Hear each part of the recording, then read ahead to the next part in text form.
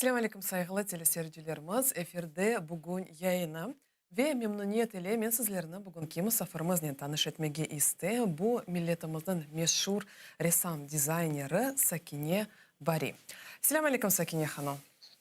Aleyküm selam. Sakine Hanım pek meraklı. Aslında görmege sizni pek memnunumuz ve bu sizin icadınızı takip ettiğimiz, görüyoruz sizin yapkan işlerinizni. Tasviri sanatla ne vakit uğraşmaya başladınız?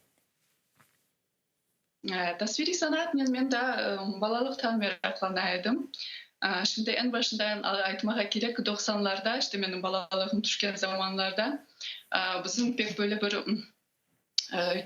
çok sanatla uğraşkan, sanatka merakı olan insanlarımız var idi etrafımızda. Enebela babam, onun dostları, ressamlar bizge gelediler, onları farklı mevzularda sübetler yapaydılar. O vakit men meraklanmaya başladım ama o zaman gelecekte ressam ya da dizayner olarak düşünmüyordum. Çünkü benim bilgenim birkaç tane zanaat var idi. O da doktor hocapça ya da başka bir şey gibi. Ve ben düşünmüyordum. Ama şimdi galiba 12 ya da 13 yaşında olganda bizim şehrimizde yaşayan keramika sanatçısı Şamil İlyasov bir tögerek açtı, krужок. Biz sonunda barmağa başladık. Keramikayla uğraşmaya başladık. Benim dostum ondan sonra o işini ilerlettik. Ve öylece benim işte icadi hayatım başladı o zamanlar. 12-13 yaşında olganda. Hı hı.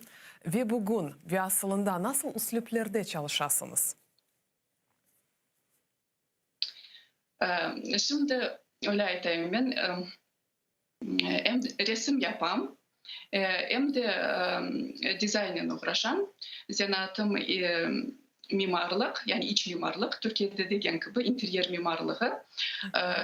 Mimarlıkta ben daha çok minimalizm, fonksiyonalizm böyle tarzlarga, böyle üsluplarga dikkat ettim.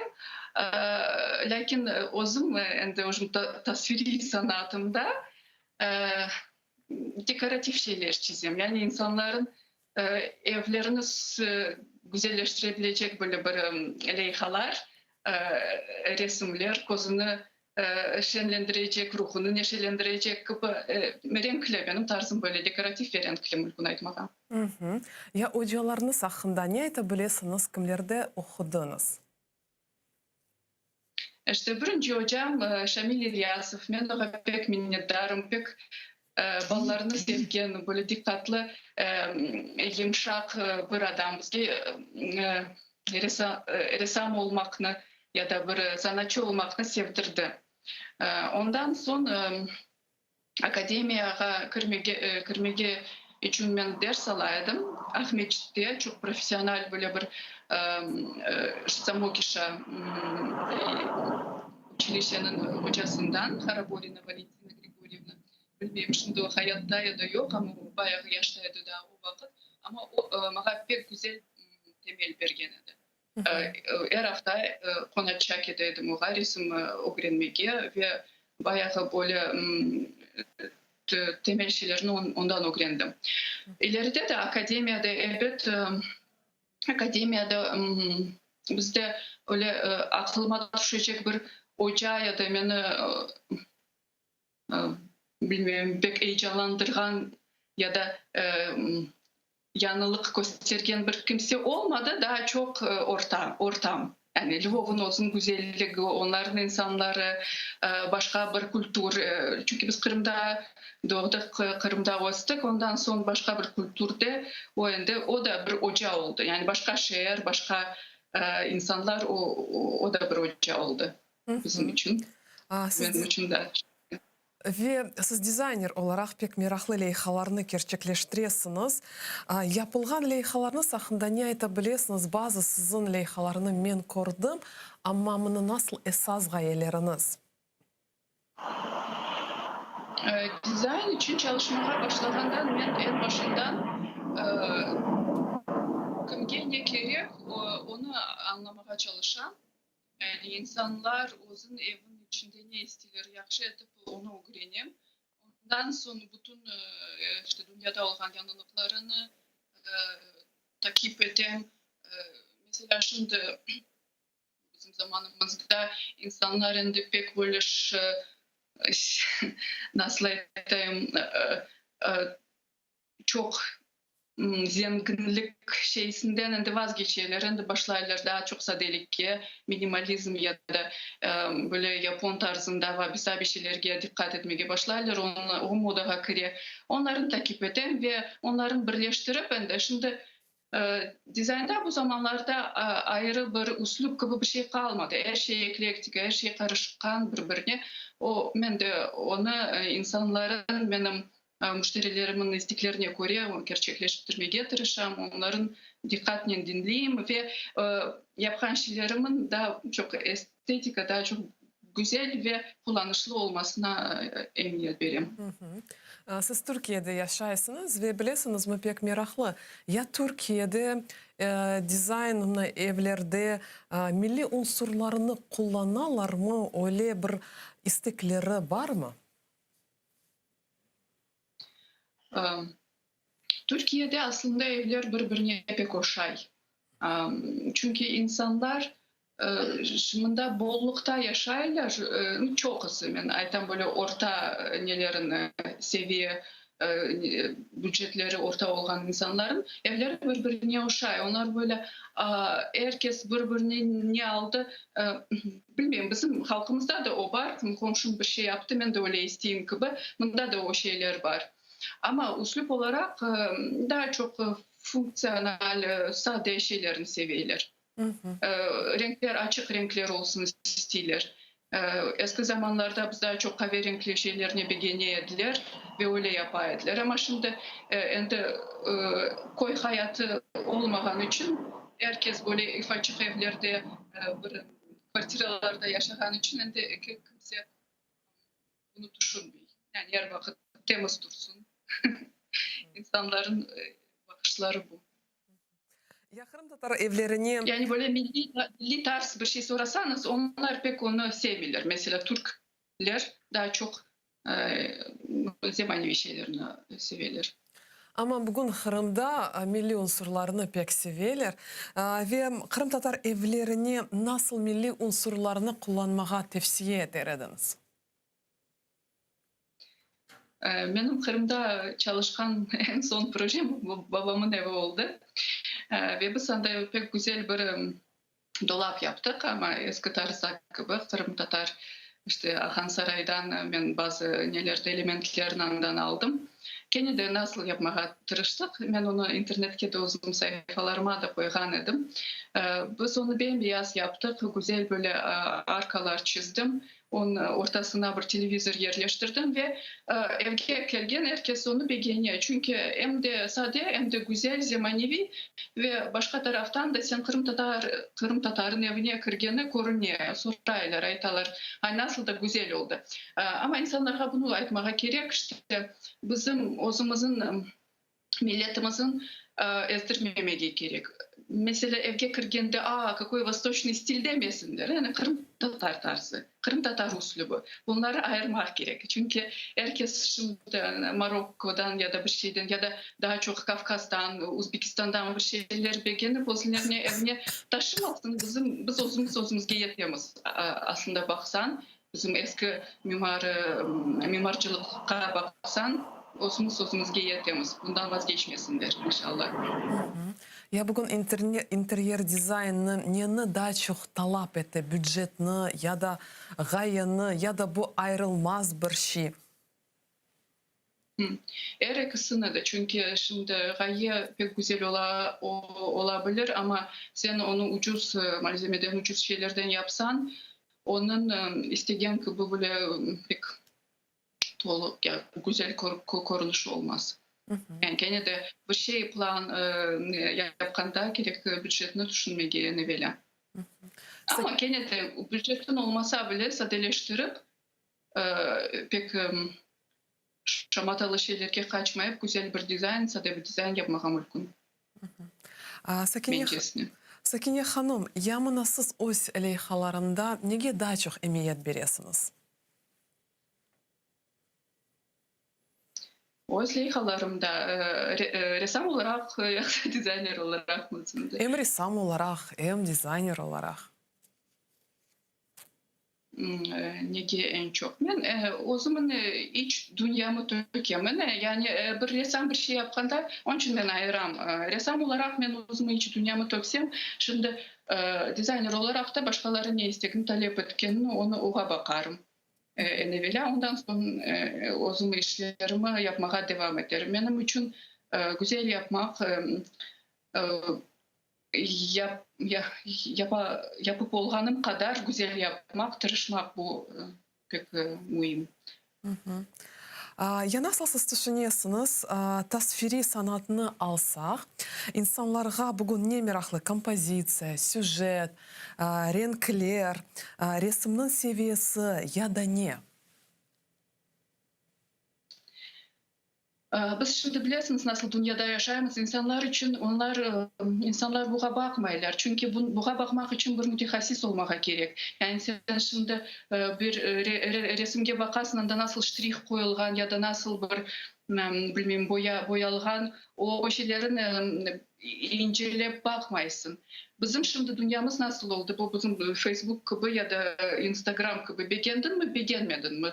Tık tık yani öyle ola. O yüzden onun için onu böyle bakmaya gerek. İnsanlar beğendi ya da beğenmedi. Yani onun içindeki bir ne bileyim duygu telini oğa tiydi mi ya da tiymedi.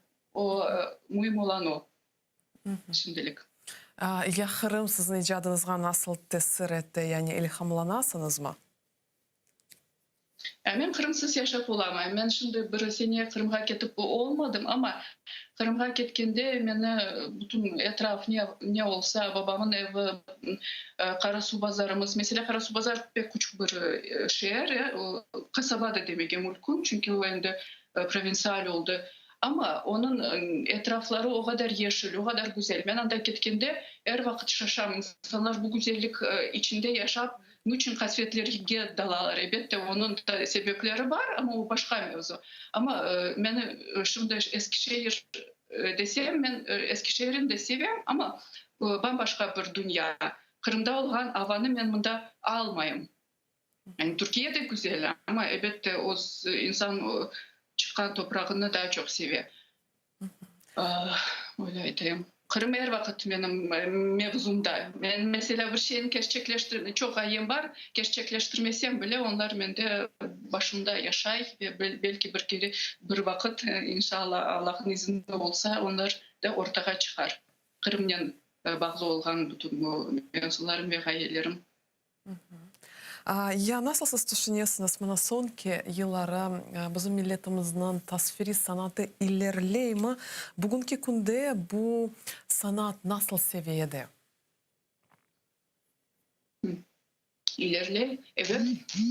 Ben endi 35 yaşımı geçtim ve şimdi bakalım yani insanlar yani icatkarlar çıkar, ressamlar da var, dizaynerler de var, urba yapan insanlar var. Ondan sonra takı mesela neler işte süslemeler yapan insanlar var.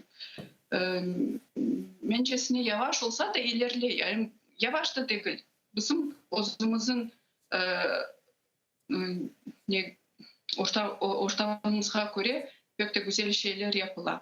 Hem de her taraftan yapılar. Kırım'da da, Kiev'de de herkes özçesine bir şeyler yapmaya tırışıyor ve ben pek o insanlarla gururlanan ve mencesine bizim halkımız onlara daha çok kol vermeye, kol uzatmaya gerek. Sakine Hanım, ya nasıl siz düşünüyorsunuz? Eğer bizim sanatımızı, mana tasviri sanatımızı birkaç devirlerge bölsek, 19. asrını alsak, o vakitlarga nasıl üsluplar ait olgan idi?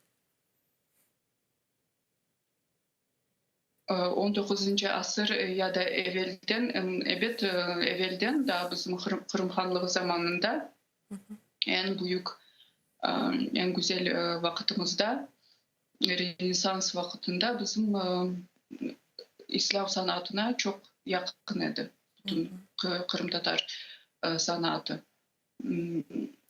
Ve o Rönesans zamanında bu üst seviyelerin bir nesiydi, göstergesi sanatla uğraşmak. Ama her evde, yani insanların fakir evlerinde bile ya da böyle bir köylü evlerinde bile bizim sanatımız her vakit yüksek derecedeydi. Şerbentilerge ya da bizim maramalarımızga baksan, kelimelerimizge baksan, hiçbir vakit anda böyle bir çingenelik ya da böyle bir çirkin şeyler tapmazsın. Her vakit her şey güzeldi ve pek kararla yapılgan, göz kararıyla ve güzel yapılgan idi. Ben şimdilik bilmiyorum. Şimdiden de her şey pek karıştı. Ve karışkanı da normal ve öyle olacak. Başka cennette olmaz, başka türlü olmayacağını düşünüyorum. Ve bunun da bir hayırı vardır. Sakine Hanım, ve kene de bugünkü konumuzga kelsek, bizim halkımız tırışı aslında sanatqa sevgi aşlamağa, birçok balaçıklar muzika mekteplerine katnaylar, bediu xoflarına katnaylar, ama mana ressamcılık kabiliyetini, istidatını inkişaf etmek için mana siz endi profesyonal ressam, sizde nasıl tavsiyeleriniz olur? Nasıl tavsiyeler? Ben de en başında nebet bakmağa, etraflarga bakmağa, kim ne yapa, nasıl yapalar, bundan öğrenmeye bizim şimdi bir merkezimiz kalmadı. Kırım'da yapılgan şeyler eskiden, evvelden de bazı insanlar istekliydi o'zuna etrafında yaş sanatkarlarını toplamağa ve yani bir artelki bu ya da bir şeyler çıkarmağa. Ama onlar şimdi darmadağın oldu. Onun için bizge tek bir yol kaldı. Başkalarının yapkanını bakıp, o'zumuzun geçmişimizni unutmayıp, o yollarda çalışmağa. Men mesela kuvanam, bizim balalarımız başka bir yerlerde galebe kazangan zamanları ola. Onlar başka bir ülkelerde, başka bir memleketlerde yüksek derecede özünü gösteriyorlar. Bu güzel bir şey ama gene de işte tamırlarımızı unutmayalım. Ya Türkiye'de bedi sanat ilerleyimi bu saha nasıl emniyet verirler? Tasviri sanat mı? Tasviri sanat. Tasviri sanat gene de bu bir nege bağlı. Nasıl? Belki daha çok İstanbul'da, İzmir'de, başka şehirlerde, ama provinsiyel şehirlerde tasviri sanatka ne de salon ayrıla ne de bir para ayrıla.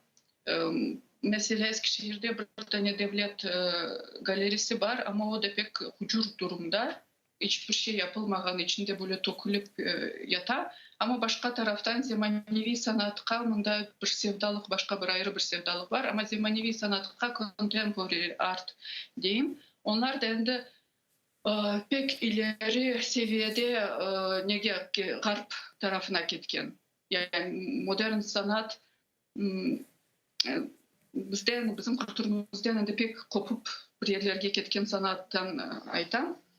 Onun için ama halk arasında dekoratif sanatka merak var. Türkiye'de her şey neler güzel.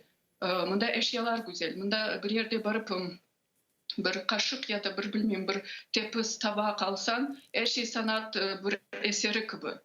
Onun için insanlar böyle duvarlara mesela resim asmağa gerek duymaylar ve gene de onun nesine bağlı işte stil seviyesine ve öyle ilah reşilerge her yerde gibi. Ve bugün nasıl leyhalar üzerinde çalışarsınız? Şimdi ben o zaman eski gayelerimi çıkarıp yana bir şeyler yapmaya tırışam.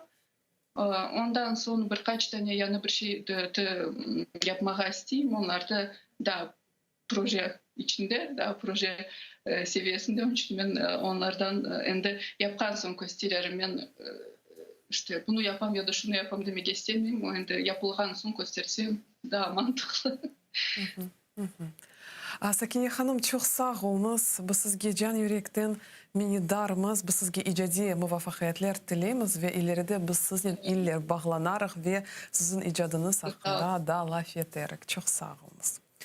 Сайғылы телесерджилеріміз, яйынымызны девам етеміз, қатырлатам, яйынымыздың мұсафыры бүгін Түркияде яшаған Қырым татар ресамы дизайнері Сакине ханым бари олған еді, ве илерде біз Сакине ханымның ижадын енда яқынжа таныш оларық, ве бір хач дахадан біздермен жанлы бағымызда Каховка шерінің баш мимары Сервиназ ханым Джипарова олacak. Месафилерге бақмадан біздің ватандашларымыз қайырды яшамаса білелер, дайма өз мұбафақиятлерінен айрылалар, дайма өз истидатынен айрылалар. Мына бүгін біздерінен Түркияден Сакине ханым бари бағланды ве бір хадж дахадан біздерінен жанлы бағымызда Сервиназ ханым Джипарова олacak. Мына язалар. Сервиназ ханым Джипарова біздерінен жанлы бағымызда, демек Каховка шерінің баш мимары. Келіңіз, селямлайық. Селям алейкум, Сервиназ ханым. Алейкум селям. Сервиназ ханым, сізні көрмеге пек мемнунымыз. Я плохо вас слышу, извините. Вы нас плохо слышите? Мен айса сез следи. Айтаджам. Селям алейкум, Альмаз ханым. Селям алейкум, сайғылы телесерджилер. Бөйлелікне Сервиназ ханым, сіздің ижадыңызнен, япқан ішлеріңізнен яқынжа таныш олмаға істейміз. Ве біз білеміз ки, сіз өле халқымыздың истидатлы мемарларындан бірі оласыңыз. Не үшін айны мемаржылық санаты сіздің диққатыңызны желп етті? Рус тілінде жауап берермін. Во-первых, с детства я очень увлекалась рисованием. И, так сказать, моя любовь к рисунку, графике привели меня в архитектуру. Закончила я художественную школу детскую, и директор как-то раз, директор художественной школы отвел нас на защиту дипломных проектов в Крымской академии природоохранного курортного строительства. И вот как-то так получилось, что только ко мне обратился с таким предложением поступить. Поступила, закончила я Крымскую академию природоохранного курортного строительства по специальности архитектура. Диплом магистра архитектора был посвящен теме особенностей формирования архитектуры мусульманских школ с разработкой медресе в городе Симферополе. Вот такая у меня была работа. В процессе я проходила практику в Академии художеств, на базе практики от Академии художеств в Алупе несколько лет подряд. И были ряд выставок в Дернеках Турции.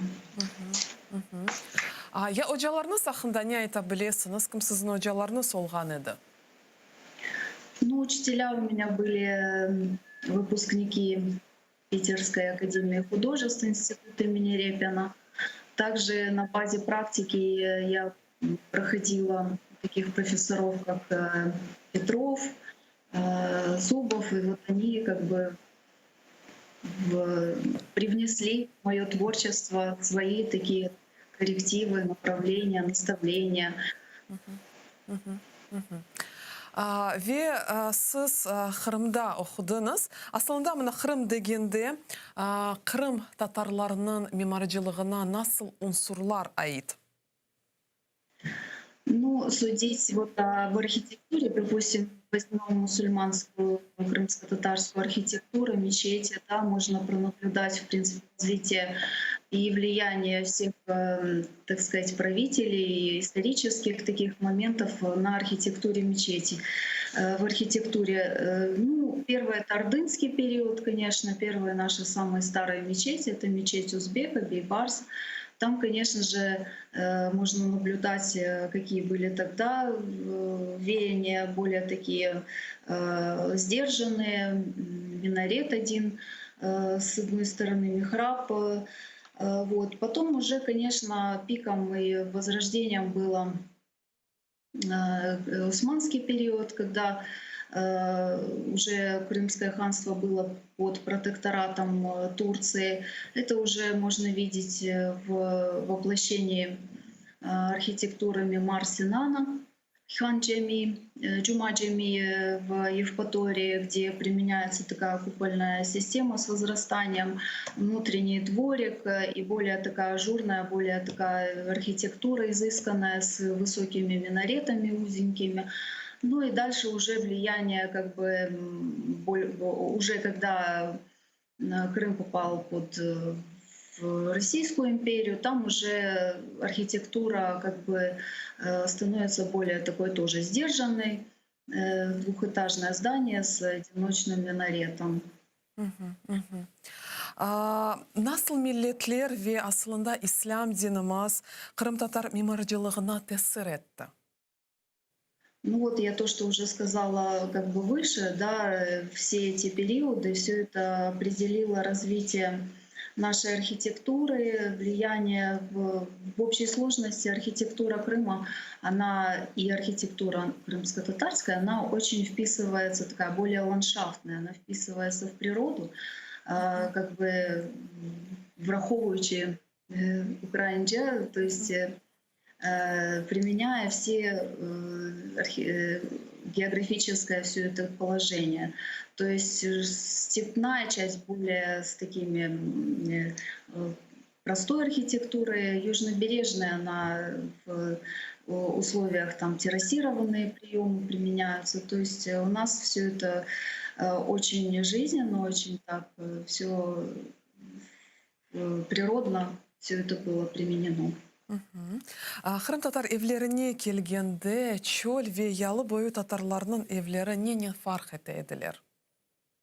Вот они отличались. Степные, они были более такие сдержанные, прямоугольной формы. Учитывались розы ветров, то есть направление ветра, надо было защищаться. Как бы, и сделаны они были из камня, двухскатная крыша. Значит, архитектура домов Бахчисарайского района, ну, Бахчисарая, там, допустим, горных районов, они делались из сруба с применением такого галерейного типа, выступающие деревянные галереи мы можем наблюдать. То есть тоже видно, что люди, и, так сказать, они очень аккуратно строили дома, как бы изучая всю эту природу. Так как наши предки умели направлять родники, да, струи вот там, допустим, горных и заниматься выращиванием наших культур, то также они, в принципе, такие же традиции наблюдались в архитектуре. На южном берегу тоже наблюдаются террасированные такие приемы. Крыши используются как, в принципе, как с крыши домов, высших этажей домов, они применяются как галереи, как балконы. То есть вот такие приемы, они тоже присущи еще средиземноморскому стилю. То есть тут уже тоже можно влияние Турции вот определить, такой вот средиземноморский прием в архитектуре. Галереи деревянные, очень красивые, резные тоже применялись строения.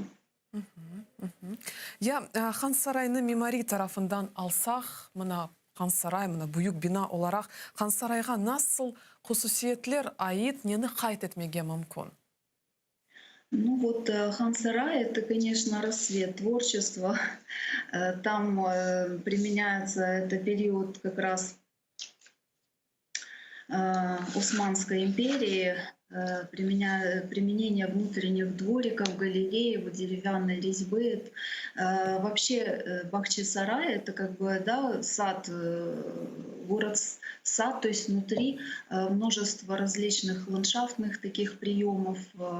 Вот можно также наблюдать, что во времена владычества Менглигерея в Крыму больше года работал итальянский зодчий Фрези Алевис. И вот мы можем его наблюдать, такую работу, как каменный портал с богатой резьбой. Такие же приемы, в принципе, и такую же идентичную архитектуру мы можем наблюдать в Топкапы-Сарае. То есть тут применяются одинаковые приемы, такие очень изысканные, воздушные, ажурные, такие с применением множества орнаментики и резьбы. Нені да хайт етмеге мүмкін, егер хан сарайны алсақ, мұна біз Қырымға хайттық, ама ондан евел хан сарай бұйыкче олған еді ме, хан сарай насыл олған еді, биналар чоқча олған еді ме, яда насыл? Ну, территория была больше, да. Со временем, конечно, надо учитывать тот факт, что, ну, допустим, я как специалист, работающий в этой отрасли, есть какие-то охранные территории вокруг, где не разрешается застаивать. То есть это все надо учитывать, какие времена и что, какие времена правления находилось это наше архитектурное сооружение. И, конечно же,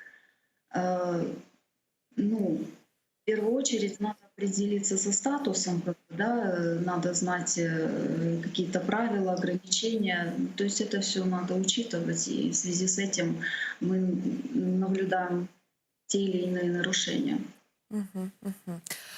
Ве бүгінгі күніні алсақ, бүгінгі күнлерін алсақ, бен 783 сенесінен тәніштірмеге мүмкін ме? Яғни бүгін хан сарайда не оламынысыз мемар оларақ не айта білесіңіз? Ну, мне тяжело наблюдать со стороны, но так как я вот, допустим, можно наблюдать, судя по публикациям, новостные такие моменты, то есть производили работы по реконструкции, реставрации, вернее. Реставрационные работы вообще заключаются в том, чтобы сохранить аутентичность этого здания, правильно? То есть не заменить, а сохранить. Судя по тем фотографиям, которые были выложены в Фейсбуке, ну, как бы я не могу говорить о том, что они были на хорошем высоком уровне сделаны. Черепица полностью была заменена. То есть, ну, я просто не так знакома с документацией. Значит, этот защитный каркас, который навес был установлен, надо учитывать степень просадочности грунтов. Да? Это скалистая местность. Как потом это все повлияет на архитектуру. Это единственный памятник архитектуры крымских татар, Крымского ханства. Я так понимаю, знаю, что с 2003 года занимались тем, чтобы он был включен в список ЮНЕСКО, но так его не включили. Ну а теперь я не знаю, как этот вопрос будет решаться, если аутентичность там как бы нарушена уже. Ама егер дүнияда бөле кебе мына реконструкцияларны япмақ істеселер, аслында мына дүнияда бұл процесслер насыл кече, мына мемарджи оларақ не айтар едіңіз? Это большой процесс изучения вообще истории и всех материалов, которые сохранились. Это очень тщательная работа, кропотливая. Здесь надо привлекать специалистов. А учитывая как бы значимость этого всего ансамбля, то здесь специалисты должны были быть высокого уровня. И, конечно, эта вся работа должна проходить узгодження, то есть согласование соответствующих органов. Ну, как там было это все сделано, как бы, я сомневаюсь, что там работали специалисты хорошего такого уровня, судя по тем публикациям, которые были размещены в интернет. Керчекне де yapamız için büyük bu halkımız için büyük facia, tekrar halkımız için büyük facia olaydı ve malum olğanı gibi bizim vatandaşlarımız devamlı kuruculukla uğraşarlar ve aslında kuruculuk hayatımızın ayrılmaz bir kısmı. Mına bugünkü kurulgan evlerine nasıl milli unsurlarını koşmağa teklif ederdiniz? Ну, конечно, наш народ при переезде в Крым, у него в первую очередь стоял вопрос возвести здание, построить дом, крышу над головой. И никто как бы особо не занимался вопросом, как дом будет выглядеть. Ну, то, что дом сооружается на долгие годы, ну, как бы это такое дело. Что наблюдается? Наблюдается, конечно, влияние Средней Азии. То есть это большие массивные дома прямоугольного типа, с большими залами, интерьерами, которые несут не особо функциональны. У нас, допустим, сейчас вот я только могу наблюдать, что люди обращаются к нашим архитекторам, дизайнерам и хотят вот применять именно наши крымско-татарские традиции в архитектуре и в интерьере. А на тот момент, конечно, нашему народу и так было тяжело, и как бы никто не задавался этой цели. Поэтому архитектура давно оставляет желать лучшего, к сожалению. Ama mana endi kurulgan evlerine nasıl elementlerini hoşmağa teklif ederdiniz? Ну, элементы у нас традиционно четырехскатная черепичная крыша, галерея, выходящая в основном на юг. Применение различные орнаментики на фасаде, окна. То есть можно какими-то элементами все это приукрасить и привести в такой именно колорит наш, крымско-татарский чистый. В этом направлении работают наши, хочу отметить, мои коллеги Ренар Царанаев, Эльдар Бадлаев, братья Ягьяевы. Мне очень нравятся их работы, я наблюдаю. И вот они как раз-таки и работают в этностиле, применяя в архитектуре все наши этнические такие моменты традиционные. Ve Ukrayna o da kiredi Kırım Hanlığına ve o vaxtları mana bugünkü gündə Ukraynada o vaxtları mimari binalar, elementler saqlanıb qaldımı? Вот я как раз, находясь на территории юга Украины, где непосредственно была территория Крымского ханства, могу как бы сказать вам как свидетель. Ну, я нахожусь в Каховке. Этот город был построен на месте крепости Ислам-Кермен, которую воздвиг сын первого крымского хана Хаджи-Гирей Менгли-Гирей. К сожалению, эта крепость была полностью уничтожена. И вот мы в 2020 году разработали впервые историко-архитектурный опорный план города Каховки, где археологи, историки, архитекторы, они определили приблизительно местонахождение этой крепости, проанализировав эту ситуацию. Но это место предполагает еще большего глубокого изучения, но факт остается фактом. Не все жители, даже местные, знают, где они живут, на какой территории бывшего так сказать, государства. То же самое у нас вдоль Днепра 4 такие крепости были, 2 на острове Тавань, и через реку это город Береслав на месте Гази-Кермен. Тоже, но там частично сохранились эти строения. Они вот тоже защищались вместе с нами в конце 2020 года в Киеве. Включен это в объект, я не помню, но, наверное, на державное значение. И таких объектов очень мало. В основном какая тут история? Ну, курганы, населенные пункты также имеют тюркские названия. Вот начинала свою работу в Нижнесеробозском районе. Нижние Серобозы, Сары-Огуз, «Желтый бык». Вот это тюркское название. И помогала местному краеведу с терминологией, с топонимикой.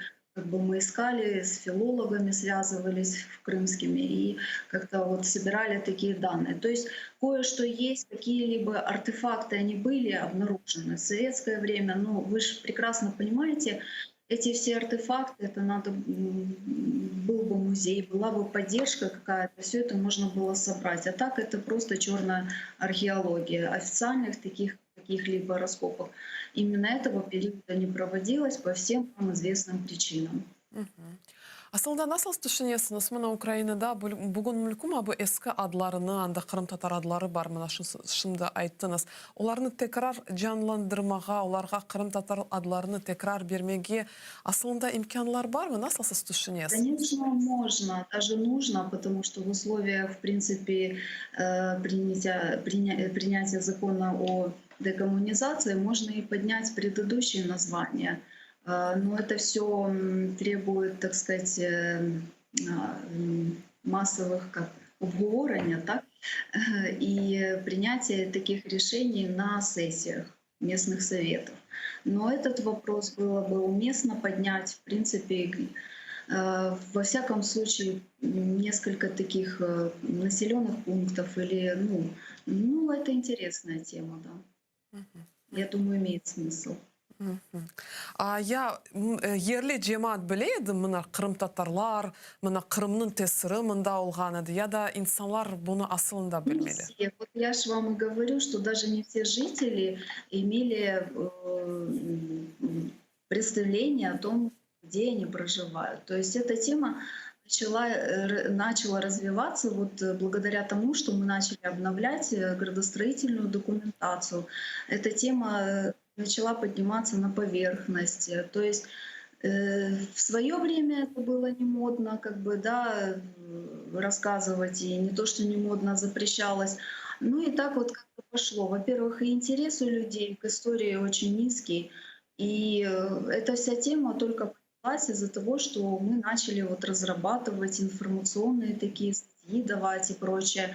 И, кстати, недавно мы установили в рамках проекта «Чумацкий шлях», организатор Рустемский, установили памятный знак в честь, так сказать, нахождения тут крепости Ислам-Кермен.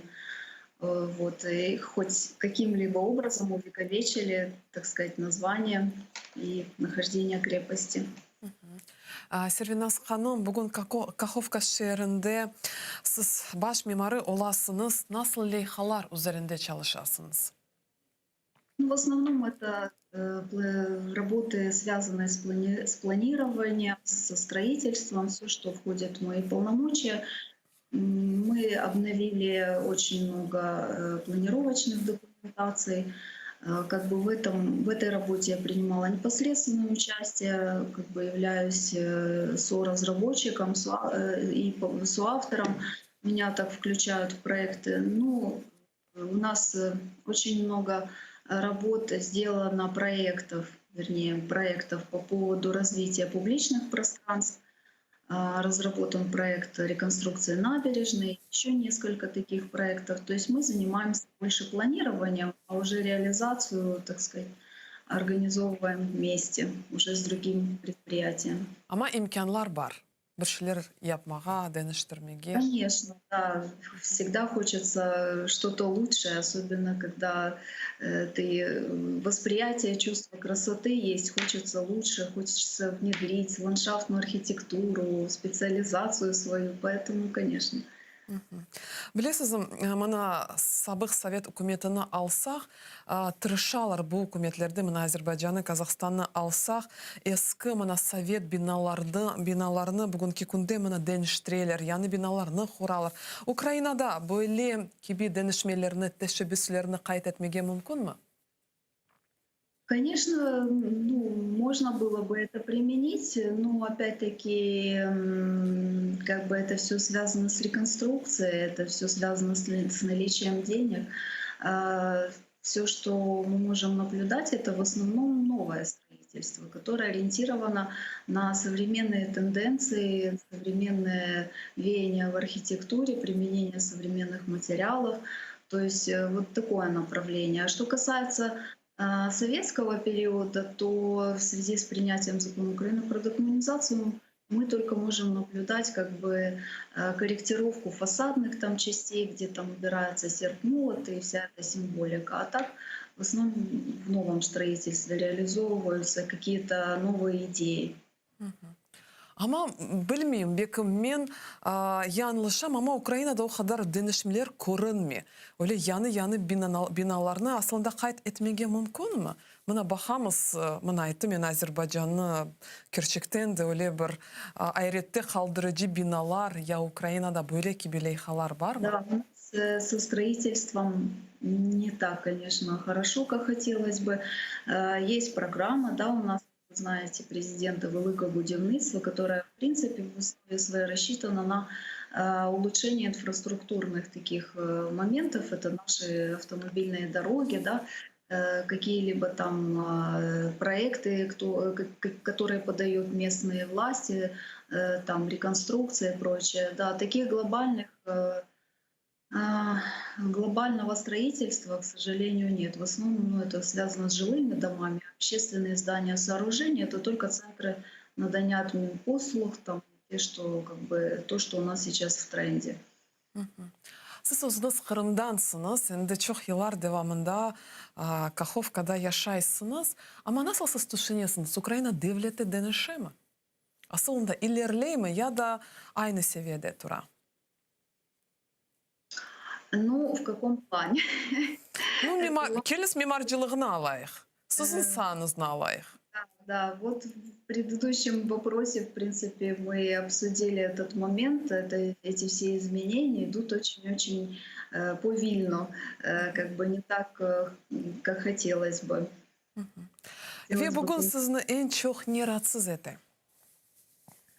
Ну, как и всех представителей крымско-татарского народа, меня больше всего волнует наша, так сказать, судьба нашего народа, судьба нашей культуры, как вот она дальше будет развиваться. Да, у нас очень культура на высоком уровне, в принципе, и ремесло, и художество. Много молодых людей, талантливых. Но, конечно, хотелось бы быть всем в одном месте и развиваться вместе, и поддерживать друг друга. Mına böyle vaziyette inkişaf yollarını nasıl görüyorsunuz? Ну, значит, всем, кто хочет строиться, кто имеет средства, подходить к этому вопросу основательно, не забывать, откуда они, кто они, применять традиции нашей культуры в архитектуре, во всем, в интерьере, в дизайне. Это то, чего нет у других. Все эти современные веяния, они есть везде. Весь этот минимализм и архитектура, она есть, в принципе, можно ее найти везде. А то, что есть у нас, надо это обязательно применять. Это наш стиль. И поэтому всем, кто хочет строиться, обращать на это внимание, учитывая то, что архитектура — это застывшая музыка, это надолго. И, конечно же, надо себя увековечивать с чувством и с любовью к своей нации. Сервиназ ханым, endi biraz öz yaxında aytınız. Mına siz Kakhovka şehrinin baş mimarı olasınız ve bu vazifege turmağa kıyın oldu mu? Yani yarış olup geçti, öyle olgan edi mi? Nasıl oldu bu proces? Да, был конкурс, конечно. Начинала я с райадминистрации районной Нижнесеробовской, с простого специалиста, будучи дипломированным архитектором, магистром архитектуры. Ну, постепенно стала начальником отдела градостроительства районным архитектором. А потом я прошла конкурс на должность главного архитектора города Kakhovki. Ya Ukraynada mına siz yaşagan yerlerde 14. senesinden sonra denişmeler mına Kırım Tatarlarga kelgende denişmelerini duyasınız mı? Kırım Tatarlarını başkaca tanıylar mı? Ya da sizin tarafınızda mına Kakhovka Genический rayonunda aynı, erşi halde aynı. Nasıl siz düşünüyorsunuz? Нет, я думаю, все влияет, во-первых, учитывая все факторы, учитывая как бы произошедшее в Крыму, учитывая то, как Джамала победила на Евровидении, как она молодец, конечно, прославляет наш народ, не забывает и все это и в семье, и везде. Это вообще респект, конечно, ей. И все эти факторы учитывая, конечно, люди, кто меняет отношения, кто просто даже у кого-то возникает интерес познакомиться с нашей историей, с нашей культурой. То есть это все, конечно же, влияет. Ну, отношения и видение к нам как бы уже прошло вот этот советский. Да, такое может быть в нашем регионе, но это уже представители более старшего поколения. А что касается молодых, они уже по-новому восприятие к нам ощущают. То есть мы уже какие-то там интересные, а что произошло, а как, а кто. Вот, ну, то есть интерес и совершенно другой. Ve Kırım Tatar rayonları o tarafta var mı? Yani Kırım'ı yaşatmağa sısanda tırışasınız mı? У нас здесь, где мы проживаем, практически крайне мало людей. В основном место компактного проживания — это Новоалексеевка, Геничес. Там ведется работа, конечно. Вот, поднимается вопрос в Херсоне о выделении земли под строительство домов переселенцам с Крыма. Ну, такие вопросы поднимаются в Херсонской области. Ve bugün nasıl mimari leyhalarını omurge geçirmeye arzu etesiniz? Yani arzularınız nasıl? Ну, то, что я уже говорила, надо поднимать, надо сохранять нашу культуру. Ama siz ne isterdiniz? Я бы хотела, конечно, какой-то такой комплекс, где будет представлена культура наша, но в разных форматах. То есть чтобы там было и ремесло, и художественное творчество, и даже вот, допустим, территория, где можно показать архитектуру Крыма, разных ее регионов, как вот, ну, то есть вот такой как бы комплекс. И в принципе эта идея была бы хороша для привлечения туризма, для развития инвестиций. Ну, это такие мысли вслух. Ve mimarcılık değil de aslında gelecekte nasıl umutlar besleysiniz? Сохранять культуру, традиции, поддерживать друг друга, не забывать, кто мы такие. Ну, вот эти основные моменты, как говорил Исмаил Гаспринский, наш просветитель, да, тілде іште бірлік. Сервиназ ханым, çok sağ olunuz. Bizlerle bağlanğanınız üçün biz sizge can yürekten minnetdarmız ve elbette ki işlerinizde muvaffaqiyatlar tileymiz. Sağ olun. Saygılı teleseyircilerimiz, bu güzel noktada yayınımızı yekünleyimiz. Hatırlatam, yayınımızın misafiri Servinaz Jeparova olgan edi. Kakhovka şehrinin baş mimarı. Şunu ayrıca qayt etmek isteyim. Bizim kanalımızga hol tutunuz, Patreon'a yazılınız, ATR Xorantasına kırınız ve YouTube kanalımızga yazılınız ve böyle etip kanalımızga destek gösteriniz ve elbette ki bizim abuslarımızı keliniz unutmayıq. Onların ailelerine elinden kelgenini yapmağa tırışayıq, aşıqayıq. Çünkü bütün bu insanlar bugün her bir Kırım Tatarı için güreşirler ve birliğimizni saklamağa aşıqayıq ve daima birlikte olayıq. Men ise sizlerle bir haç dahağa sağlıqlaşam ve bu studiyada biz tekrar görüşürüz. Biz ile olunuz.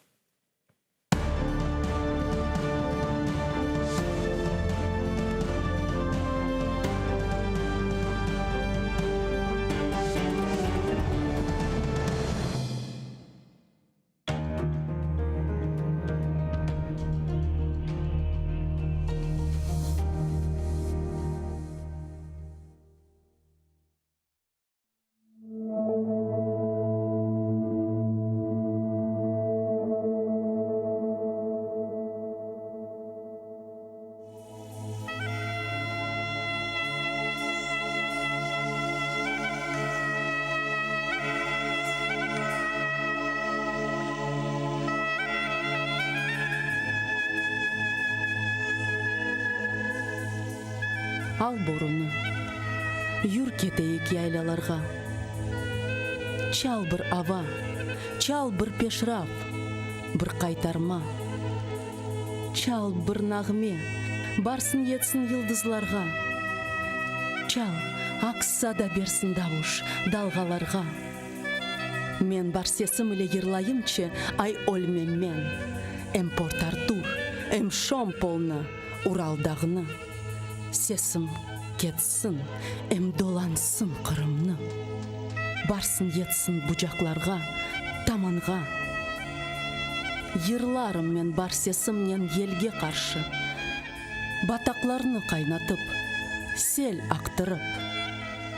Барыме кастетмеңіз el uzatып. Бар келір, укум сүрер, ақылы олып. Açar vişnem kopırıp, açar badem. Filiz atar kadimdağda ağaçlar. Şimal betten kelgen soğuk boranlar yok olacak. Kaçar bakır borudan.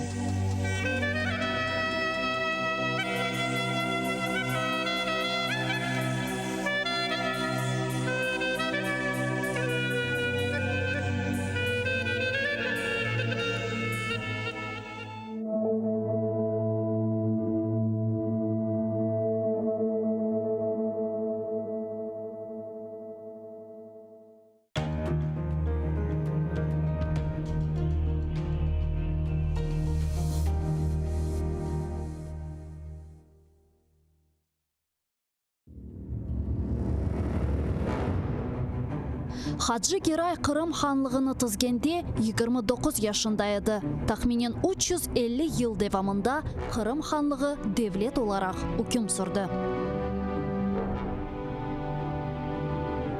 İsmail Gasprinski Tercüman gazetini 28 yaşında neşir etip başladı. Номан Челебиджихан Қырым Татар Milli Kurultayını 33 yaşında tızdı.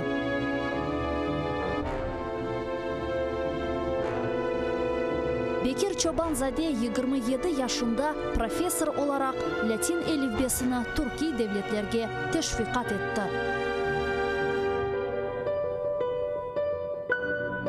Şair Amdi Geraybay 29 yaşında milletçilikte kabatlanıp Moskvada Butyrka hapishanesinde vahşice öldürüldü.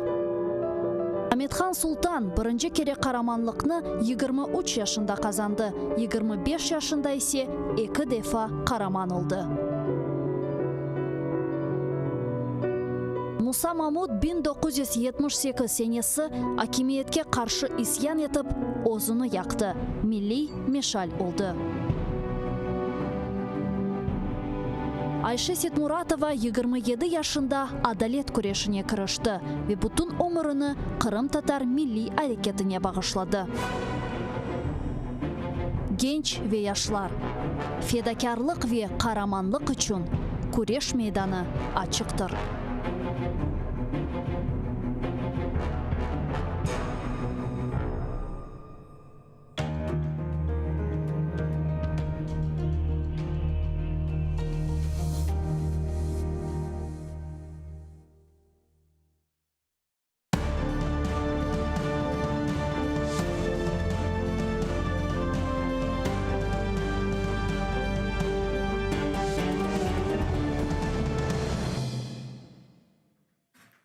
Sayılı teleseyircilerimiz tekrar sizin selamlayımız ve bugün Kiyev'de Ahmetхан Sultan'a bağışlanған tedbirler olup geçe. Bugün Ahmetхан Sultan 101 yıllığını kayıt eteredi ve biz Ahmetхан Sultan'ı daima hatırlayımız ve onun galibeleri, onun yenişleri, onun bütün yaphanları bizim hatırlavalarımızda ve bugün Kiyev'de onun hatırasına bağışlanған tedbirler olup geçe. Anda vatandaşlarımız toplandı. Bugün Milli Meclisinin reisi Rifat Çubarov çıkışta bulunacak ve biz göremiz Mına yavaş-yavaş vatandaşlarımız toplana ve böyle etip Ahmetхан Sultan'a öyle hatıra tedbirler geçirilecek. Ben ise sizlerini bugünkü misafirімізden tanıştırmaya isteyim. Bu milletimizin belli modelyer, dizayneri Mayre Hanım Lumanova ve bugün biz Mayre Hanım'ın icadıyla tanış olacağımız ve elbette ki bizim yayınımızı milli sanatımızga bağışlayacağımız. Selam aleyküm Mayre Hanım. Aleyküm selam. Mayre Hanım, sizni görmege pek memnunuz ve birinci sualim böyle olacak. Mayre Hanım, siz icadi ailede büyüdünüz ve aslında tasviri sanatı ne vakit sizin dikkatinizni celp etti? Bu meselede gerek bağlılıktan anlatmağa biraz мен Харбабам мен Битам мен büyüdüm. 11 yaşқа Ленинабадта yaşadım. Anamın anası babası Mahmut Хarbaba Velili Bitam meni o'stirdilar ve bizim bütün ailemiz muzikaмен uğraşaydı. O belli dayımlar, tizemler, ana, babam. Demek muzika bizde her daim yankıraydı. Çok tedbirler oldu bazılarımızda. Ve men çok Хarbabam men kalaydım ve Хarbabam beni her sefer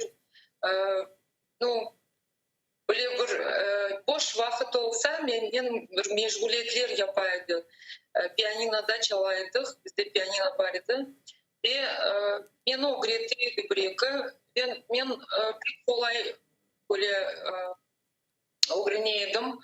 Da notlar da bilmiyordum. 5 yaşta, 4 yaşta böyle meşguliyetler, kısa bir meşguliyetler yapaydım. Ama men ezberden onların sonunu yani muzikanın başını bana anlataydı. Son men ondan bakıp onu devamlı özüm çalaydım. Muzikalı mektepke bardım. Son koreografiyaga da pek büyük sevgim var idi. Ve muzikalı mektep barganda men bir hocama yapaydım böyle bir belli unlu bir bestekarların, Rus bestekarların portretlerin, Çaykovski'nin, Musorgski'nin portretlerin ve o pek öyle tacipleniydi, şaşaydı menden öyle bir bilmiyorum o vakit o portretler nasıl görünüyordu şimdi baksam pek meraklı ama gene de o vakitler men muzikanın o kadar istekle, sevgiyle uğraşaydım. 4-5 saat meşguliyetlerim olaydı öz başıma. Ama resim de çok seviyordum yapmaya. Koreografiya da içimde var. Çünkü bu üç sanatın sevgisi kanımda var. Yani benim sülalem, anam babam tarafından bana bir bahşiş yaptılar. Yani bu sanatlarga sevgi. Anam babam beni 11 yaşta aldılar Taşkent'e, Leninabad'dan ve koreografiya училищеге da biraz böyle kirmege tırıştım ama endi yaşım gelişmedi. Ben istiyordum balerina olmağa. Sonra tasviri sanat mektebine verdiler. Республиканская музыкально-художественная школа-интернат и театральном художественном институте Ташкентте. Ve men onda 6 sene okudum 11. sınıfta. Ve men ressam oldum. Çünkü bu ressam, tasviri sanatını men seçtim. O vakit, bir vakit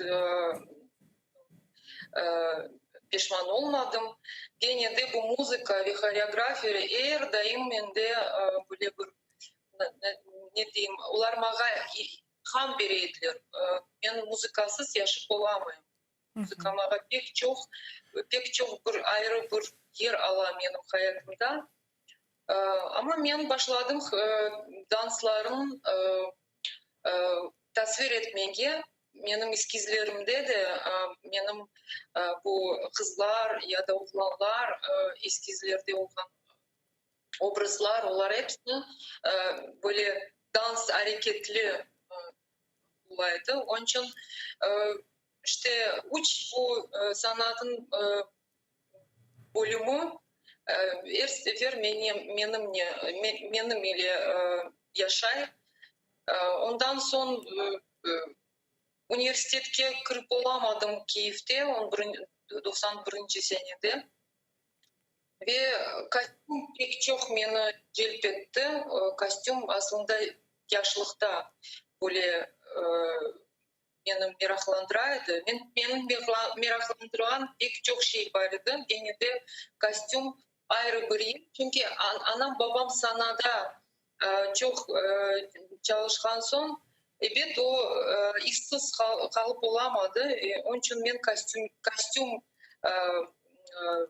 yolga, kostüm yapmağa, yaratmağa yoluna çıktım ve öyle oldu.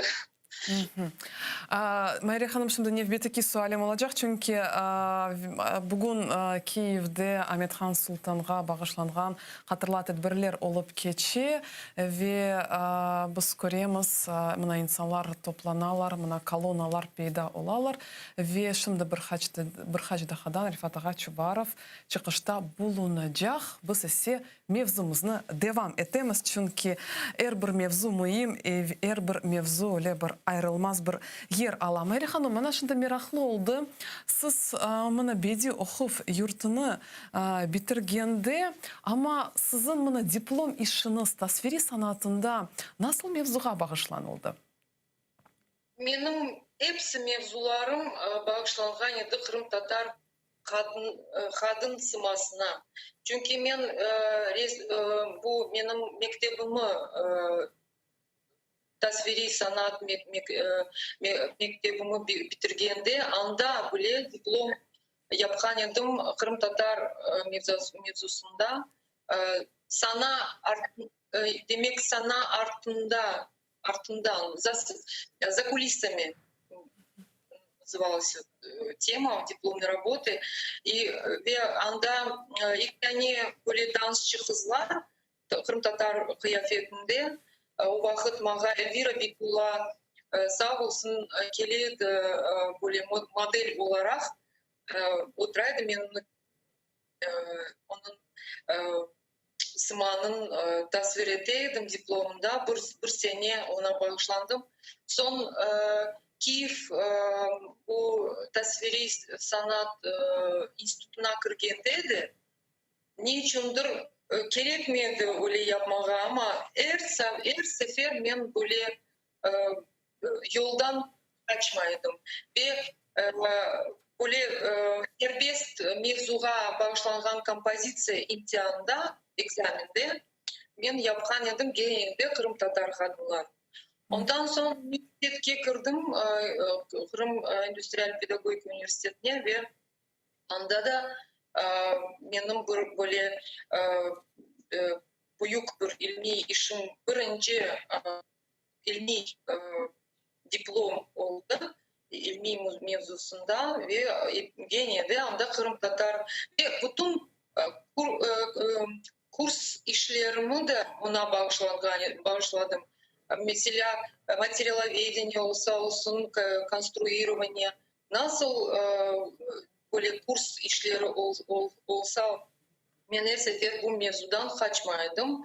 Doğru böyle bir sefer bu yolda geçeydim ve elbette diplom işim Kırım Tatar kostümüne böyle birinci benim hayatımda birinci ilmi işim oldu. Pek de balaban ilmi iş değil, gene de birinci adımlarım o vakit oldu. Ve Майрия ханым, siz birincilerden mına Zibanevi urbalarını milli unsurlar ne süslendirmeye başladınız ve böylelik ya milli nağış ne vakit uğraşmaya başladınız. Mına siz birçok sallarda özünü gösterdiniz, dünya bakışınız o kadar zengin ki ama milli nağış ne vakit uğraşmaya başladınız. Bunu pek yaxşı, pek parlak böyle surette hatırlayayım çünkü ikinci kursta 98. senede geçken asırın senesinde ben eşittim böyle bir kurslar açıldı. Kırım'da o vakit Simferopol'de Kırım Kültür Merkezi var idi ve Gazpralı adında bibliotekanın binasında şimdiki binasında yerleşiyordu ve o vakit Alime Hanım Ganiyeva böyle bir kurslar proyektini yarattı. Возрождение fondunun birlikte yardımıyla ve o vakit Elvira Osmanova bizim belli güzel, pek sevdiğim bir insan. Elvira Osmanova nağışçı. Züleyha Bekirova'dan tahsil algan bu nağış sazında ve o öğretken edi. Ama gene de men 2-3 kere bargan edim çünkü o vakit benim büyük oğlum 1 yaşındaydı ve men koydan katnaydım Simferopol'ge. Gene de böyle bir nasıl yapmasını öğrendim. Ve her sefer böyle isteyim Elvira Osmanova'nın men talebesi olarak tanıtmağa ama biraz böyle nasıl diyeyim pek de çok varmadım evet o kurslara. Gene de böyle alçak gönlünden men böyle bir ne diyeyim gururlanam. Ben de aytıp olamayım böyle doğru я не сильно уверена говорить, что я ее ученица. Ну, вот.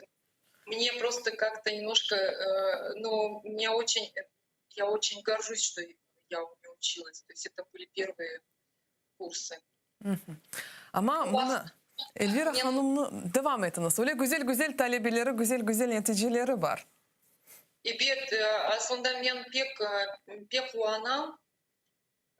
Kırım'da bugün gece pek bu işte yani nağış degen nağış bilmeyeyim kulden böyle Phoenix gibi Phoenix nesi oladı kuşu Phoenix gibi gayrıdan başlandı doğmaya peyda olmağa ve endi olgen sanatımız nağış gayrıdan tükendi ve Elvira Osmanova pek büyük bir iş yaptı.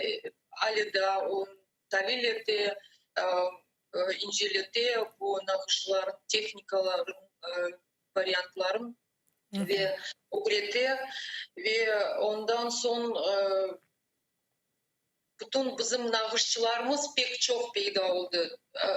Pek çok talebeler oldu ve bizim bugünkü günge bizim nağışımız yaşay demek mümkün. Ve ben pek kuanam. O pek böyle bir pek bu nağış işinden ben pek kuanam ve gururlanam bugünkü günde.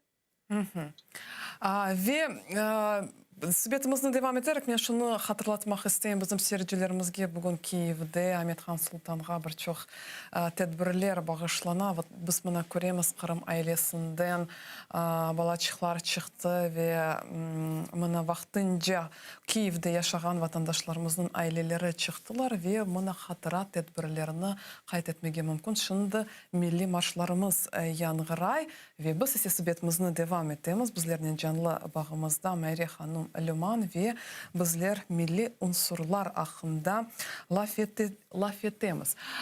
Mariya Hanım, ya kompozisiya cihetinden Kırım Tatar milli nağışlarına nasıl unsurlar ait? Bu aslında pek balaban bir mevzu ama gene de kıskadan çalışarım anlatmağa. Kompozisiya bu milli Kırım Tatar nağışımız örneklerin kompozisiyaları aslında çok türlü bir varyantları var. Varyant değil, çok türlü manalı ve bir şeyge ait mesela kurbağa ya da ev donatmasına. Ama gene de en birinciden aytmak gerek bu haydan peyda oldu. Dünya kuruluğunda birinci insanlar peyda olganda aslında dünyada onlar özlerin başladılar özün kıyafetini başladılar bir işaretlerle, tamgalarla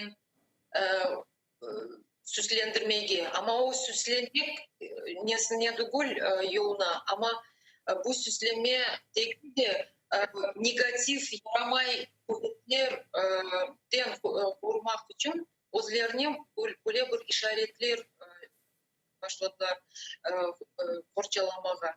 Ve ondan sonra çok asırlar devamında başladı kurulmaya her bir halkının kültüründe bir örnek sanatı. Ve Kırım Tatar örneklerde en çok böyle en büyük yer algan Umur teregi. Türkiye'de hayat aygaçı deyler ona. Bizde Umur teregi, hayat teregi de deyler.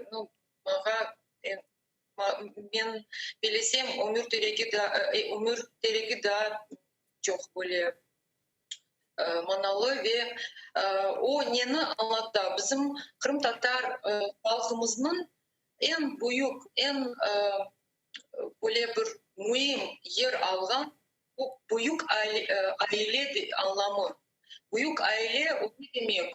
3 nesil bir evde yaşar ve baba bir de ana baba ve onların balaları ve ondan sonra dayılar, teyzeler, alalar, onların umur arkadaşları ve onların horantaları. Onun için umur tereginde bütün umumi şekilde aytsam bütün bizim halkımızın işareti yani tamırı var. Ondan sonra pıtaklar çıkar. Ortada büyük bir işaret mesela simbol ya da erkek simbolü ya da kadın simbolü pıtaklar ondan ise üç katlı olan bu ömür teregi ve ondan meyveler, ösümlükler, mahsulatlar onlar anlatır bu büyük ailenin birbirine saygını, sevgisini anlatır ve en birinciden bu ailede birlik olması gerek. Bu ailenin ilerleşmesi gerek devamlı ve bu aile devamlı yaşasın, ilerleşsin demek. Ve başka da örnekler var. Egridal bu kadın muhitini anlatan bir simbol. Yani su ya da erkeklerin bir işaretleri lale mesela ya da derekler biberler mesela ve onlar çok anlatan Майри ханым bir hac dahadan En güzel gül, vatanını. Майри ханым шында мecburмыз bir hac dahaga aslında bir dahaga sübetimizni toxtatmaga çünkü mana şunda tedbir olup keçe şunda biz Ahmetxan Sultanға bağışlanған tedbirini seyreterek sonra Майри ханым sizden bizim mevzumuzni devam eterek ve men şunu hatırlatmak isteyim bugün Kiyev'de Ahmetxan Sultanға bağışlanған hatırla tedbirler olup keçe ve biz göremiz Kırım ailesinden balaçıklar şiirler aytalar ve şimdi bir haç dahadan Arifat Ağa Çubarov'un çıkışı olacak. Aslında men bu tedbirini seyretmeye teklif ettim ve sonra yayınımızına devam ederek. Öz düşmanına baş eğ. Oş halkının Ahmetxan, parıldahan yıldızı. Oş halkının Ahmetxan, numus arı ırıcı. Şu yıldızının nuru iç, umur bile sönmeyecek. O yolunu bırıp iç, başka yolga dönmeyecek. O haldırgan kenizge yaşlılık düşüp gidecek. O gidecek, o yetmege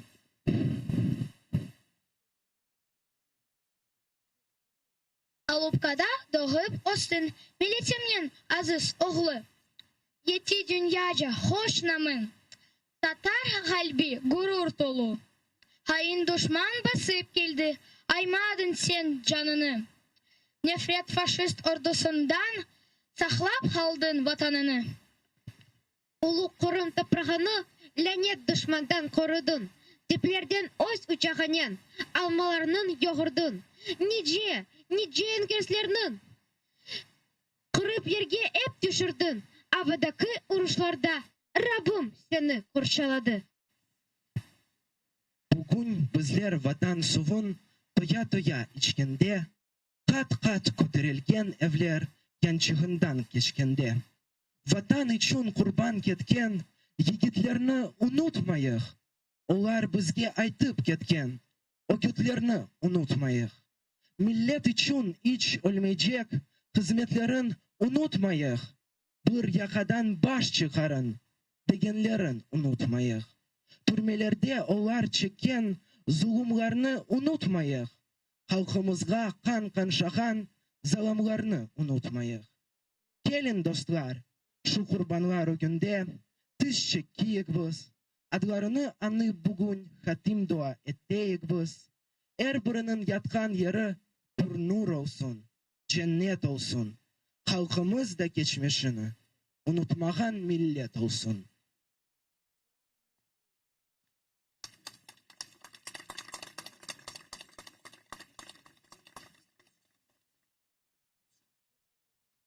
Це були вихованці Кримсько-татарського культурно-освітнього центру «Кримська родина». Наразі я хочу надати слово голові Меджлісу кримсько-татарського народу Рифату Чубарову.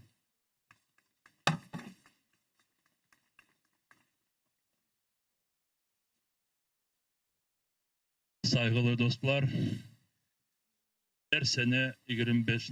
Oktyabr günü biz sonki senelerde Kırım'da olmadığımız sebepten işte burada toplanıyık ve Tatar milletinin kahramanına Ahmet Han Sultan'a kendimizin hürmetimizi, kendimizin hatıralarımızı bildiriyoruz. Цей захід розпочався чудовим виконанням оркестра військово-повітряних сил України, державного гімну України і Кримсько-татарського національного гімну. Ми дякуємо за такий прояв шани до видатного героя, сина кримсько-татарського народу. Я не буду багато говорити, тут є люди, які скажуть деталі, біографії. Просто я звертаюся до дітей, до молодших наших. Коли сьогодні чи завтра попросіть своїх батьків і подивіться, він є в Ютубі, фільм «Хайтарма». Я думаю, що ви багато вже дивилися, але ще раз подивіться, і там ви побачите основні вехи нашої народної історії, історії нашого народу. І ще раз подумайте, чому ми тут. Не лише, що Ахмед Хан Султан був хоробрим військовим льотчиком, що він воював, а й за те, що він себе весь час демонстрував невід'ємною частинкою кримсько-татарського народу. Ми тут за те, що він боровся за відновлення справедливості, за добре ім'я свого народу і за те, щоб народ повернувся на свою батьківщину. Він був один з тих, як ваші діди, старші родичі. Він боровся за свій народ. А кожний, хто бореться за свою землю, за свій народ, він заслуговує на велику пошану. Тому наша пошана Ахмед Хан Султану. Я хочу подякувати всім організаторам цього заходу, і Кримській родині, і Кримському дому. Я хочу подякувати всім гостям, учасникам цієї урочистої церемонії по вшануванню пам'яті Ахмед Хан Султана. 101 років було б, якщо б він був жив, 1920 рік, Алупка, Крим. Він народився, Крим ще був на перепутті, ніхто не знав, як все піде, але життя хлопчика, воно вилилося в такий мужній життєвий шлях. Ми дякуємо постійному представнику президента України в Автономній Республіці Крим, пану Антону Кореневичу. Ще раз велика подяка оркестру за ваше чудове виконання. Дякую вам всім і велика шана. Щиро дякую, Рефат ага. Ми продовжуємо наш захід, а наразі я хочу надати слово постійному представнику президента України в Автономній Республіці Крим Антону Кореневичу. Sayıqlı teleseyircilerimiz, biz ise yayınımızı devam etemiz. Hatırlatam, bugün Kiyev'de Ahmetxan Sultan'a bağışlanğan xatara tedbiri olup keçi. Yayınımızın misafiri ise halkımızın belli modelyer, dizayneri Mariya Hanım Lumanova ve biz sübetimizni devam etemiz. Bizim sübetimiz bugün milli unsurlarımızga, milli kıyafetimizge bağışlanıla. Ve Mariya Hanım, bilesiniz mi, bugün tırışalar insanlar milli unsurlarını canlandırmağa ve onlarını kullanmağa, ama eğer de biz Kırım Tatar an-anevi urbalarını alsak, nasıl esas komponentlerini kayıt etmeye mümkün? Esas komponentler aslında belli. Bu en birinciden gerek başlamağa kostümün şekilde. Çünkü kadın şekli bir aval trapeziya şeklinde olmalı ve en tepede kes şekli, trapeziya şekli onu bitirir bu bütün siluet. Ve kadın kızlar, yani kızlar, küçük kızlar olsa olsun, eski başlı kadınlar olsa olsun, yani bu kesin şekli, forması bu siluetin bitirir ve elbette annevi kostümün hakkında söz açsak ve bugünkü zemanevi kostüm, zemanevi şimdiki zamanda olan kostümler, yani işte yaratalar sana için, nikahlar için ya da başka bir tedbirlerge bağışlanan kostümler şimdi toyga böyle nasıl diyeyim böyle güzel bir kıyafetler giyilir ve kullanırlar unsurlarının ayrı kostümün unsurlarının ve birinciden beni rahatsızlandıran nanevi kostüm ve şimdiki zamanda kullanılan kostüm biraz farklılıkları var. Onlar aslında olmalı. Çünkü eskiden biz arabada bizim icatlarımız yürüyordu. Şimdi de araba dışına otomobil kullanılan. Eskiden atlar arabanı çektirip böyle faaliyet olaydı. Şimdi de otomobil. Elbette bu değişmeler olmalı. Ama bizim halkımız o kadar çok kayıp etti bu 50 sene arasında gurbetlikte, sürgünlükte o kadar çok kayıp olan bütün bizim medeniyetimiz, bütün eşyalarımız, onların yaka edilir. Kırım'dan Tatarların bizim halkımızın çıkarganda yaka edilir. Balkan bir oba yapıp yaka edilir. Böyle kıymetli şeylerin Moskva'ya ya da bir başka yerlerge insanlar o asıl böyle bir sistem onun yolunu şimdi tapmaz. Evet, denişmeler daha bir bilgisiz bir şeyin bağlı çünkü insanlar bilmiyor. Evet, yanlış yolundan bizim halkımız gitti kostüm mevzusunda aytsak çünkü 80. senelerde tek sanada bizim kostüm faaliyet gördü ve o vakitler gene de kim ansambller için yarataydı bu kostümlerin eskizlerin. Mesela o vakit kaytarmaydı. 70. 80. senelerde böyle bir değişme, искаженияlar oldu ve biraz bizim kıyafetimizin görünüşü başka yolga gitti.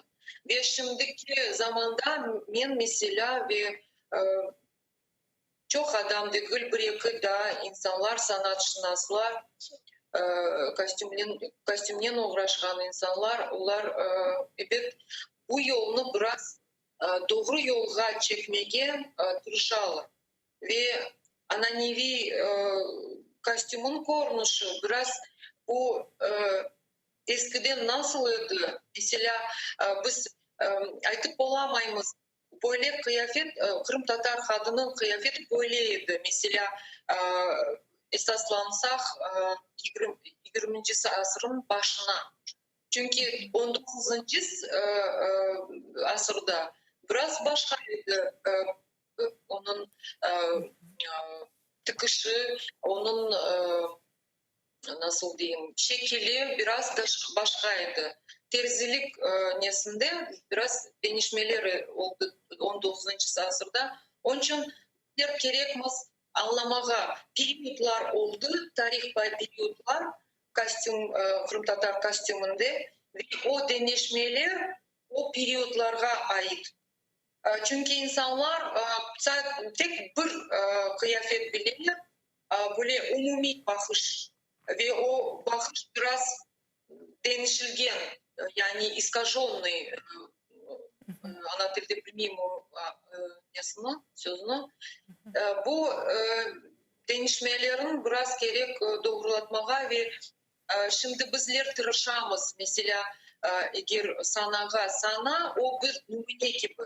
Sanadan herkes koyuyor ve sanatşünaslar bu daha doğru sananın işte bizim ansambullerimiz, koreograflarımız, rehberlerimiz anlamak gerek. Gerek biraz doğru yolga gelmeye. Çünkü kimerde öyle bir vaktlar ola men anlatam koreografa ya da bir ansamblın rehberine bala ansambller bizde çok. Ben onlarga anlatam. Mesela diyeyim ştanlar böyleydi, üst giyimler böyleydi. Anlatsam onlar kabul etmiyorlar. Onlar alıştılar ende bu değişken kostüm sımasına. Ama o pek yaramay şey. Biz yanlış yolga gittik. Anlaysız? Bizler gerekmiz şimdi hepimiz anlamağa. Şimdi çok resimler var. Herkesin kolunda bu şey. Açınızda bakınız nasıl idi, nasıl korunmuş idi. Teniştirmeye de mümkün. Mesela 19. asırda nasıl idi bizim kıyafetimiz ya da 20. asrın başında. Evet, zaman uzun bir nelerin getiriyor. Onun için başlayınız. İnternet bağı biraz giderdi ve ben kimerde pek ruhtan düşem. Sonki vaxtlar aslında çok ruhtan düştüm. Çünkü hiç anlatıp olamayım. Ben Facebook'ta da bir paylaşımlar yaptım bu hafta. Biraz böyle talil fotoğrafyalar gösterip ve insan bu sanat, müzika ve koreografiya sanatla uğraşan insanların ortağında ekledim ve korkunlar mesela sanatçılar pek çok aytalar bu hafta ama onların bir kimse eşitmiyor. Ve koreograflar da bilmiyorlar mesela nasıl olmalı. Ve ben onların bir kopur yapmağa istiyordum ve o paylaşma pek güzel paylaşma oldu. Ben belirledim çok böyle tenkit şeyler çıkar ya da bir yaramay diyaloglar çıkar diye belirledim ama pek güzel oldu. Herkes kol tuttu, destek oldu ve çünkü umumen aytsak halkımız hazır mesela kabul etmeye bu yolda gitmeye ama onlara yardım etmek gerek ve bir işler yapmak gerek, yaratmak mesela onlara göstermek nasıl ananevi kostüm bizim ananevi kostümümüzün bu unsurları, bütün kısımları, detayları nasıldı ve ne anlatıyordu, nasıl olmalı? Ve pek öyle aktual ve gerekli mevzu. Bilirsiniz mi, Mariya Hanım, ya renklerge kelgende Kırım Tatar renkleri nasıl, aslında nasıl renklerini kullanaydılar? Bakınız, bütün halkı, bütün dünyanın halkının o renkler, simboller, kültürü var, felsefesi var. Her bir halk o dinge bağlanıp, o işte tamırlarına bakıp, bu renk mevzusu o pek balaban bir şey. Ve bu da simbol gibi işte. Mesela beyaz renk Müslüman, İslam dininde yani saf, açık, temiz kiyeler. Mesela maramanı bilirsiniz beyaz tüste. Beyaz takıyı dualarga ya da cenazelerge barganda beyaz tüs. Yani o neni anlatan, o men şimdi geldim, abdest aldım, men içimde ve üstümde men temizim ve men dua etmeye hazırım Allah'a, gözümü açmaya, Allah'ın şimdi laf etmeye, ona müracaat etmeye hazırım. Yani beyaz renk Hristiyan halklarda o biraz o da temizlik bir açık saf bir yeni anlatan şeylerini anlatan yani ama gene de anda biraz başka bir anlamı var, manası var bu beyaz renkinin. Mesela ak renk var ak o da bir geniş surette o Türk sözü galiba, o pek böyle nasıl diyeyim, ak o чистый, святой, farklı anlamlarda mümkün kullanmaya. Gene de bizde pek çok dilimizde bile var böyle anlamlar. Ve yeni anlatmaya istedim. Bizim kıyafetlerimizin renkleri mesela tek bizde de değil, başka halklarda da öyle. Ne kadar insan yaşlı olsa, böyle umumi şimdi şeylerini anlatayım. Ne kadar yaşlı olsa insan, onun kıyafetin renkleri biraz böyle karaca, parlak değil olmalı. Onların bu haftada sayayım, kıyafet uzunluğu, mesela urbanın uzunluğu, anter olsa olsun, kaftan olsa olsun, çiçekmen, cübbe, bu erkeklerin üst giyimi, onlar uzun olmalı. Yani dizlerden biraz 20 santimetre değil aşağı, aşağıcı, polga tava değil, gene de pek uzun olmalı. Ve o farkını anlatır. Renk mesela kızlarda, yaş kızçıklarda da evli olmayan kızlar aslında kızlar. Ve onların giyimlerinin renkleri parlak, açık, güzel olmalı. Mesela yeşil, açık yeşil, pembe, portakal tüste, sarı ve İşte ballarga her bir halklarda da öyle aslında. Ve şimdi asak kadın, şimdi toydan sonra toy geçe ve toyda evet en güzel, en tek kırmızı değil. Yani böyle bir ama mor tusu pek ayrı bir yer alan mor tusu aslında kadınlar giyilir, böyle daha kara mortusu, böyle açık mortusu evet mümkün de giymeye mesela kadınlarga, yaş kadınlarga. Ve bu renkler anlamı cinsin farklarını da anlataydı. Mesela kara mavi tusu erkeklerge ait. Mesela 19. asırda ortasından evvel 19. asırın ortasından evvel giydiler kara mavi tusu bu üst giyimi erkekler. Ama 19. asırın ortasında peyda oldu kara tus. Onun da bağlı manufakturalar başladı böyle faaliyetini göstermeye ve kara tusun da renkini de tapmak gerek. Onu yapmak gerek, yaratmak gerek. Yani o boyanın, basmalarının, onların производство meselelerine bağlı. Ve kara tuz peyda oldu. Yani 19. asrın ortasında ve kara ştanlar mesela erkeklerde kara tuz peyda oldu 19. asırda.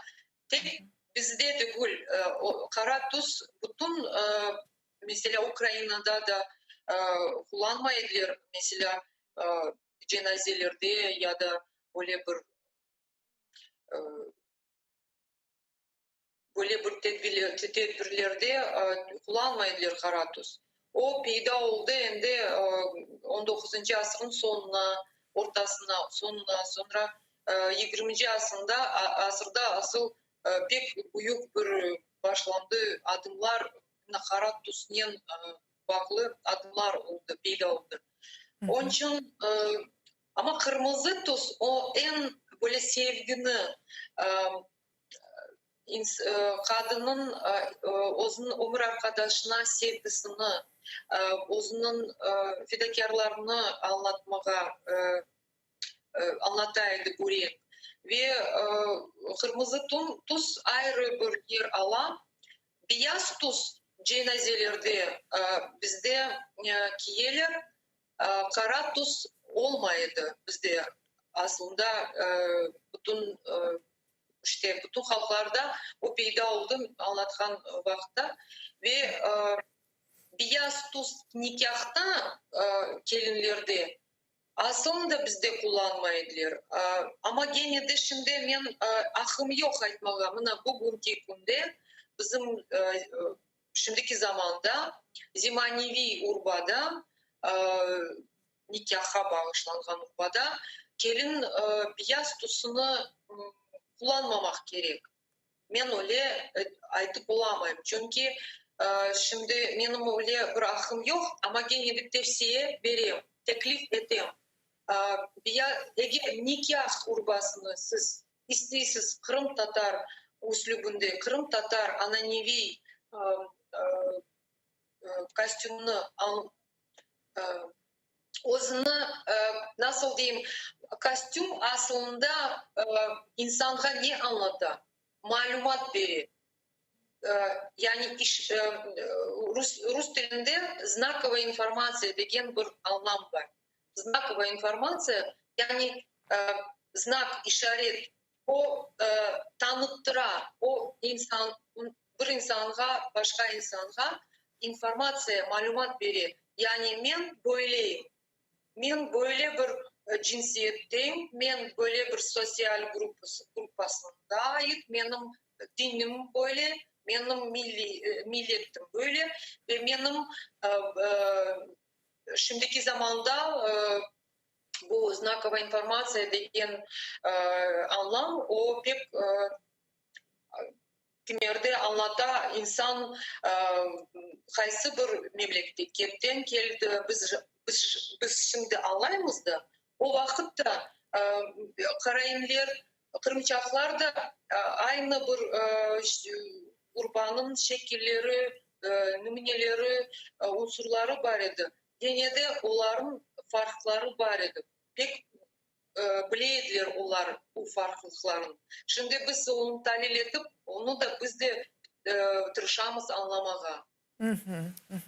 Мария ханым керчектен де пек өле güzel актуаль мевзуларны бүгін ачыклайсыныз. Ве насыл сыз түшінесіңіз, мына Қырым татарлық бүгінгі күнде неден башламақ керек ве Қырым татарлығыны насыл етіп яшатмақ керекміз? Bakınız, men anlattım birazdan bizim en böyle numuneli örneğimiz var, ömür teregi.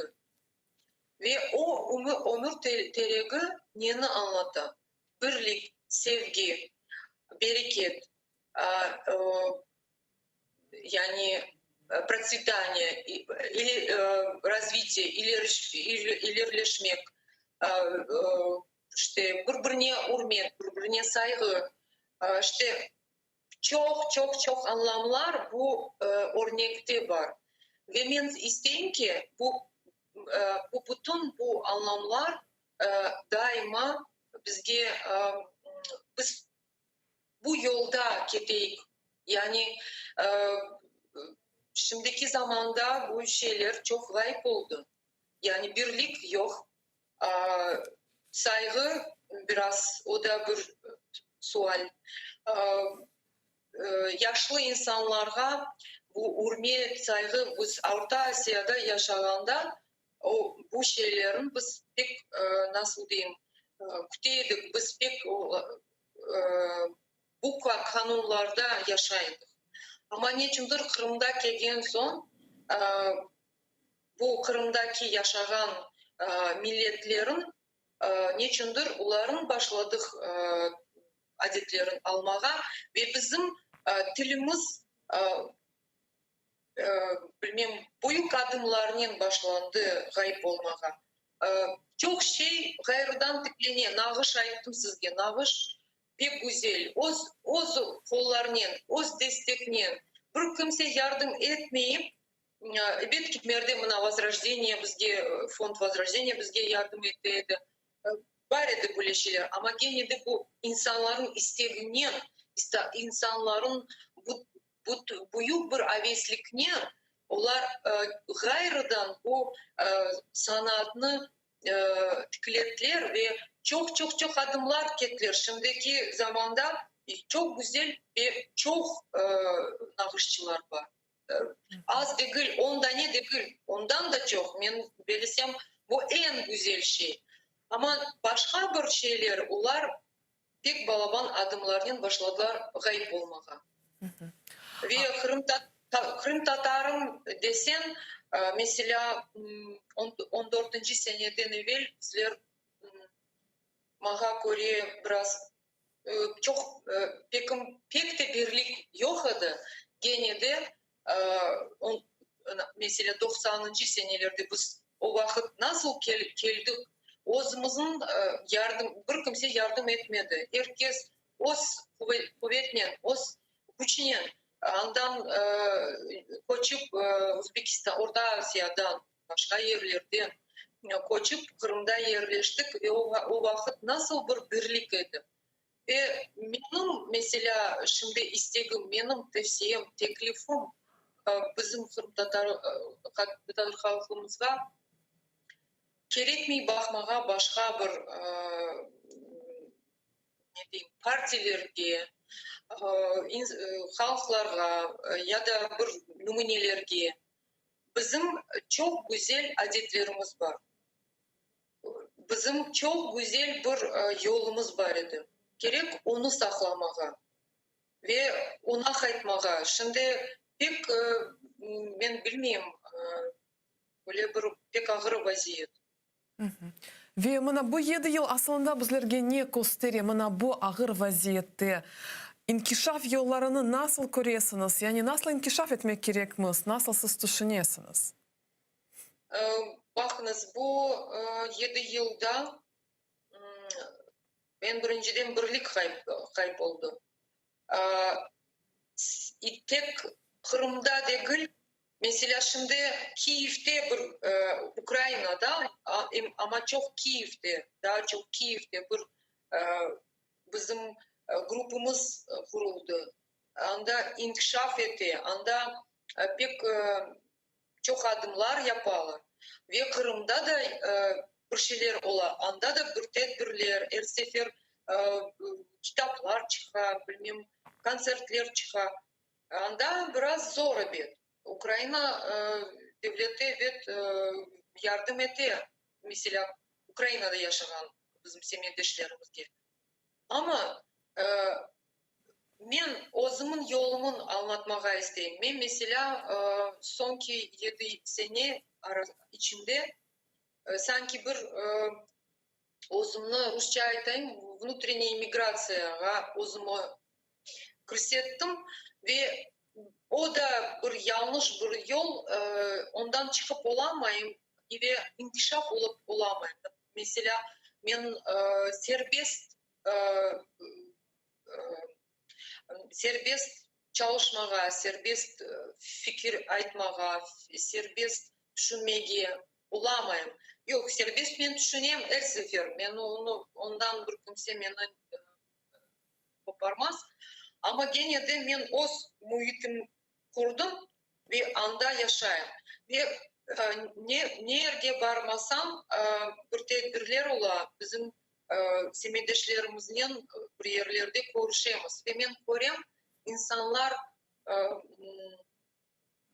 insanlar çok şüpheler oldu, peyda oldu. Onların aklında ve çok farklı bir şeylerde şüpheler oldu. Ve nasıl çalışmağa, nasıl ilerleşmeye bir kimse bilmiyor. Men bir yol taptım, çalışmak gerek. Bir şeye bakmak, çünkü şimdi böyle böyle değişme oldu. Şimdi bizim evimizge böyle bir ne diyeyim onaysız bir şey geldi.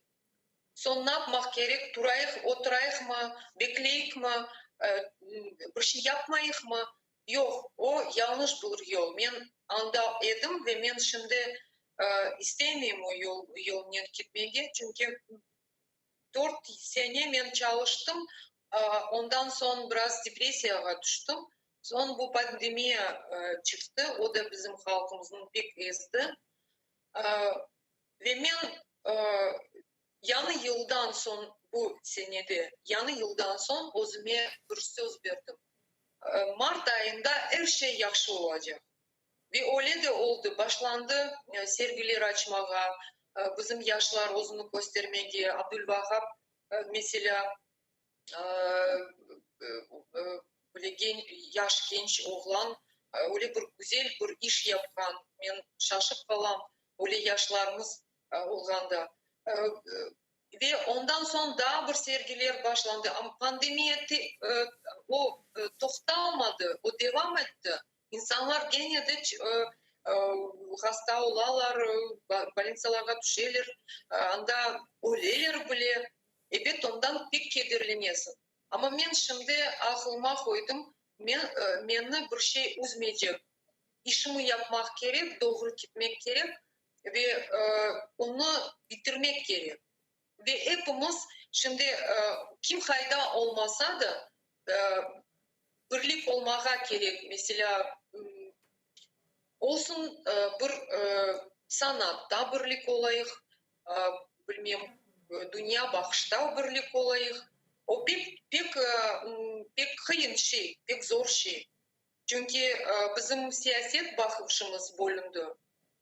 Hem Kırım'da hem Kiev'de mesela. Ama gene de bizlerge gerek birbirimizge destek olmağı. Bizim yaşlarımızın kestireler. Bizim pek güzel yaşlarımız var. Pek men gururlanam. Onların kabatlamamak gerek. Onlara anlatmak gerek. Onların terbiye vermek gerek. Onların erkun yani sen kabatlısın, sen Tatarca laf etmiyorsun ya da sen Tatar havaların dinleyemiyorsun. Onu gerek evde yaratmağa, yapmağa, bugünkü günde. Ben başka yol bilmiyorum. Мэри ханым, сау болыңыз, böyle мираклы субет үшін, böyle güzel teklifleriniz için biz sizge can yürekten minnettarmız ve elbette ki sizge icadi muvaffakiyetler dileyimiz. Sağ olunuz.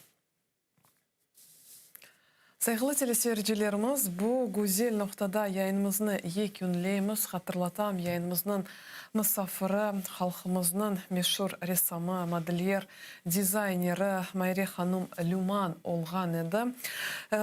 Біз есе яйынымызны екюнлейміз ве бір хачдахадан яйыны меслектешлерім девам етежек АТР или олмыз.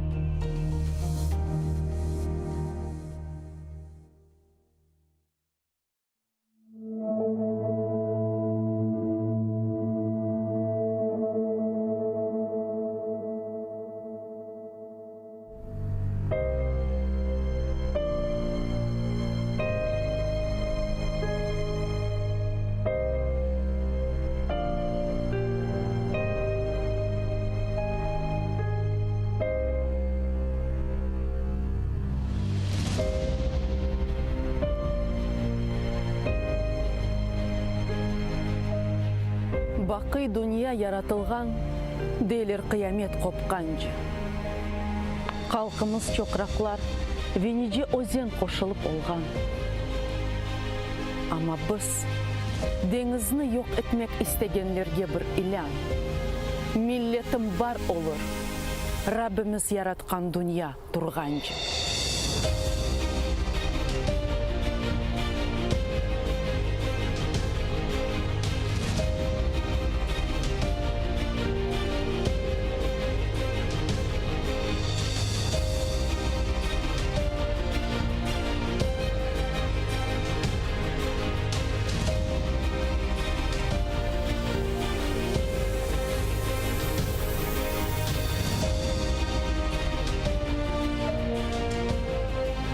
Башқа суларда чаяжақ олды, құрғаққа девірділер. Чешмелер сулары кесілді, келмешек ятлардан дизленді. Ама пак суыны оз қалқы, авдет олажақ күнге сақлады. Қалқымыз бар олыр, Қырымда чоқрақлар қайнағанжы.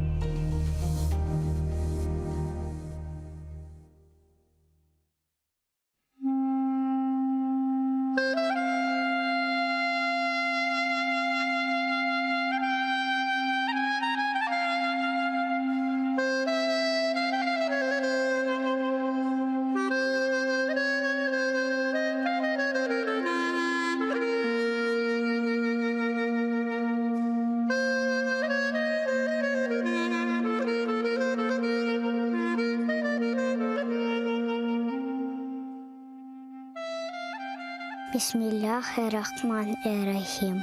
Яратаным, Аллахым, 99 исмин бар. Я Раббым, Қырымларға истеклеріні бер, ютында дәвлетлеріні. Сенден ғайры yok кімсеміз, ветан için дуа етеміз. İmdad bekle, Қырым үрметті, Райым әйлі açsın хызметті. Бізні Қырымда яраттың, ярдымын еле, сөргінден қайттық. Әнді халқымыз Қырымында, дәвлетлі olsun ветанымызға. Біз үшін азиз Қырымымыз, дәкмында açsın бақтымыз. Сенден ғайры yok anlayacak. Яратаным, aç бізге хучақ. Қырымларға әліні ұзат. Ярдым бер, я Раббым, бер бізге имдад. Бұл азиз топрақ, еждадым ері. Қырымларының түкенмес ері. Ада бізлеріні ветанымызға, сайып алайық Қырымызға. Қырымлар қалбі, тек сана әман. Еждатлар еріні бағышла. Амин.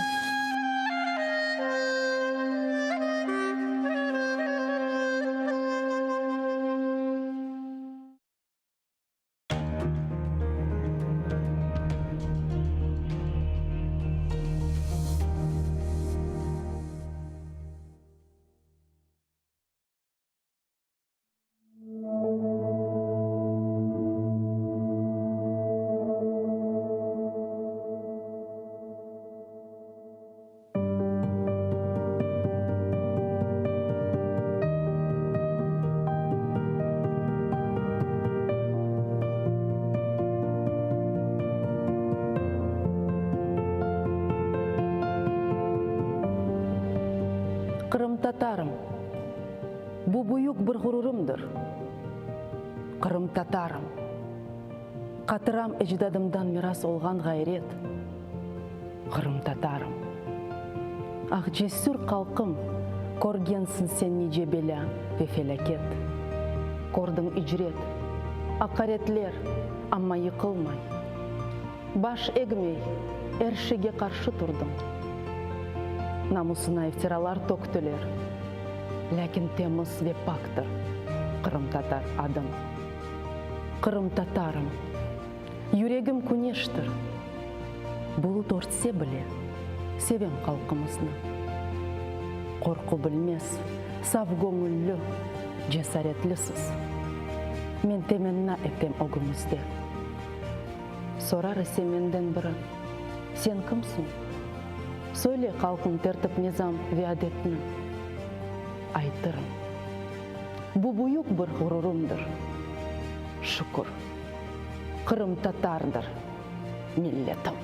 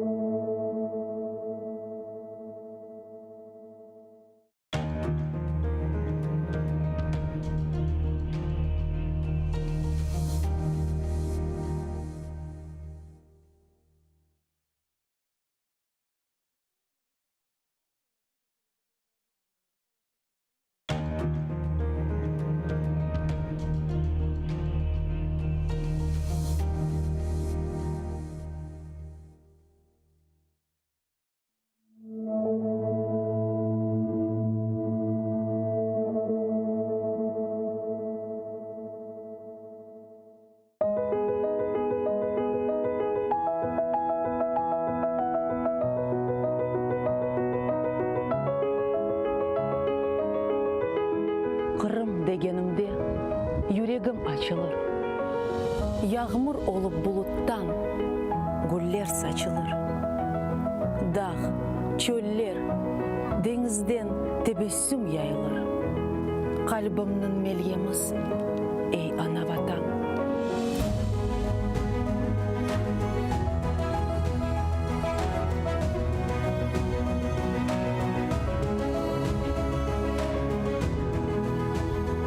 Adını aytım, yırlay bağlarda kuşlar, sümbüller dağlarımda takar sırgalar. Deniznin tılsımı, ruhumnu sıylar, gönlümnün tacısın, ey ana vatan.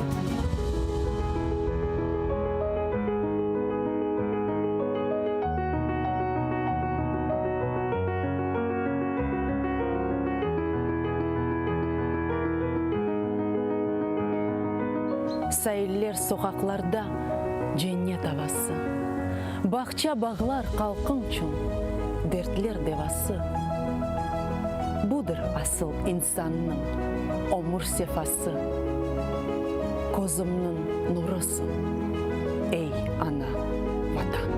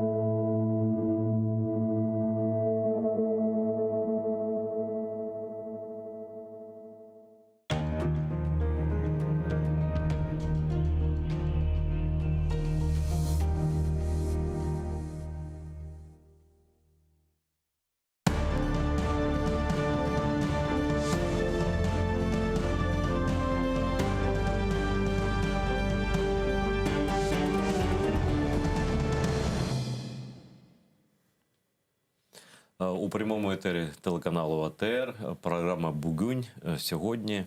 І я нагадаю, що кожна людина, яка зараз нас дивиться, має унікальну можливість зателефонувати в студію, щоб поспілкуватися і поставити свої запитання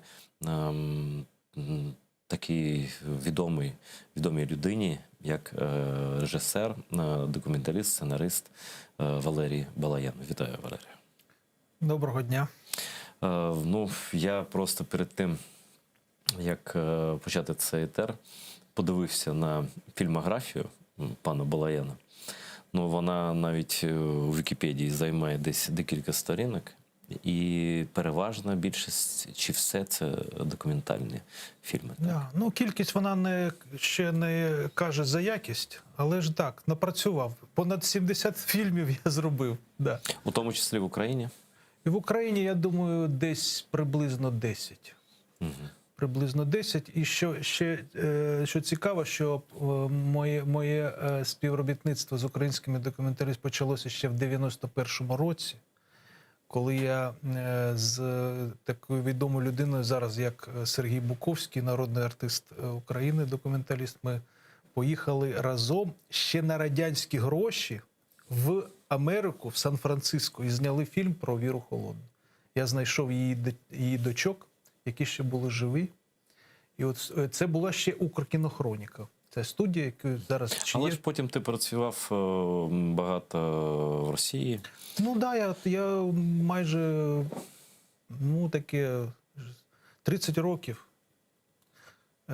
там жив і працював. І я закінчив в Москві там вищі курси. В Ленінграді колишньому, зараз в Санкт-Петербурзі, я 15 років прожив. Працював і на Ленфільмі, і на студії документальних фільмів. Тобто є що згадати. Ні, ну згадати це так, скромно кажучи, є що. Але зараз я радий представити до вашої уваги, шановні глядачі, в Криму, в окупованому у всій Україні, і десь всюди, де нас дивляться зараз, новий проєкт режисера Валерія Балаяна. Він режисер-постановник серіалу «Кримські татари та українці. Вихід спільної боротьби та солідарності». Це ось привезли щойно нам таку рекламну афішу. Подивіться на це. Це цікавіше за моє обличчя.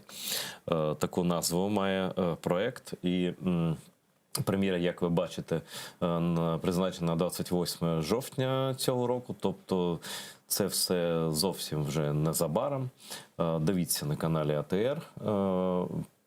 А зараз я попрошу пана Валерія розказати нам подробно про це. Да, тут ще що важливо. Ми звикли до того, що серіал – це є якесь мило, умовно кажучи. Да? Тобто декілька серій, це мило, чи може там якийсь Netflix, а тут документальний саме серіал з 5 серій. Як народилася ідея, який сенс це робити? Коротше кажучи, мені цікаво все, бо ця тема, на мій погляд, зв'язків українців і Кремли, вона важлива тим, що багато століть її приховували. Багато століть українцям розповідали, що Кремли – це вороги. Це там Чингісхан, монголи тощо, там монголо-татарська іга, як в школах в совєтських, в радянських казали. Ось, і це таке, певно, така біла пляма, так, яку нам треба заповнити просто для того, щоб зрозуміти, що нас вони намагалися і знищували саме в ті моменти, коли ми були не разом. Коли ми були разом, ми могли протидіяти цій імперії, яка і зараз, на жаль, існує. І зараз, сьогодні, наприклад, ми знаємо, що більш ніж 20 кремлів було затримано в Сімферополі біля суду так званого. І ми також чекаємо на зв'язок з Кримом. Можливо, адвокат кримських татар вийде з нами на зв'язок, Адам Семідляєв. Але це завжди ми перервемо програму, якщо він вийде. А зараз я просто поставив таке велике запитання таке Валерію і чекаю на дуже подробну і змістову відповідь. Питання дуже добре. Насправді, що ми знаємо про цю спільну історію? Майже нічого. Тому що в цих підручниках, що ми навчалися, я не знаю, ну я за радянських часів, да, в мене діти навчаються, я дивлюсь на їхні підручники вже українські. Переважно там якісь перетираються якісь міфи ті самі. Міфології. Тобто монголо-татарське іго ще живе? Монголо-татарське, Да. ну ви спитайте в когось, що це таке іго взагалі, оце слово. Коли воно з'явилося оце? Знаєте, це поляк якийсь у 18 столітті, це слово. І в жодних документах російських, якісь там берестяні грами, немає слова іго. Взагалі, не було ніякого іго для тих, хто там жив. Так саме, Валерію, як монголо-татарів. Це така цікава дуже нація, яка не має своєї кухні, своєї мови, нічого немає, але існує десь в Пане Айдер, підручнику. спитайте будь-кого, а хто закінчив історію Золотої Орди? Ну, спитайте їх. Ну, це саме кримські татари знищили той сарай. Ну, так. Кримські татари поставили остаточне рішення під Золотою Ордою. Якщо вам вже не подобаються ці монголи. Так? Слухайте, однак же ми все ж таки на «ти» не будемо приховувати цього приємного дуже для мене факту. Але все ж таки трохи ми не допрацювали. І один окремий улус Золотої Орди, улус Джучі, він вижив таки. Вижив. І зараз ми маємо справу саме з цим улусом. Да.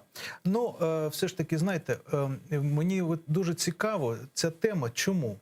Тому що коли ти, ну, взагалі є сенс чимось займатися, коли ти щось сам розбираєшся і наприкінці кінців якусь правду дізнаєшся. Да. Монгольське, це так назване іго, це 1242 до 1380 років. Ну, умовно. Це до битва при Калці і останнє типу битва при Куликове поле. Ще раз я наголошую, жодного документа стародавнього російського, де там написано, що і так було все погано, і це іго, не було. Більш того, я знімав, справа в тому, при Єльцині, 6 фільмів в Кремлі. 6 фільмів, які зараз в оружейній цій палаті, вони там можете піти купити. Я знімав в цій оружейній палаті саме, знаєте, оце зброю і оці шоломи, які мали оці... арабські написи. Все, геть, це арабські написи. На мечах, на цих шаблях, на цих... Ну, здається, може вони і не арабські, а тюркські, але арабською письменністю. Я не знаю там на якому, може тюркський язик, але це, до речі, в радянській, ви не побачили в радянській бій, такого не вони так ось показували на загальному вигляді. Тоді, а чому так? Слухайте. Ти особисто бачив це? Ну я сам, я знімав це, і тримав, і все, наприклад, оце шапка Мономаха, оце все є. Тут виникають питання, як таке можливо? Що сталося? Оце і питання. А тоді питання виникає, а коли ж це з'явилися оці терміни, оця трактовка історії? До речі, а оце Київська Русь. А коли вона пролунала, ця назва Київська Русь? До Костомарова, Ключевського, цього Соловйова і цього Карамзіна ніяк і не було, ніде не писали. Яка Київська Русь, слухайте? Тобто це так само вигадка? Це вигадка імперських істориків. Була Русь, крапка, все. А Київська Русь вигадали ці придворні, так звані історики. Щоб сказати, що є така Русь і ось така Русь. До речі, ти, коли згадав про те, що жодного документу немає стародавнього російського, звісно, немає, бо Росії не існувало тоді ще. Ну, Росія, коли їм кажуть, що Росія – це Петро І, чи як він, Петр І, оце назву Росія, оце все з нього почалося. Було Московське князівство, московські князі там сиділи. Взагалі Московія була. А ти не знаєш, чому вони соромляться так назви Московія? Ну, якась оце москалі. Тоді, значить, що? Виходить, що москалі – це правильна якась назва. Вона ж для них якби така образлива, так? Принизлива. Тобто це дрібно для них там Москва. Дрібно. Ну, це ми там з цього, з Юріка, із Володимира, із цих там і так далі. Тобто вони собі, імперські історики, на замову тодішніх імперських цих царів, та Ніколай було І, пряме замовлення. да, вони видумали цю історію. І дивіться, ми живемо в цій, якби спираючись на цю історію, не замислюючись над тим, що це все просто споплюжена і спотворена історія. Ну, 99%, я думаю, там приблизно так. В мене таке враження. І це стосується, до речі, не тільки історії там стародавньої, і новітньої навіть. Ми нічого не знаємо про новітню історію. Новітня, Нічого. скажи, це яка Ну, наприклад, війна. Я, Друга світова, до речі, Друга світова. До речі, питаю студентів, а коли ж почалася Друга світова війна? Ну, десь приблизно 20% можуть сказати, що 1 вересня. А я кажу тоді так, а коли ж Радянський Союз почав, значить, війшов? І цю дату 17 вересня ніхто не каже, може. Да. Вони не знають. Вони всі на цьому наративі, оцьому радянському... Київ бомбили, нам об'явили, що почалася війна. Все. 22-го. І дивіться, ми вже 30 років при незалежній Україні, і нема жодних зусиль на державному рівні розказати хоча б оці прості речі. Тоді перейдемо конкретно. Ми таку прелюдію дуже довго зробили, це моя провина. А зараз конкретно про ідею. Да. Звідки намір, хто підтримує, яка мета, і далі вже по серіях.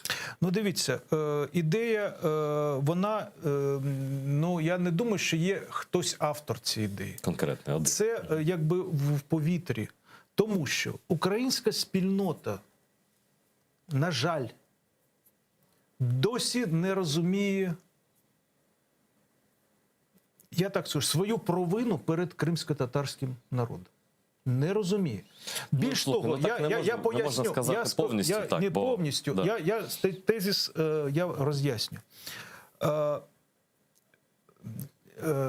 Справа в тому, що колись при Сталіні ще, при Берії, коли мотивували, чому кримських татар геть всіх просто знищили, просто хотіли знищити, забрали з терен розчинити Крима. там десь за 5000 кілометрів в Узбеках, там то десь. А чому? А тоді ж була пущена, вона була це радянською пропагандою, і досі це насправді так воно і лунає, що це зрадники. Угу. Вони співпрацювали. Народ-зрадник. Да, народ-зрадник. Правда, колись він був зрадником, пам'ятаєш, як же за Катериною II ще було, да? Вона ж мотивувала депортації і захоплення земель тим, що це агентура Османської імперії, тобто вороги, І, до речі, колона. тоді треба історичну правду, якщо ми маємо на увазі, то і вірмен саме тоді, і греків понтійських.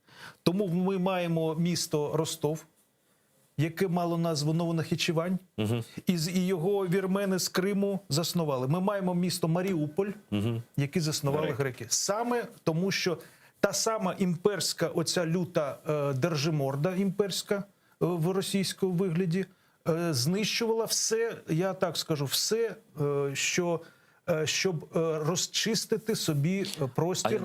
Я думаю, простір для того, щоб це їх Босфор Дарданели в них сиділо весь час. Ну, слухай, ну ще Іван, так званий Іван Грозний, він же офіційно казав, що він прямий нащадок Октавіана, Гая Юлія Цезаря, Октавіана Августа Великого. Да? Ну, це така легенда була, Третій Рим, це ж не просто. Да? А що стосується християн, яких ти згадав, да? Вірмен та греків, то тут цілком все зрозуміло. Коли Катерина почала депортації з Криму, не могло там бути в Криму жодного християнина, який там раніше з'явився за Російську імперію. Ось і вся історія. А вони хотіли, щоб там ми були, а більш нікого не було. Бо навіть там всі монастирі стародавні, вони чиї? Вони це ж не РПЦ. А що РПЦ? РПЦ 43-й рік. Я коли кажу людям, що це 40... Вони на мене такі очі. Ну, 43-й рік, яке РПЦ, там 200 років не було ніяких патріархів. Ну, Сталін зібрав людей. Зібрав оцих трьох, оцих Старгородський, Сіманський, там оцих недобитвих. Ну, вони всі були, до речі, вже агенти цього генерала. Слухай, ми так не перейдемо ніколи до конкретики. Давай про ідею загалом. І який історичний період охоплює цей серіал? Значить, дивись, справа в тому, що насправді українська спільнота не дуже добре знає історію того, що ці два народи поруч жили з 14 століття, майже з 13. З 14-го вже коли цей як держави вже. Народи теж жили давно. Ну, народ, да, як державні, да. І як державність, да, як утворення державні. Сам. І історія була дуже така і складна, і різна, і всяка, і про це не дуже багато розголосу є. Тому наша задача в тому, щоб розказати з тим, що в нас експерти, історики, справжні, не ті оці радянські, а справжні історики, розказують. І насамперед цей проєкт я вважаю просвітницьким, тому що ми маємо розказати українське. Я думаю, що те, що ми розказуємо для кримських татар, не є таким щось, якісь новини, а для української спільноти це дуже важливо. Розказати історичний шлях, як ці люди, як ці народи жили, що їх об'єднувало, що іноді роз'єднувало, і яка історія успіху була, коли вони були разом, і вони тоді, наприклад, як Конотопська битва, так, вони наносили поразку головному ворогу, який був і українці. З чого починається? Ось 28 жовтня увімкнуть телевізори люди, і що вони побачать? У нас перша серія – це саме розповідь про те, як з'явився перший хан Герай. Коли, до речі, для мене цікаво, він з Литви приїхав. Він був народжений у Тракаї. У Тракаї, в Литві. Його узгодив той маршалок Радзивіл, тобто поляки, до речі, Посполіта, його узгодив, і він приїхав, і саме він заснував Кримське ханство. Це вже цікаво, да? Дивіться, готи жили, ну в Криму хто тільки не жив, всі жили, але готи жили 10 століть. Оце Феодоро, Мангуб, оце що залишилося. І готи були досить цікаві, така, ну це інша історія. І ми розказуємо, як з'явилося там Кримське ханство, що це таке було, як воно свої відношення. Кримське ханство ніколи не входило в Османську імперію. Це була велика проблема для Османської імперії. Вона не входила. І коли це люди щось, вони, знаєте, в масовій свідомості вони асоціюють, що це все одне. Що Туреччина, що ці Кримські це все одне. Ну це, значить, це такий кацапський підхід. Тобто всі чорні навколо, да? І туди же вірмен додамо, бо все одно чорні. Да. Ну це такий погляд на нас, до речі, зверхній і принизливий. І це суто імперський підхід, тому що вони взагалі, до речі, знають, ну це ти знаєш і сам прекрасно, але я про це теж все ж таки згадаю, що що б вони не казали, будь-що, вони все одне десь в міжечку чи в копчику, ти десь там... Може, трохи нижче за копчик. Ні, вони так ось, вони перші, вони головні, старші брати, і замислитися, і побачити, знаєте, себе, як їх бачать інші народи. От як їх бачать, наприклад, кремли, вірмени, не знаю, грузини. Слухай, таке питання, яке не стосується фільму. Не стосується. Ні, я хочу поставити. Будь ласка. Вибач. Я просто ти, як вірменин, да? Багато років, десятиліть, який прожив у Росії. Да? Ти, як просто багато людей вважають, що вірмени, вони, ну, через те, що вони християни, через те, що там Росія давно присутня, да, вони там не потерпляють від росіян, і все нормально. А як ти, як вірменин, жив у Росії? Знаєте, як ставлення, яке ти відчуваєш? Я скажу, і це ставлення, ти точно його сформулював, але є певна динаміка, і я думаю, що саме зараз ми є свідками змінення свідомості і змінення деяких акцентів. Тому що, ну так, справді, Вірменія історично, це 18-й і початок 19-го, вона потерпала і від Туреччини, і від, насамперед, Ірана, і так далі. Ми знаємо всю цю історію. І Росія колись тоді, десь цей договір, як він там назвався, 1828 рік, коли Вірменія якби зайшла, ну, під Дніпроводомофор, під руку Росії зайшла, і з тих пір традиційно до Росії ставлення як до яких, що це зрятували, вони нас спасли і так далі. Але коли подивимося на історію, вже цей російський, те саме було з вірменами, тобто заборона, наприклад, підручники друкувати, наприклад, багато речей, які трапилися вже після Першої світової війни, коли просто цей Ленін віддав величезні території, ви знаєте. І просто віддав і все. І тому частина поїхала до Западної Вірменії, ну, в діаспору, і частина.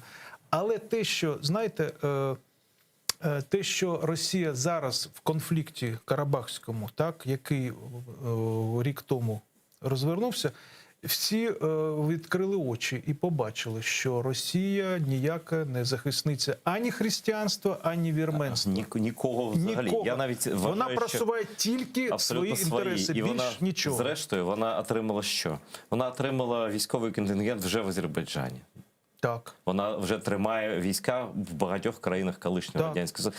Але, знаєш, вони так завжди роблять виключно для себе, для своєї імперії. Я просто хотів запитати, знаєш, простіше запитаю. Ніколи брата чи друга, да, не називають хач.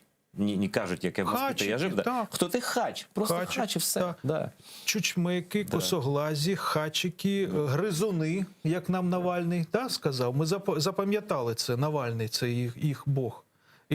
І наступний президент. В нього гризуни, а у азербайджанку він звільнив, ви знаєте, з свого офісу і назвав її, не знаю, чорною він так і сказав? Він сказав, я не знаю, в ефірі можна сказати? Не можна. Не можна, тоді не буде. Телебачення Навальний. Тим більше, що він ніколи не буде президентом Росії, я думаю, це...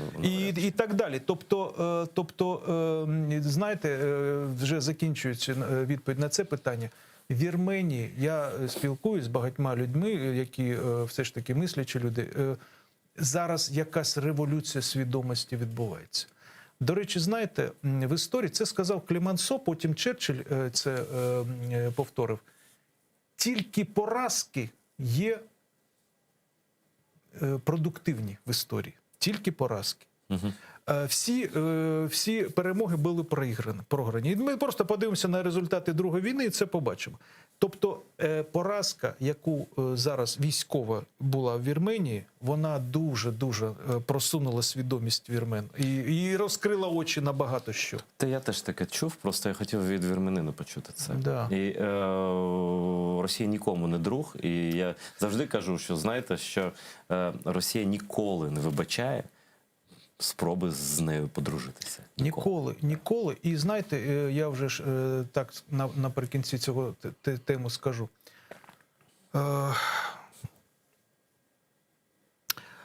Це прикро дуже для вірмен, дуже прикро, що вони зрозуміли справжнє ставлення.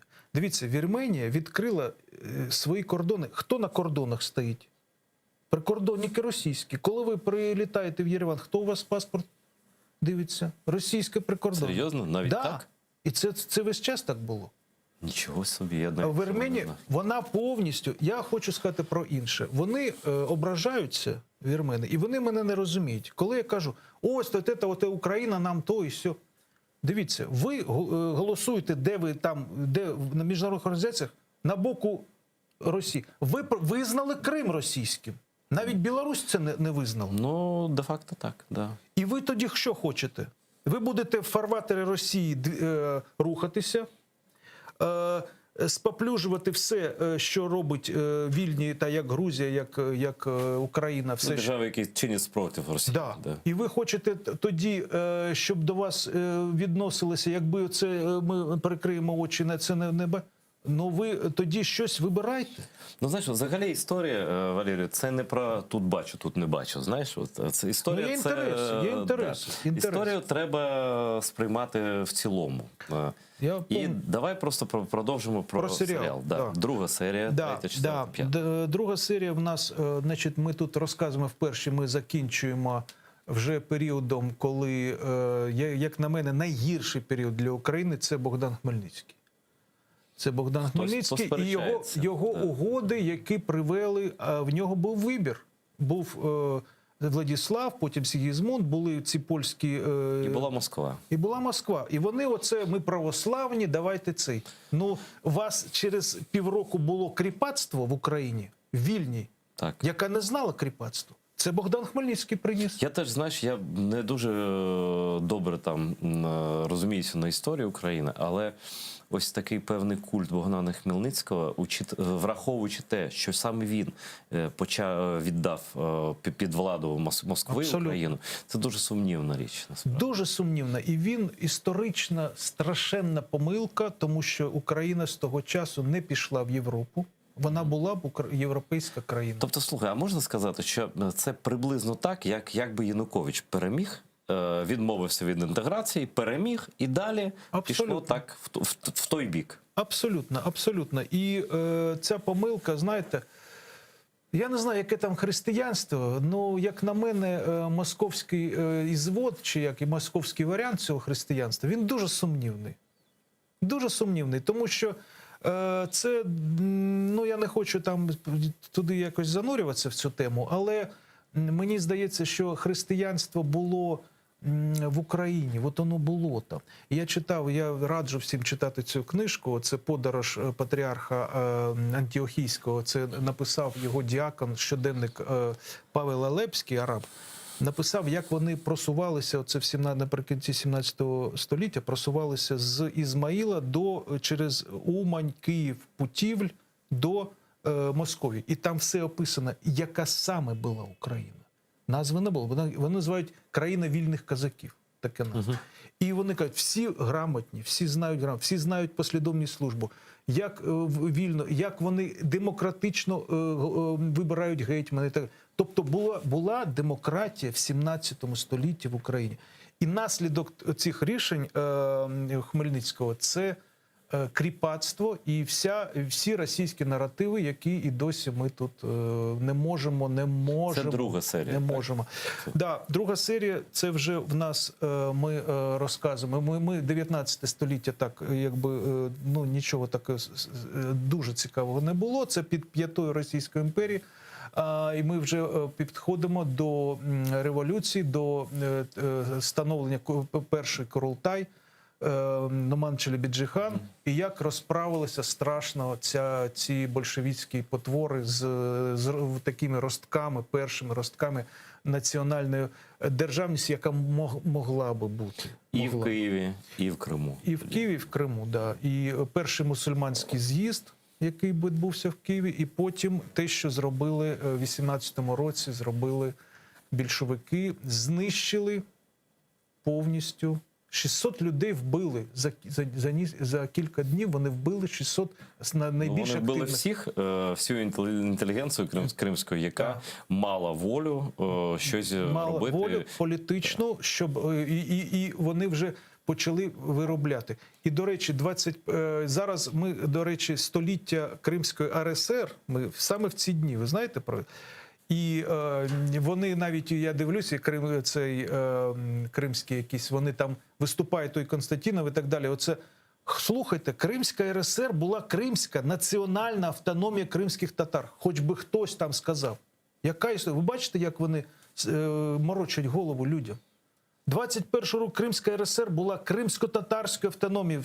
Ну, це була така спроба сподобатися кримським татарам після того, як було знищено та справжня республіка, було створено радянська. Да. Вони так робили. Вони навіть, знаєш, на Кавказі, вони навіть сказали, коли хотіли підкорити чеченців, там і деякі ще народи, вони казали, навіть Леніна не треба, Маркса вішати, навіть вам ось Коран, ось там, а дати ваші нехай. Да? Просто вони чекали. Вони чекали, певний час. накопичували сили, Да. щоб розправитися Звісно, остаточно. подивитися, Да. хто ще є, хто ще залишився Да. національно орієнтований. Да. І все. Да, і про це теж ми розказуємо досить підробно, спираючись. Все, що ми розказуємо, це спирається на документи історичні. Не ці радянські та імперські якісь там вигадки, а на документах. А на чому закінчується серіал? А далі вже буду питати конкретно. Потім ми розказуємо в наступних серіях вже 30-ті роки і до 44-го. Потім «Життя в вигнанні» – це 4-та серія. І 5-та серія – це вже сучасність. Ми підходимо до 88-го року, до реабілітації, так званій реабілітації, До репатріації і до другого Курултаю, який це 91-й рік. Да. І виникнення спочатку ОКНД, і потім ми йдемо вже до сучасності. З національно-визвольного руху до окупації 14-го року. До окупації і до наших героїв, які ми навіть сьогодні сказали. Оце людожерські справи, яка робить зараз влада з кримськими татарами, яка, я от дивлюсь, знаєте, я і з 15-го року, і всіх ці роки був там і дивився, і я бачу, як вони з кожним, раніше кожен рік ми відчували, щось прикручують, а зараз вони вже перейшли до відкритого терору. Ну, звісно. Ну, це логіка проста. Інакше не могло бути. Ну, на жаль. Ми цю всю історію отак розказуємо. Я думаю, що ті українські люди, свідомі, нормальні, які насправді цікавляться історією, справжні, вони мають подивитися. І вони для себе і дізнаються щось новенького, а потім це буде якась російську піща для розмишлення. Тобто буде над чим подумати, сопоставити різні факти і просто, можливо, якусь оптику змінити. А це дуже важливо, тому що поки ми бачимо оце спадщину радянську в мізках людей, це те, що перешкоджає нам рухатися вперед. Ну, це просто так це не зникне. Це зникне тільки завдяки зусиллям. Да? І тут я бачу, що створили разом цей фільм телеканал ЕТР Український культурний фонд. Так, да, обов'язково треба відзначити це і подякувати Українському культурному фонду, який підтримав. І дуже їм велика подяка, що вони опікуються історією і тим, щоб населенню і взагалі українцям розказати це правду. Ну, значить, люди дуже зацікавлені в тому, щоб свідомі, тому що це так, знаєш, це не очевидне. Тобто багато людей, хтось скаже, що а ми можемо жити без цього. Ну, можете, звісно. Але ви тоді продовжите жити в брехні просто. І в радянських цих наративах, які руйнують не кримсько-татарський навіть народ, навіть руйнують просто державність українську, бо це все спрямовано було проти державності в першу чергу, так? І я би хотів просто в будь-якому фільмі є герої, так? Ну, про героїв минулого ти вже трошки розказав, а хто з живих і діючих героїв там присутній? Ну, живі діючі герої. Знаєте, враховуючи те, що ми знаємо, що відбувається, ми, може, і не про всіх можемо казати, тому що ми знімали в Криму, і нам люди допомагали, і я бачу, як люди залякані, як важко їм там жити, і, на жаль, і суспільство кримсько-татарське теж десь розколоте. І так далі. І для мене, знаєте, герої кримських татар – це такі, ну я нічого нового не скажу оригінального, такі люди, як Мустафа Ага Джемілєв. Тобто лідери кримсько-татарського руху, які ще в Узбекистані, в Центральній Азії, вони людей об'єднували, вони ходили. І для мене, наприклад, Петро Григоренко такий же самий герой. для кримських татар, що зробив, чи Андрій Так Сахаров. він і для нас герой. У нас в кожному місті, в кожному селищі кримському. До ти ж речі, знаєш, і та, Генріх вулиці. Алтунян є така, Так. вірмен харківський. Тобто люди з совістю, навіть в ті страшні часи, коли просто за слово могли закатувати, вони все ж таки піднімали голос. Причому люди різних національностей. Різних, я кажу, були і євреї, були, і росіяни Але були. питання переслідування кримських татар, їхній долі, да, воно об'єднувало людей саме за ознакою совісті. Сахаров, він міг, ви знаєш, сказати, як дали премію, Сахаровську премію, Європарламент присудив Навальному. А чому ж Сахаров тоді не сказав? Крим не бутерброд. Вигнали кримських татар, ну це вже зроблено, що я можу зробити. Але він так не казав. Він їхав до Мустафи Джемілєва На суди, там стояв. Є цей епізод теж. Взимку стояв. І він, до речі, він припинив голодування, яке тримав Мустафа Джемілєв, через те, що просто він сказав, там, це ж лист є, синок, ти нам всім потрібен.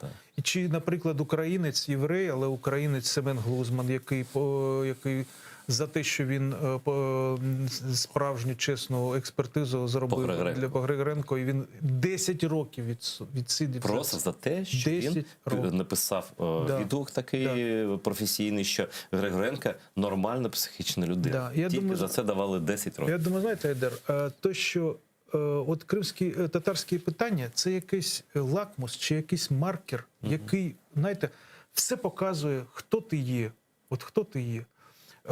Якщо ти від цього, це як той Навальний, який там страждав, ну він страждає, да, ми знаємо це, але коли ти так принизливо ставишся до інших народів, ну я не знаю. Ну я розумію, що це Сахаровська премія, це так би це Нобелівську не дав, так оце йому такий утішительний приз. Ну, щось таке, суто політично. Хоча я йому бажаю тільки, щоб він вийшов якомога... Я бажаю, щоб він вийшов тільки тоді, коли він скаже, що Крим – це Україна.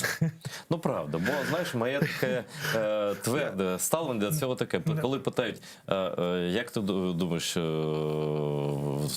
чи має Навальний сидіти в тюрмі? Я кажу, не в прізвище справа.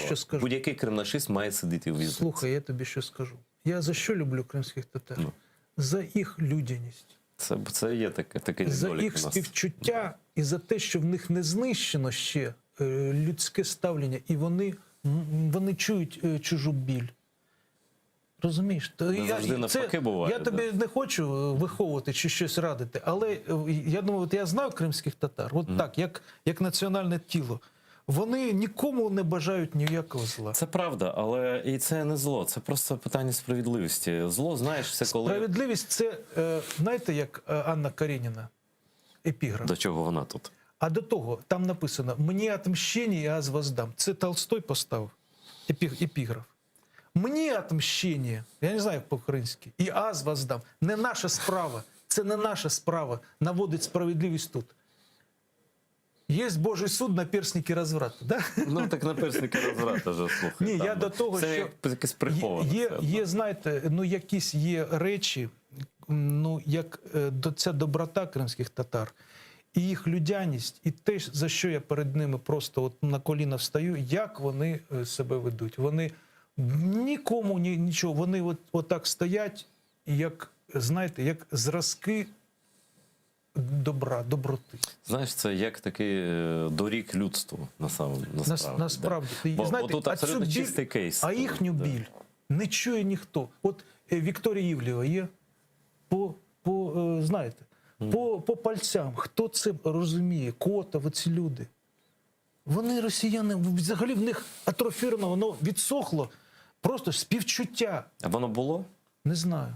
Мені здається, після того, як ти першу жертву з'їш, людожер вже не повертається нікуди. Ну, в людях же щось має залишатися. Має чи залишається? Я ось зараз бачу, що наше бажання бачити добрих росіян, воно все ж таки залишається більше бажанням, ніж вони реальністю. Вони є там, ну... Не стоїть село без праведників. Добре, ось моїх рук і твоїх рук вистачить. Вистачить, я згоден, але дивіться, в Біблії є теж про Лота, знаєте, про жену Лота. Ну, я на Біблію спираюсь, що коли той питав, ну скільки праведників, щоб його не знищувати, пам'ятаєте цю історію? І навіть за одного не знищив. Чи Господь, чи Всевишній, чи Аллах. Ну, це все одно і те саме. Сумнівна історія. Ні, ну слухай, тут як ставиться? Просто я вважаю, що земна справедливість теж існує і має право на існування, бо якби її не було, то Нюрнберзького процесу не було б точно. Згоден, так? повністю, Так. да. Тобто нехай там Бог розбирається, але ми маємо встановити справедливість, Повністю. яка скаже, правила такі. Це можна, а цього Це не дуже можна. правильно. Да. Да. На соціальному рівні це правильно. Якби не була ця денацифікація, не було б нічого. Не було б ні цієї Японії нинішньої, ні Германії, тому що вони пройшли, і американці їм школу, такий вишкіл зробили. Не всі знають, що там було. Хлібну картку ти не міг отримати, якщо ти не пішов і не подивився, квіток не приніс від того, що тобі показував хроник про Освенцим. Слухай, так було. Так ваш фільм ми так і будемо показувати. Тобто, ні, вивчив першу серію, отримав карту на хліб. Вивчив 5-ту серію, може навіть не чекушку. Ні. Ну, я маю на увазі ту частину людей, яка підтримувала культура окупацію. іншому, знаєте, такі шляхи культури, вони на інших. Оце, як сказав ще Мандельштам, ми, до речі, цитуємо там вірші Мандельштама «Старий Крим», який єдина людина описав голодування 21-го року в Криму. «Старий Я Крим». не чув, І цікаво. цей вірш, я вам дуже Ти раджу. знайшов його? Ми його навіть з Юрієм Макаром переклали на українську. Юрій Макаров Юрій взяв Макаров участь. нас читає текст. Відомий український журналіст. Більш того, це сьогодні це, до речі, член... Він голова наглядової ради Суспільного телебачення, здається. Це одне, а він голова Шевченківської премії. Комітету Шевченківської премії. Тобто людина дуже поважна. Я скористався тим, що я його знаю з середини 80-х років, коли він ще працював на Київнайчфільмі редактором. І я тільки натякнув, що треба прочитати. Валера, керуй мною, давай все. Та він такий, просто людина. Дуже людина добра, інтелігентна. І повністю росіянин, руський. Він же з аристократичного походження. Серйозно? Ти знаєш? Да. В нього там Тобто одні він дворяни. росіянин етнічний, да? Повністю. Він син емігрантів, він народився в Софії. Цих емігрантів Болгарії. Я чув про це, я просто не знав етнічного походження. Він повністю 100% росіянин, руський, ну як це сказати. Но він в таку вишукану українську мову має.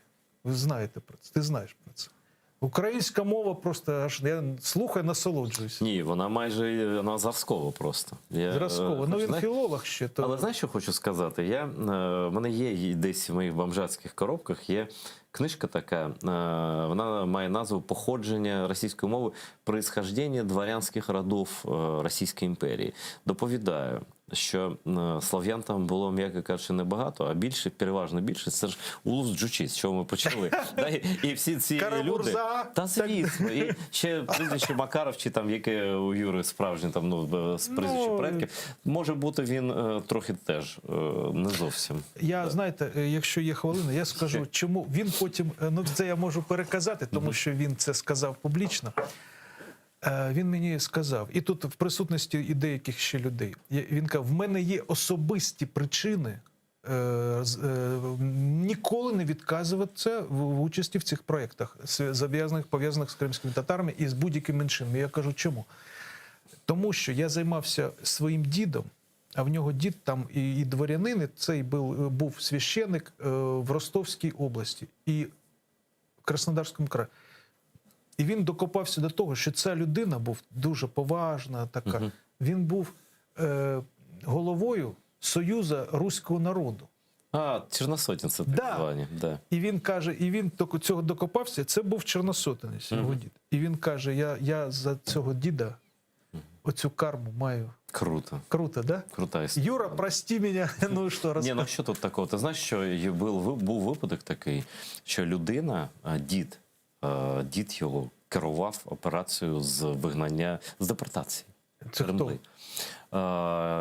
Його звати Василь Гатов, а його дідусь його... В НКВД працював? Так, він керував безпосередньо операцією НКВС.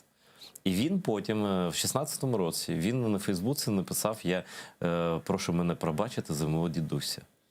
Ну, бачите, а ви кажете, нема людей. Все ж таки є. І зараз мої режисери кажуть, що є можливість показати глядачам, чим ще більше їх зацікавити в нашому спільному проєкті, показати тізер серіалу, який ми дуже скоро побачимо на АТРі. Угу.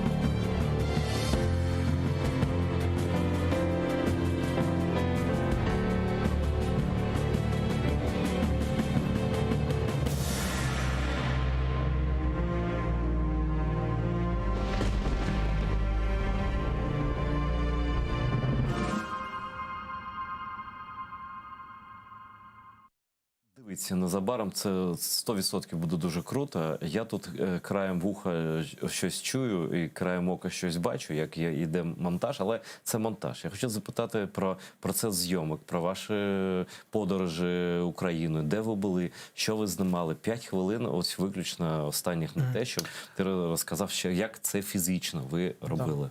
Я розкажу, я випустив дуже важливу річ. Все ж таки автором проєкту справжнім є Гульнара Бекірова, історик. Яку всі знають. Це всі знають, але ну якби це так поза цим. Але все ж таки треба сказати, що Гульнара Ханум я дуже поважаю як історика, і вона є автором переважної більшості текстів і так далі. Вона всіх експертів зібрала. Тобто це, як на мене, авторський проєкт Гульнари Ханум. Ми їй тільки допомагаємо. Ось, а що стосується подорожей, так, ми були в Криму. Ми були... Що значить були? Їздили в Крим, Ти Білогорськ. Да. І Білогорську ми знімали, наприклад, Абдурашита Джепарова, якого це ти ж знаєш. моє рідне місто. Так? це моя родина. Я не знав. Мій рід. Ми там знімали, і дуже це красиве місто. І були в Бахчисараї, де ми знімали таких теж людей, як Дудаков, ви знаєте. Це все таємно? Ми нікого не ховалися, але ж нікому не ходили і не розмахували, що ми приїхали. Ми приїхали, домовилися з людьми і поїхали. Шевкет Ага, батько Ахтема Сейтаблаєва, наприклад. І, цікаво. Так, і там мати Едіє Мусліми. Тобто свідків, експертів ми знімали, і люди нам назустріч йшли. Ми не ходимо кудись в якісь російські інститути, щось там про себе, що це ми тут.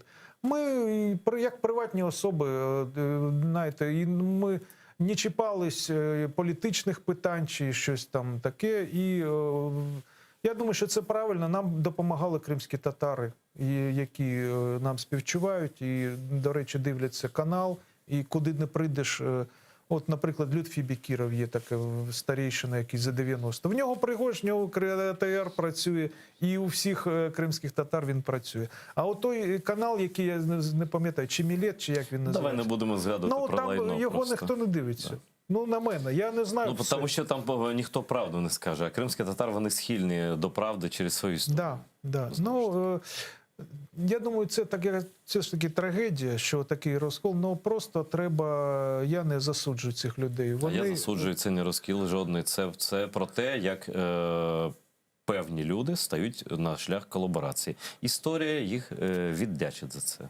Ну, я б так суворо не судив, тому що люди мають дітей, мають батьків старих. Хтось може їхати, хтось не може. Пам'ятаєш, він знав, що вертиться земля, але у нього була сім'я. Да. Так, але, знаєте, є шлях героїв, і ми знаємо таких людей, і вони, як з ними розправляються, ми це бачимо, а все ж таки десь понад 300 тисяч кримських татар є, вони живуть, і я їм тільки співчуваю. Вони не винні. Як на мене, Україна їх кинула. Вони вийшли, а хто українці? Слухайте, 600 тисяч там українців пишуться.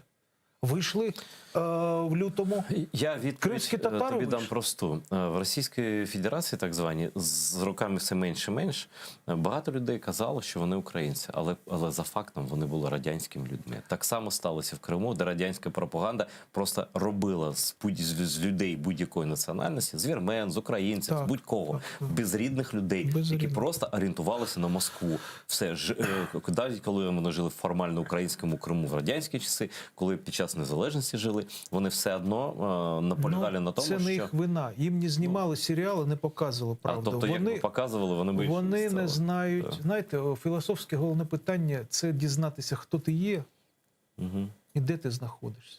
Вони не знають, ці люди, ні хто вони є, ні де вони знаходяться. І вони собі не ставлять це питання.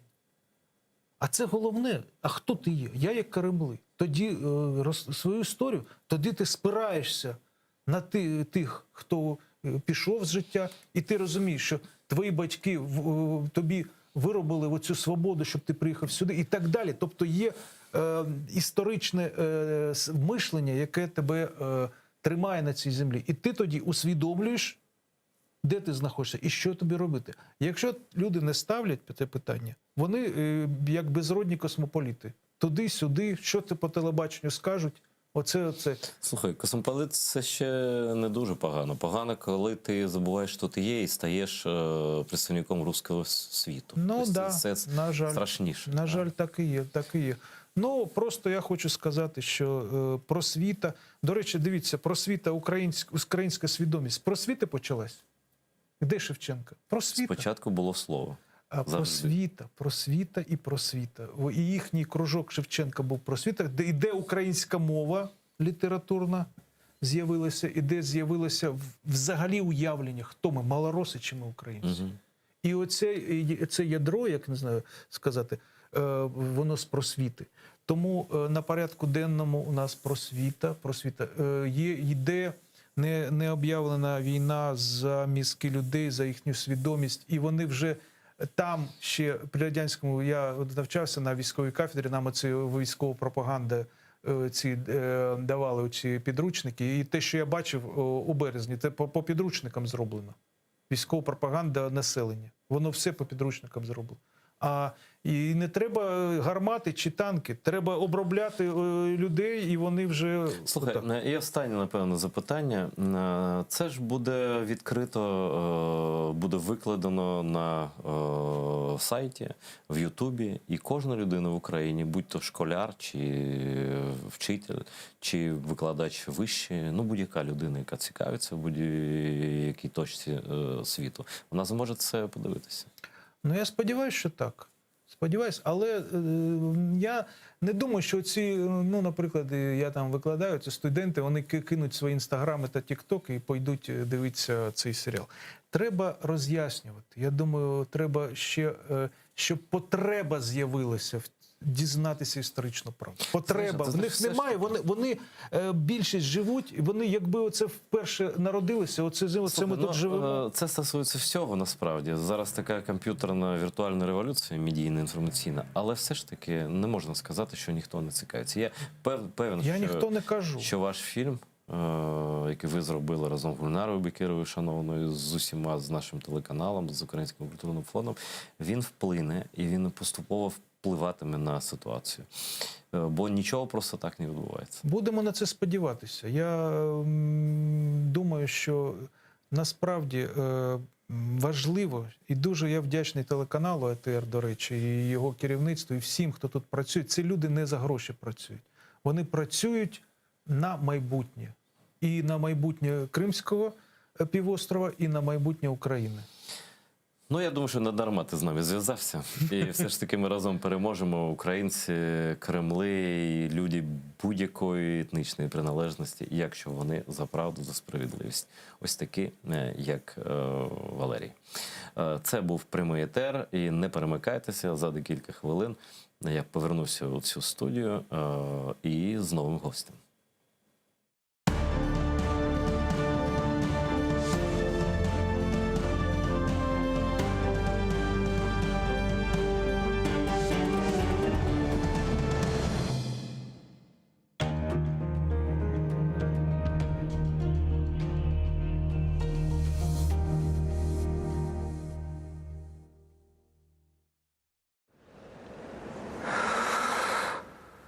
Ишетесіңіз ма? Мен ақта ұмыттыңыз ма?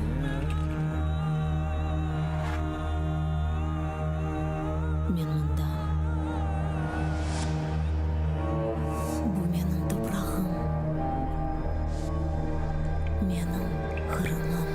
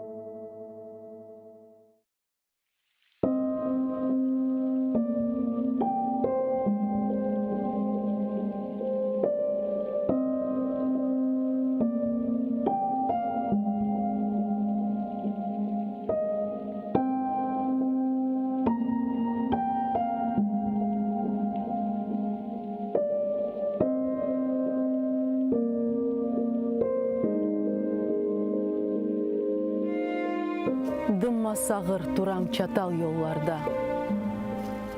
Құш тұтам деп, бақаларны тұтқан. Көзлерімні жойғаныммен тарлада. Женет суы беллеп, көз яш ютқан. Чызма кебі баса мені бір қая. Юрегімні кімдір тепе соқақта. Аяқларым жам үстінде эптая. Дүл-дүл кібі турам епта сырықта. Тікі клебінің еплеріні кесмейіп, ерттыларда. Сачақланды дудақлар, көкте ұчқан рухлар, қабыр ташлары, омызыма қона, еңлей аяқлар.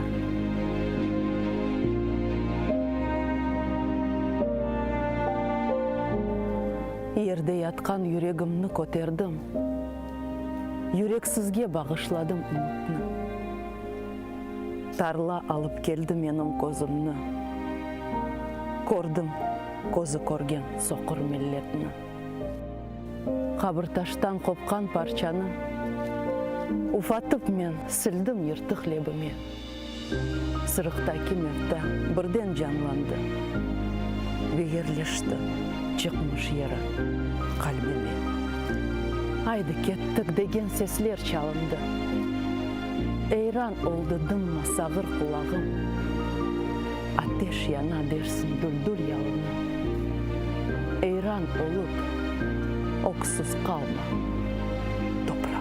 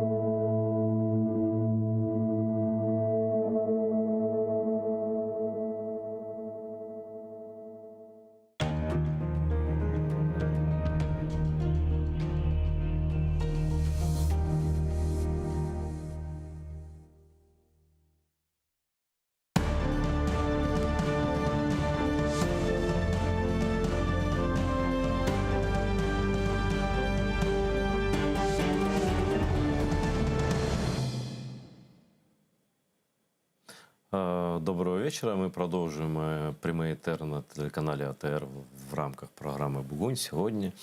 І мій наступний гість дуже молода людина, але досить досвідчена, принаймні у політиці. Ніколи він не був у мені в програмі конкретно, але на АТРі був. Це політолог, заступник директора аналітичного центру політика Артем Бронжуков. Вітаю вас. Вітаю. Ну, Артем сказав, що він більше спеціалізується на внутрішньої політичній ситуації в Україні, яка, правда, дуже тісно переплетена з зовнішньою ситуацією, з усім іншим. Ну, що почнемо? Ну, тут так багато все-таки смачне, і в нас що не день, то чи зрада, чи перемога, щось відбувається. Я просто таки подивився хвилю зранку сьогодні. Вона стосувалася того, що голова, секретар Ради національної безпеки і оборони України, пан Данилов Олексій, сказав, що він виступає за сильну президентську республіку. Ну, поясніть, будь ласка, що він мав на увазі і чи насправді це є метою влади, чи це просто так само, як він раніше там брав латинку для мови української, це інше. До речі, багато розумного він казав протягом своєї роботи в РНБО. Так, звісно, загалом сам інструмент РНБО, він працює непогано на рейтинги української влади. Ми бачимо, що коли вони просідають, є рішення сильної руки Зеленського під проводом Данилова, яке працює реально позитивно. Ми пам'ятаємо там санкції по проросійським каналам, по Медведчуку. Це позитивно впливає на рейтинг. Але водночас подібні заяви від людей, які реально приймають важливі рішення, вони насторожують в тому контексті, що в Україні є Конституція. І коли чиновник говорить речі, які прямо протилежні тому, що в ній прописано, це виглядає доволі, неправильно, на мою думку. Виходячи загалом з того, що сьогодні відбувається в нас в країні, де вся влада, вона монополізована в руках Офісу президента, в руках Зеленського, це не дуже нормально в контексті про європейського і демократичного розвитку в Україні. Бо ми бачимо, що є контекст. Є поряд авторитарні держави, є Росія, є Білорусь. І якщо ми будемо йти подібним шляхом, де влада буде узурповуватись, тим паче у нас є приклад того самого Януковича, який намагався узурпувати владу в своїх руках. Все це призвело до чого? До Революції Гідності. Тому мені здається, в тій ситуації, в якій сьогодні ми знаходимося, на тому етапі розвитку, в якому ми знаходимося, коли рішення приймається виключно однією людиною, і воно є безапеляційним, не працюють інші гілки влади, це не призводить до чогось позитивного. Ну, може бути, я так думаю, що пан Данилов мав на увазі не те, що там ми створимо собі диктатора якогось українського, так? Він там був такий натяк, без назви, правда, натяк на сильну людину, особистість, яка в переламні моменти історії має бути в кожній країні, яка виборює свою незалежність. Можливо, він і мав на увазі якийсь позитив, але мені здається, що сьогодні вся владна вертикаль, вона працює в публічному просторі на підтримку президента і на демонстрацію власної лояльності до президента.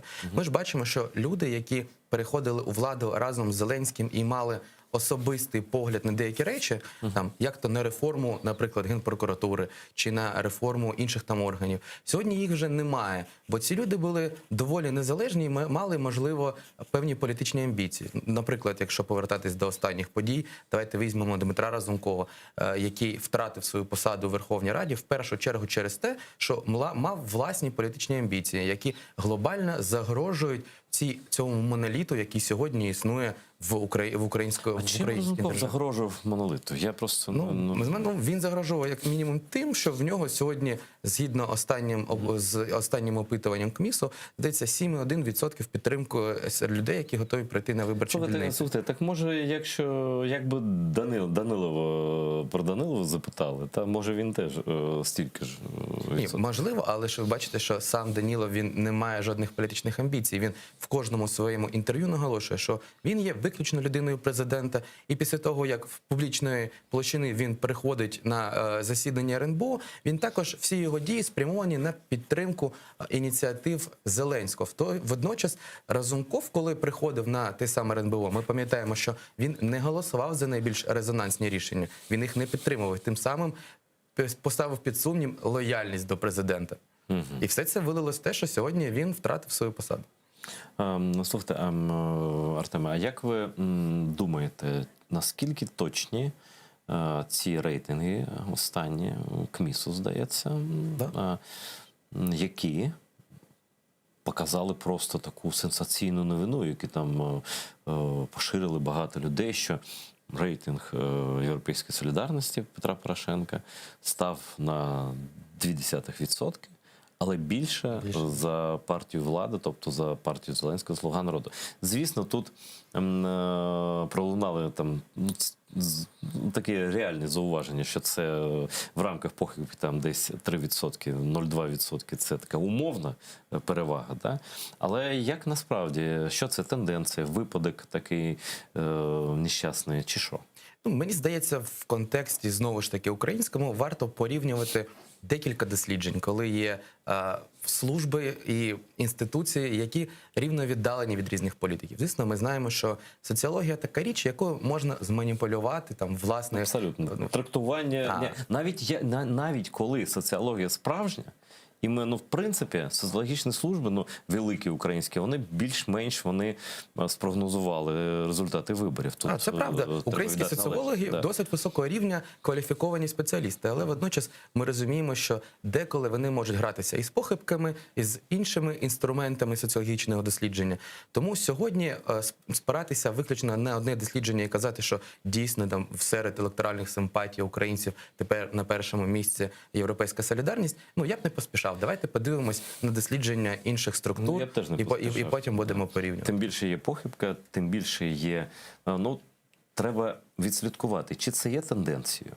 Звісно, коли ми побачимо, якщо там вийдуть інші соціологічні опитування, і вони також будуть підтверджувати, тоді можна буде говорити, що це знову ж таки факт. Але говорячи про рейтинг Європейської солідарності, мені здається, варто зазначати, що все одно є певна стеля, в яку впирається ця опозиційна сила, бо вона дуже радикалізує дискурс в суспільстві. І звісно, що, знову ж таки, монобільшості, як отримала і «Слуга народу», вони зараз не зможуть досягти, тому що вони дуже звужують свій електорат. Якщо б я їх консультував, то я б радив би робити заяви, які були б більш зрозумілі не тільки там жителям України, які знаходяться, які є дуже пропатріотичні, але й ті, які шукають політиків, які б змогли вирішити там більшість їхніх соціальних проблем. А про це говорять мало. Тому є певна стеля, і чим далі, мені здається, в політичному житті рухається ця сила, то вони все більше і більше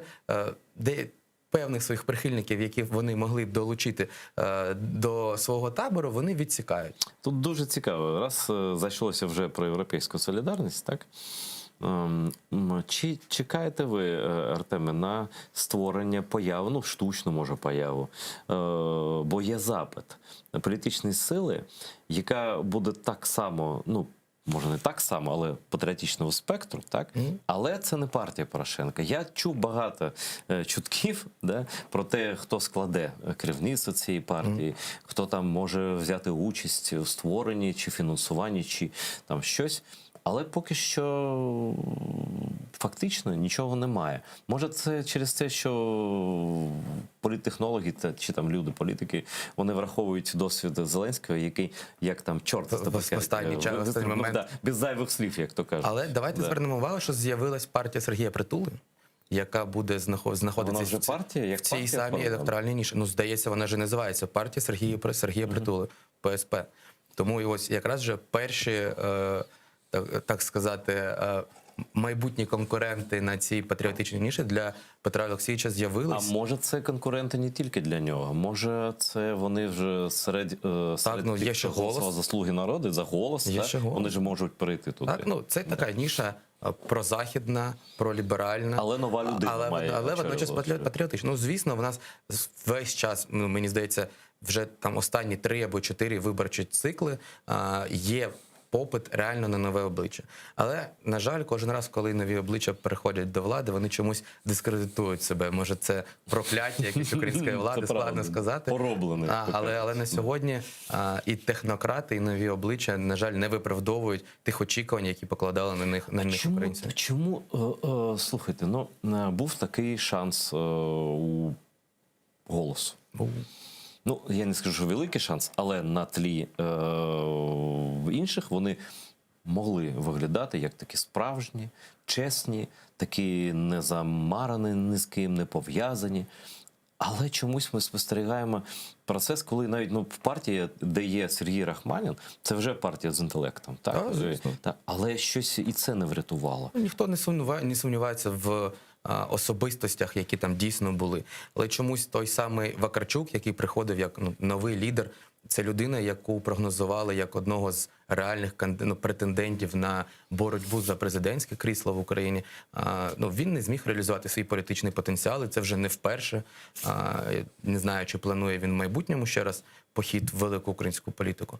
Але якщо говорити про сам «Голос», то мені здається, варто зазначати той факт, що певно, що люди, які були активістами, і треба значити, що доволі успішними громадськими активістами, на жаль, не зуміли стати правильними професійними політиками. І не в контексті українському, бо це така вульгарщина, якщо там правильний український професійний політик, то це, скоріш за все, якийсь корупціонер. А саме європейськими елітами політичними в українських реаліях. Це такий процес дорослішання, який вони, на жаль, не пройшли, і десь там особисті амбіції вони перевищили майбутнє політичного проєкту, який заходив в Верховну Раду. Зараз, Артем, є термінове повідомлення з Криму. Пише Олександр Матвійчук, відома правозахисниця, чесна людина. Вона присилала мені приват на Фейсбук просто зараз. Терминово Эдема Самедляева задерживает ЦПЕ за неподчинение полиции. Вел отдел-запись во время общения. Це цитата з окупантів. Так? Ось ми просто хотіли, ще коли Артем садився тут, я казав, що може ми долучимо до прямого етеру Едема Самедляєва, саме адвоката кримських татар, які сьогодні затримані. Але ні, через це він не зміг долучитися до нашого етеру. І ось далі пише Олександр Матвійчук. Людей у Криму від політичних переслідувань захищає досить невелика група адвокатів. І вони самі постійно під тиском. Потрібна реакція Міністерства закордонних справ України, представництва президента України в Автономній Республіці Крим. Треба захистити захисників. Передаю слова Олександру. Може, хтось зараз дивиться наш етер, і тут дійсно потрібна термінова і жорстка реакція, через те, що якщо ще й без адвокатів взагалі опинимося проти окупантів, все буде, але що відбувається, те відбувається. Як ви, Артеме, оцінюєте політичну ситуацію в Криму, ситуацію з репресіями і з тим, як ми на них реагуємо? Вона складна, очевидно. Ситуація настільки складна, що реально є. Це не політичний тиск, це реально там переслідування активістів, це переслідування людей, які в цих складних умовах залишають собі сміливість говорити відкрито, що Росія є окупантом, і називати речі своїми іменами. Водночас реально є питання, наскільки українська держава їх підтримує. І якщо така ситуація виникає раз за разом, чи ми маємо ставити питання до МЗС, звісно, до міністра, він має відповідати на ці питання. Ми робимо гарну картинку, робимо Кримську платформу, туди дійсно приїздить велика кількість міжнародних представників, наших партнерів. Але якщо ми вимагаємо чогось від них, то ми маємо і самі робити більше. І з цими питаннями треба звертатись до представників української влади. І навіть кажучи про міністра, треба розуміти, що це питання потрібно адресувати і президенту Зеленському, бо він сьогодні замкнув на собі всі зовнішня політика, вона взагалі це на ньому, за Конституцією. Ми маємо дзвінок, коли дзвінок у студію, це відразу в етер. Я вас чую, ви в прямому етері, кажіть, хто ви, звідки, і ставте своє запитання пану Артему. Добрий день, це Скрипченко Катерина дзвонить, я зі Львова. По-перше, я хочу передати, я сьогодні читала про затримання в Криму. Це жахливо, це жахіття. Брати Кремли, тримайтеся, перемога буде за нами. Я хочу сьогодні ще свято, День військового капелана. І також хочу привітати військові капелани, це наше все святе. Чи ви маєте запитання, Катерина? Да. Так, маю запитання до пана експерта, пана Артема. Про деолігархічний закон.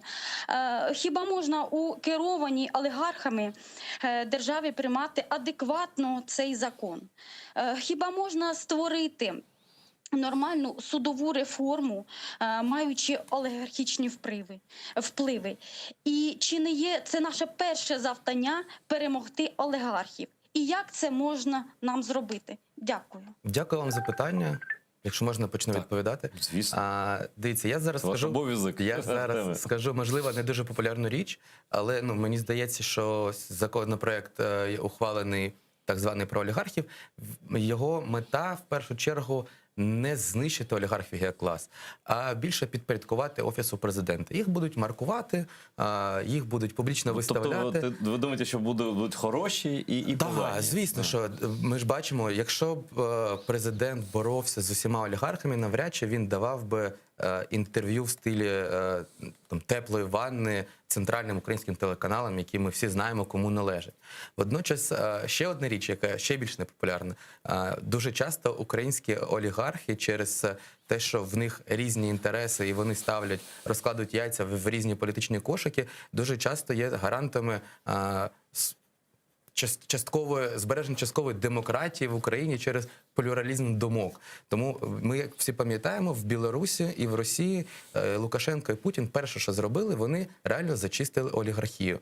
І все це правда. Вони не те, щоб зачистили, частину зачистили, наприклад, частину підпорядкували просто. Так, звісно. І все це призвело до того, що всі медіа стали державними, і вся влада тепер сконцентрована в руках тільки державних інституцій. В Україні так повелося, що дуже багато великого бізнесу, який в Україні дуже часто є олігархічним, дуже часто мають різні інтереси в різних сферах. І завдяки цьому ми маємо плюралізм думок, який відображається і в медіа, і в суспільстві. Зараз ви говорите до того, що олігархи – це добре. Ні, я не кажу, що це добре, але я думаю, що треба зважати на реалії, в яких ми живемо.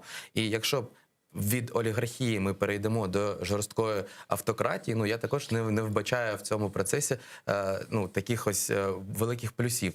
Я вважаю, що дуже важливо розвивати інституції в Україні.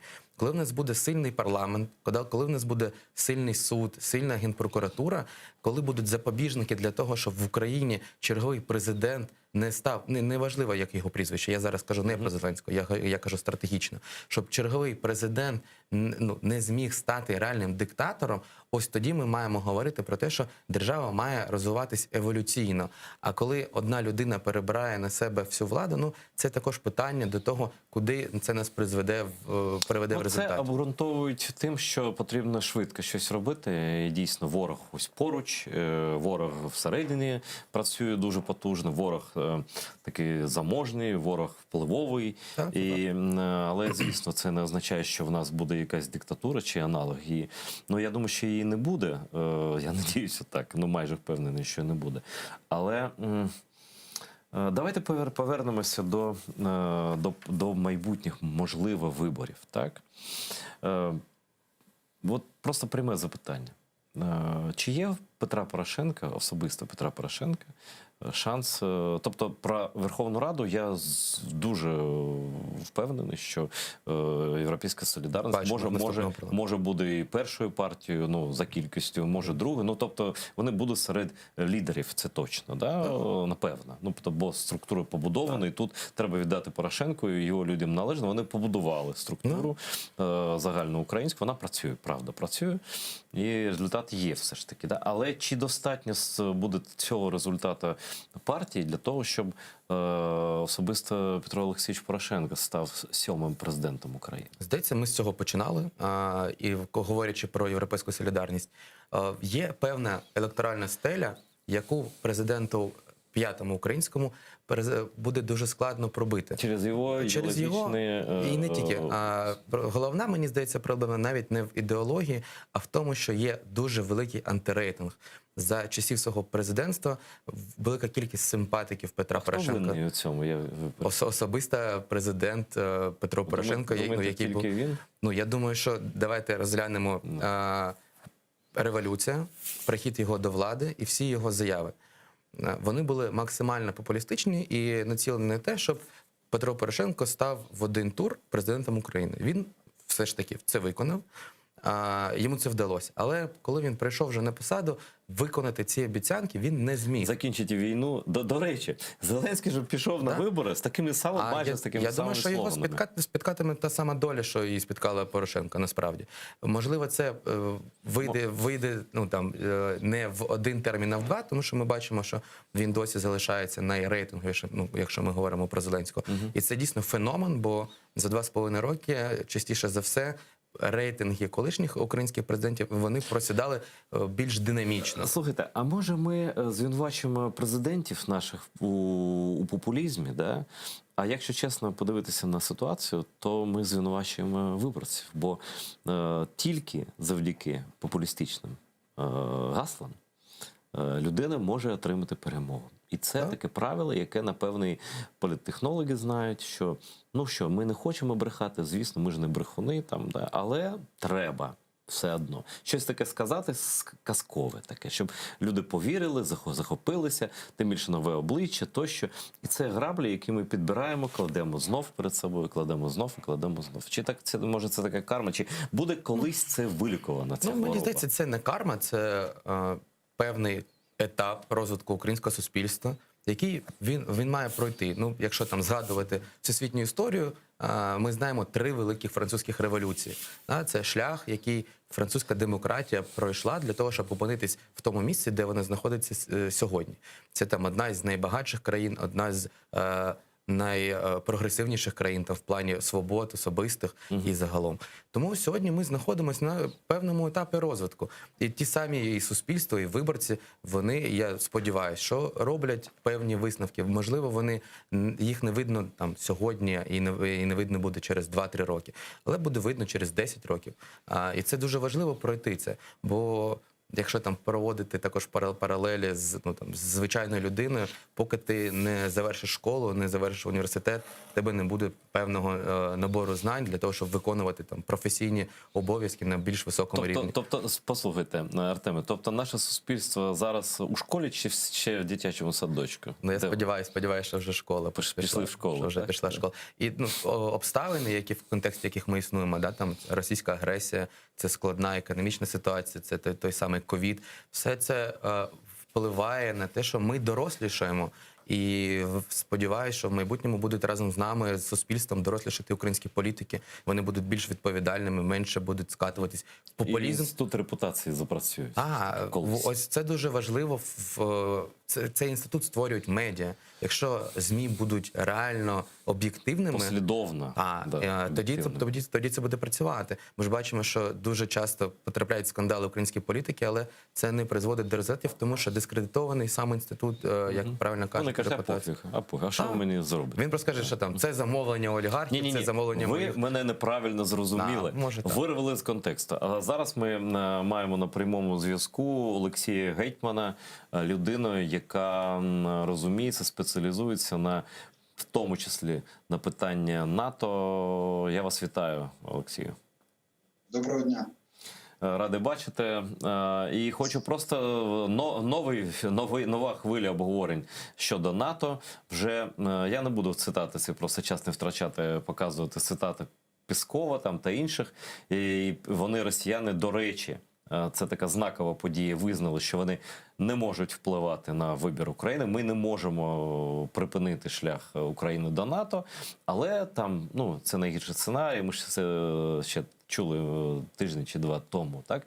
Щось змінюється на шляху просування України в НАТО. Все ж таки приїжджав дуже крутий генерал американський, і допомога йде, і політичні заяви лунають. Я хочу знати вашу думку. Ви знаєте, я думаю, що пана Володимира Остіна Зеленський дуже строго запитав, чому ми досі не в НАТО? Він вирішив сказати, що ми вже незабаром, нам буде відкрита дорога, відкритий шлях до НАТО. Якщо серйозно, то з приводу заяв росіян, вони кажуть, що вони не можуть впливати на рух нашої країни до НАТО, але вони можуть мінімізувати втрати від нашого вступу. Вони кажуть, що Пісков, Шойгу, про те, що ми ще не в НАТО, але багато вже військових баз НАТО, ми починаємо готуватись по стандартам НАТО, ми намагаємося перейти на стандарти НАТО. Тому вони, по великому рахунку, вже смирилися з тим, що рано чи пізно Україна буде в НАТО. Ну це дуже круто, погодьтеся, Олексію.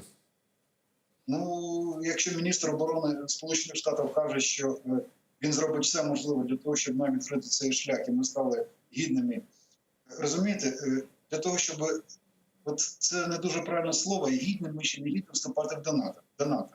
Справа в тому, що в цьому альянсі є певні критерії для країн, які мають бути членами цієї організації. Тут справа не в гідності, достойно, недостойно. Справа в тому, що ми не зовсім відповідаємо цим критеріям. І це наше домашнє завдання, тому що це не стосується калібру гармат, чи там якості однострою, чи ще якимось питанням. Це виключно організаційне питання, по яким ми поки що не потрапляємо в критерії країн, які там знаходяться. Це можна довго розказувати, які саме критерії. Довго зрозуміло, про що йдеться, що ви маєте на увазі. Але послухайте, це дуже важливо. Для цього не треба, по-перше, не треба великих грошей, майже взагалі не треба грошей. Для цього треба переробити нашу документацію. Є так звана первинна ланка, відділена взвод рота, які не мають штабів. В странах НАТО ця первинна ланка, всі інші підрозділи, те, що називається вищестоячі організації, вони обслуговують цю первинну ланку. Ця ланка виключно займається тренуванням і підготовкою до бойових дій. У нас це поставлено з голови на ноги, точніше, знову на голову. У нас первинна ланка, яка забезпечує перемогу у війні, забезпечує військові дії, вона начебто обслуговує всі інші інстанції, штаби, Генеральний штаб, великі крупні з'єднання, вони начебто їх найняті робітники для обслуговування цих великих генералів. Має бути зовсім навпаки. Всі великі генерали, всі ці структури мають забезпечувати життєдіяльність, боєздатність у цієї первинної ланки. Оце принципова відмінність стандартів НАТО, а не калібр чи ще щось. І для цього нам треба переробити деякі статути, бойові статути, статути караульної служби і так далі, і переробити штатний розклад. Тому що наші підрозділи структурно дуже відрізняються від підрозділів НАТО. І перебудувати систему взаємовідносин між керівництвом і цією первинною ланкою. Оце наше домашнє завдання, і саме тому ми поки що не готові до НАТО. Але для цього не треба ні фінансів, ніяких інвестицій. Це треба сідати, переробляти штатний розклад, переробляти внутрішню документацію. Оце головне, чому ми досі не можемо потрапити до НАТО. Олексію, дозвольте я просто уточню. Це було важливо сказати.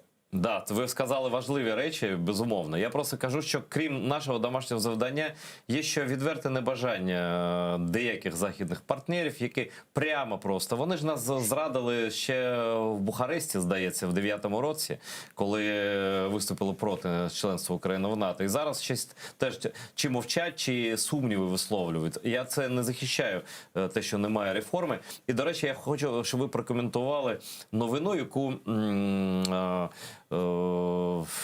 повідомив Юрій Бутусов, дуже поважна і інформована людина, журналіст-редактор сайту cenzor.net, про те, що нібито готується просто незабаром зміна міністра оборони України, і на місце пана Тарана прийде сучасний нинішній міністр з питань окупованих територій пан Резніков. Чи ви маєте підтвердження цьому? Якщо маєте, чи на краще ця зміна буде? Знаєте, по-перше, в мене немає такої інформації, бо це кулуарні розмови. І я дуже поважаю пана Бутусова, але я навряд чи думаю, що це достовірна інформація, тому що це відбувається, як ви кажете, під килимом, ці домовленості. Ми побачимо вже, коли буде результат, коли буде зміна. То, що Тарана треба змінювати, Ну це ясна річ. Не тому, що він там розумієте, в нас, начебто, в наших збройних силах є начебто дві армії. Одна армія, яка ще залишилась по радянським, мовно кажучи, принципам, а інша, яка будується по стандартах НАТО.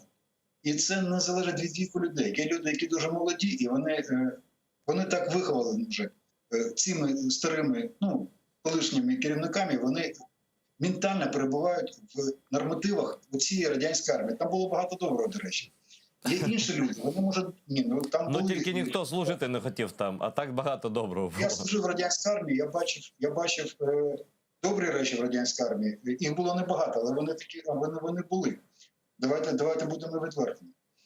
І є люди, але вони вже своє віджили. І вже туди повертатись нема сенсу. Але певні традиції, розумієте, дивно, можете повірити, мені може ні, я така людина вже не дуже молода, але в радянській армії, вірте на слово, ще залишалася традиція ще той армії, яка була до... Ми вже далеко відійшли від нашої теми, Олексій. Була така там честь мундіра, так звана, була офіцерська гідність, що зараз взагалі ніхто не знає, що це таке. Це ми в часи царізму якогось вже уходимо. Але так, не в сторону. Дивіться, якщо Тарана треба міняти, тому що він якраз собі, він це людина, яка представляє оту радянську ще армію, вона зараз російська вже армія. Тобто ця зміна, на ваш погляд, неминуча в будь-якому випадку? Так, вона, дивіться, для того, якщо ми хочемо дійсно потрапити в НАТО, нам треба, щоб керував цим міністерством людина, будь-яка інша, не будь-яка інша, а інша людина. Краще, хай це буде бойовий генерал, хай це буде не молода людина, але людина, яка ментально прийняла розуміння натовських основних принципів, те, що первинна ланка, тобто, як то кажуть, звичайний солдат, він є головним в Збройних силах армії НАТО. А всі інші начальники, вони мають забезпечити його зброєю, технікою, одягом, всім іншим. Солдат має займатися тільки одним – удосконалювати свою бойову підготовку. Все. Він не має займатися документаціями, щось погоджувати. Зрозуміло. Тобто ближче до практичних дій армія має бути оптимізована. Слухайте, в мене ще одне запитання, і ми закінчимо просто. Про підготовку. Все він має займатися. Зрозуміло. Останнє запитання. Пролунала дуже гучна заява пана Арестовича щодо того, сенс я передаю, що якщо Росія буде поводитися як зараз, то українські ракети будуть спрямовані на Москву. Я так я передав приблизно, так? Приблизно так. Прокоментуйте коротко, якщо можете. Коротко, ви знаєте, буває там осіннє загострення, буває повна луна загострення. Арестович кидає від одної крайності в іншу. Які ракети нам... По-перше, знаєте, у Арестовича інколи бувають дійсно непогані вислови. Не буває людина або дуже погана, або дуже гарна. Завжди є і гарне, і добре. Але деякі його вислови, я думаю, що він займає місце поруч з Києвом. От Києва Арестович йде шляхом до Києва. Та ви що? Києво це ж професор. Ви про що кажете? Хто може бути порівняний з Києвом? Арестович на дистанції поки що програє. Але він так швидко рухається, що скоро буде вже сміятися більше не над Києвом, а над Арестовичем. Я думаю, що Арестович трошечки зникає з ефірів після його дуже необережного висловлення, коли він сказав, що він думає про те, а не стати ли йому президентом. Я думаю, що діючий президент це почув, і потихонечку Арестович починає зникати. Це вже, знову ж таки, Олексій, це конспірологія. Я дякую вам за включення, але все ж таки хочу сказати, я погано вас чую, хочу сказати, що все ж таки ракети, які спрямовані на Москву, це, в принципі, це гарно, більше гарно, ніж погано. Ні? Ви знаєте, я вам можу сказати, що в моєму підрозділі були люди, які займаються диверсійною діяльністю. Диверсант повинен, це не дуже велика воєнна тайна, він має мати при собі приблизно $300. Він має місце, в іншому місці, де він може заночувати, щоб було місце, якась там квартира, умовно кажучи. Все інше для виготовлення вибухівки він купить в звичайних побутових магазинах і зробить її самостійно. І може провести будь-який, навіть дуже потужний вибух, навіть біля стін Кремля. Тому, якщо треба руйнувати Кремль, то не обов'язково це робити ракетами. Для цього є наша диверсійно-розвідувальна група, які можуть з цим дуже гарно впоратись, навіть не заводячи з собою ніякої вибухівки. Все продається в магазинах, просто треба знати, що купляти, як виготовляти. Я думаю, що це, я думаю, що він не дуже налякав Путіна та Піскова тим, що він сказав, що це маячня. Ну, слухайте, ви ж бачили, як український агент Вітер зруйнував Кремлівську стіну майже, так? Тобто це вже процес іде, я думаю, певним чином. Дякую.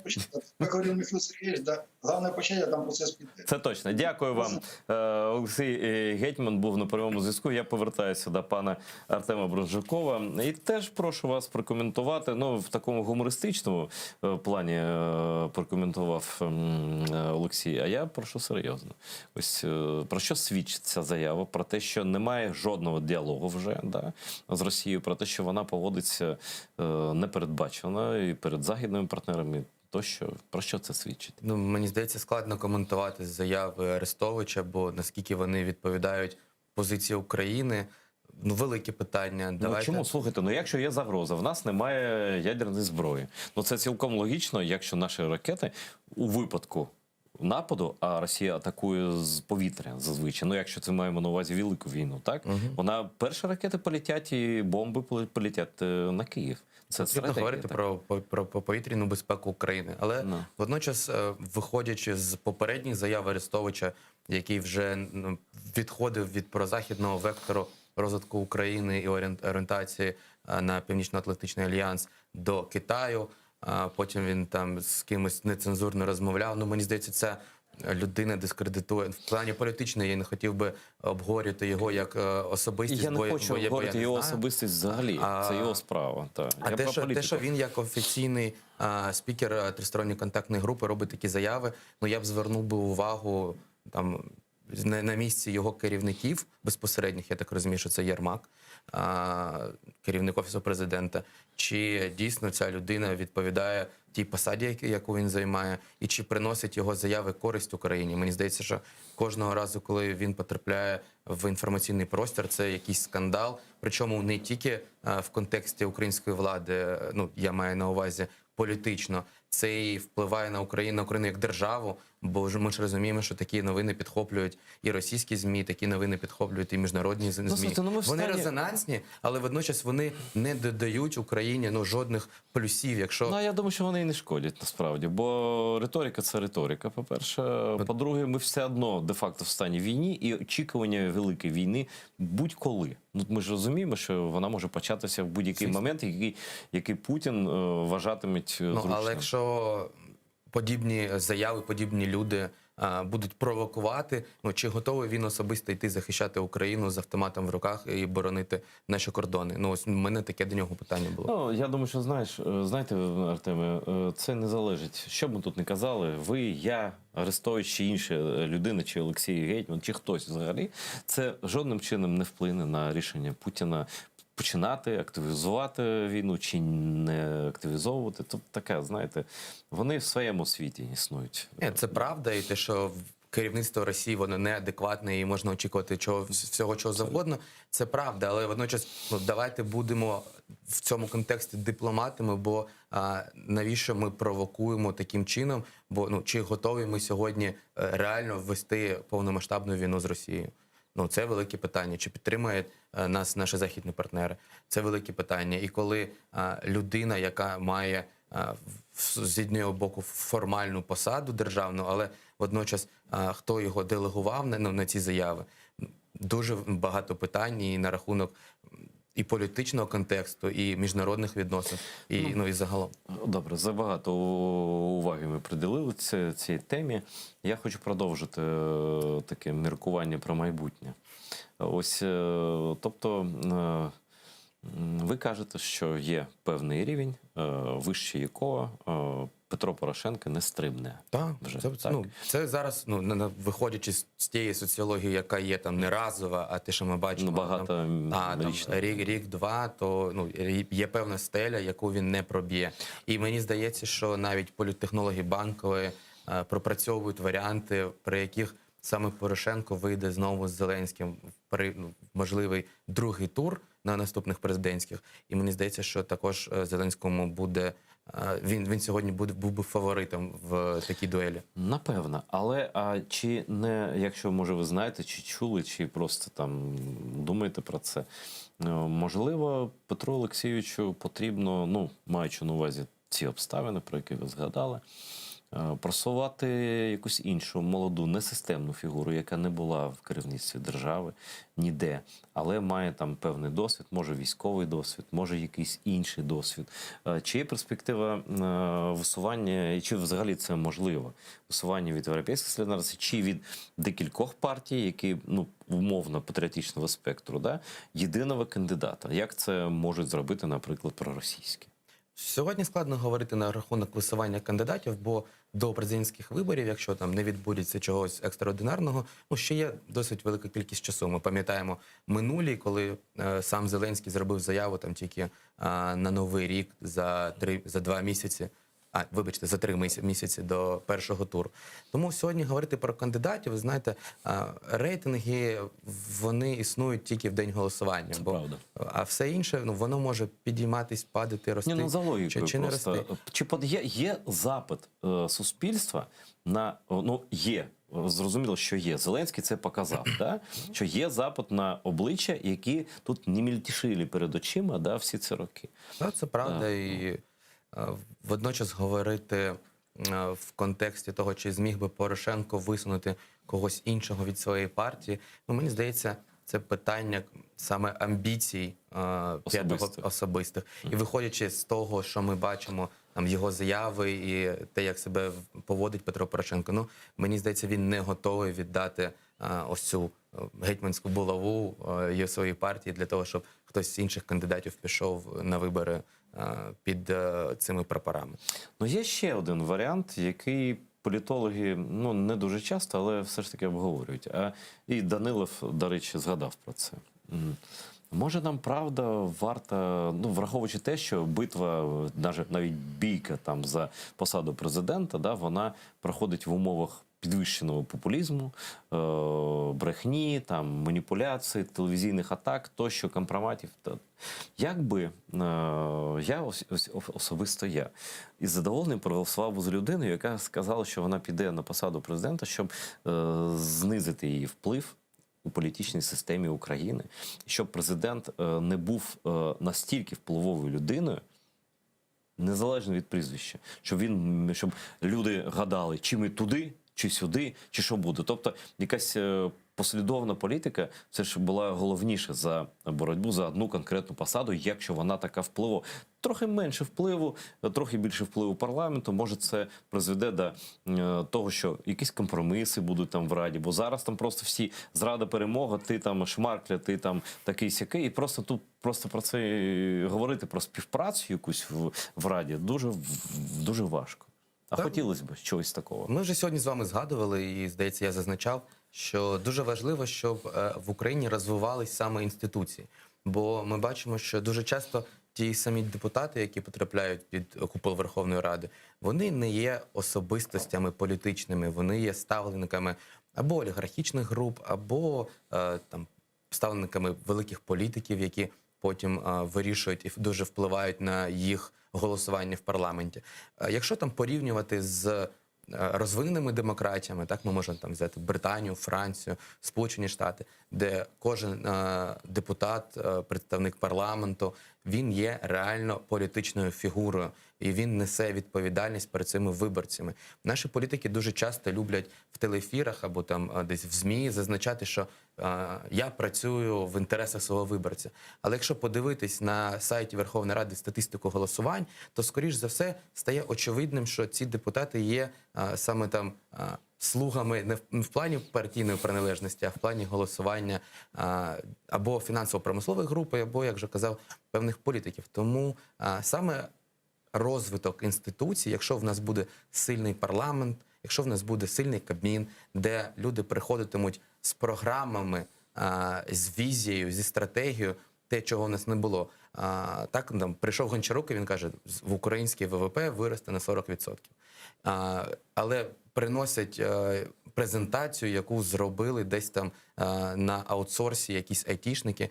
І це просто гарна картинка, яка не несе під собою змістів. Ми бачимо, що дійсно інформаційний простір змінюється. І сьогодні вже більше говорять не про конкретні кроки, не про розвиток, а вкидують заяви, які там є, вони збуджують і уяву людей, і емоційний фон, але за цим немає жодних реальних кроків.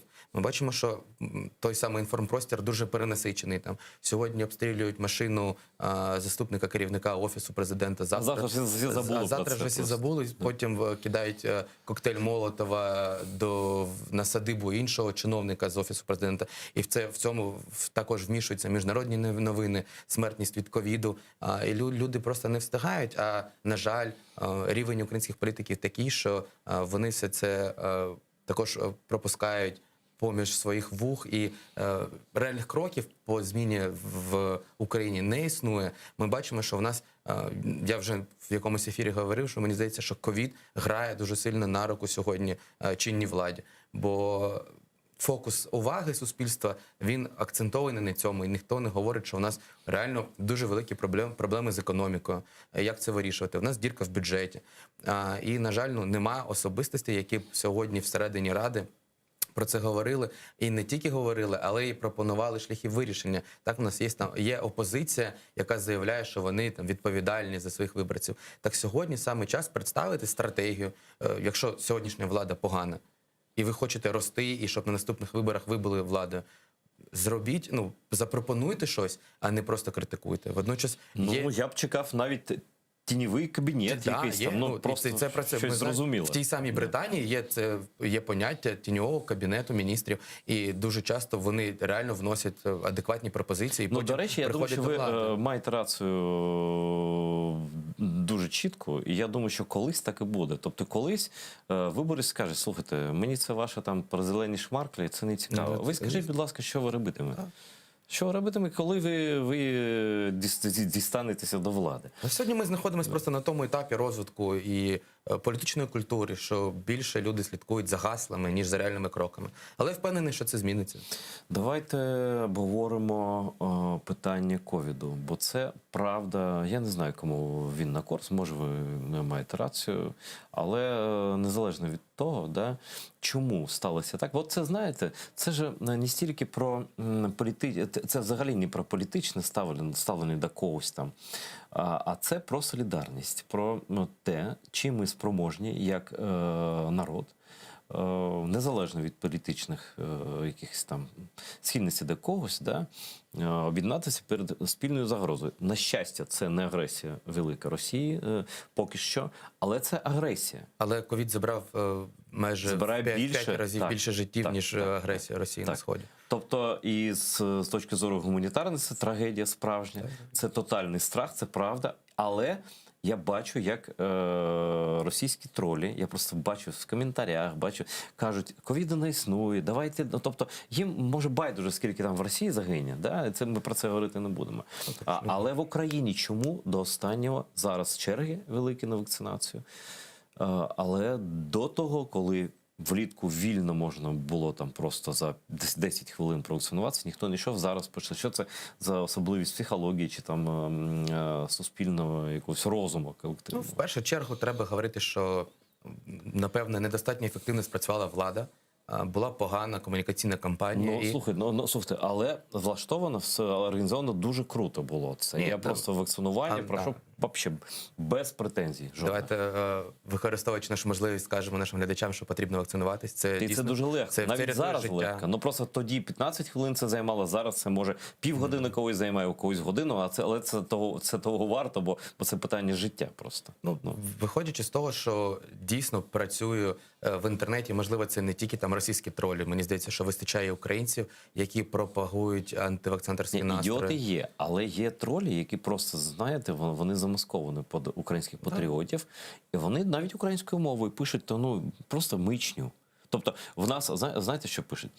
А ось був випадок, колектив офісу весь вакцинувався Pfizer, але разом вони захворіли, і стан дуже важкий. Я просто зразу видаляю, я просто бачу, як це виглядає. Я бачу, це вплив. Ну, давай. Я не хочу дискутувати на рахунок того, чи там дійсно це якісь там агенти впливу. Ну, мені здається, що дійсно вистачає людей, які просто ідіотів пропагують. теж Але вистачає, не відкидаю варіанту, тут, що є це там націлена інформаційна кампанія. Але водночас ми там багато критикують і політиків. Я сам сказав, що влада не до кінця правильно прокомунікувала всю цю історію. Але водночас хочеться зазначити, що і звернутися знову ж таки до глядачів, що не треба перекладати відповідальність за своє життя на владу, на тролів, і інтернет, і все таке інше. Треба просто бути реалістом, відкрити статистику і подивитись, яка кількість людей і в Україні, і в світі, на жаль, померли через ковід, що це є страшна хвороба. І коли хтось розповідає, що це щось на кшталт сезонного грипу, то ні, від цього помирає дуже велика кількість людей. Якщо в Україні від раку, від онкології, здається, біля 200 людей в день помирає, то буває, що в нас вже більше ніж 600 людей в день просто померли через ковід. І прогноз поганий, до 1000 на добу. І якщо люди не будуть вакцинуватись, тому зараз повинно розвінчувати міфи, ці наративи, які нам хтось нав'язує про те, що вакцинація це там якісь несе ризики. Це неправда, це не є фактом. Я хочу додати, дякую вам, Артем, за те, що прийшли. Дуже ви розумна, як на мене, людина. Цікаво з вами спілкуватися, і багато ще разів будемо вас просити долучитися до розмов. Ось просто статистика наостанок. Так? Померло вже майже 65 тисяч людей. Ну, можете в місті чи в районі, де ви живете, просто уявіть собі просто, що ці будинки навколо всі порожні. Просто там нікого немає. Так? Всі померли. Це дуже жахливо. Це стадіон вже великий. За прогнозом Київської школи економіки, може до Нового року кількість померлих від коронавірусу, від якого захиститися простіше простого, просто пройти щеплення, да? Зрости ще на в 1,5 рази, і ця цифра може скласти 90 більше, до 100 тисяч людей, конкретних наших близьких і наших друзів, колег тощо, які просто підуть з життя через те, що хтось не пішов провакцинуватися. Не робіть так. Не будьте причиною страждань інших і своїх власних страждань, тим більше смерті. І це стосується всіх. І особливо звертаюся до мешканців Криму. Приїжджайте в Україну. В нас в Україну, в вільну частину України, закупований. В нас дуже великий спектр вакцин. Можливість вакцинуватися просто 100%. І навіть спеціальні, ви просто можете почитати в інтернеті, пошукати, є спеціальні маршрути, як мешканцям окупованих територій захистити себе, своїх близьких. Тобто в нас є ворог в обличчі окупанта, нам інші втрати не потрібні, зайві втрати не потрібні. Я дякую за те, що ви дивитеся телеканал АТR. Дякую нашому гостю сьогоднішньому. І дякую тим, хто долучається до Патреону. Патреон – це дуже круто, це абсолютно таємна мережа, система, де ви можете спокійно донатувати телеканал АТR, не ризикуючи нічим. Користуйтеся цією можливістю встати на боротьбу разом з нами проти окупанта. Ми дякуємо вам за підтримку. Не помилкайтеся, етер АТR продовжиться за декілька хвилин.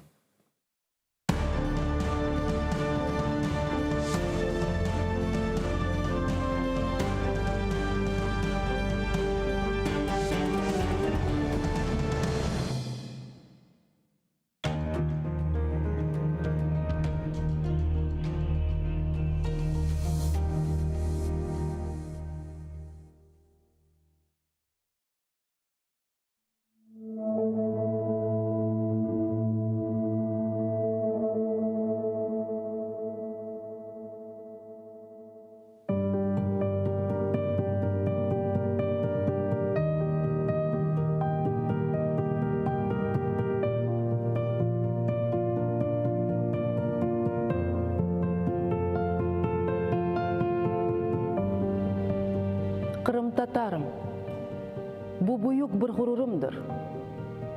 Кырым-татарым, Қатырам эждадымдан мирас олған ғайрет. Қырым татарым. Ақ жесүр қалқым, көргенсін сен неже беля ве фелакет. Көрдің үжрет, ақаретлер, амма йықылмай. Баш егмей, әршіге қаршы тұрдың. Намысына ифтиралар тоқтылер. Ләкін теміз ве пактыр, Қырым татар адым. Қырым татарым, юрегім күнештір. Бұлыт ортсе біле, севем қалқымызны. Қорқу білмес, сав көңіллі, жесаретлісіз. Мен теменна етем оғымызды. Сорар семенден бірі, сен кімсің? Сөйле қалқын тертіп низам виадетні. Айтырым, бұ бұйық бір ғұрырымдыр. Шүкір, Қырым татардыр, миллетім.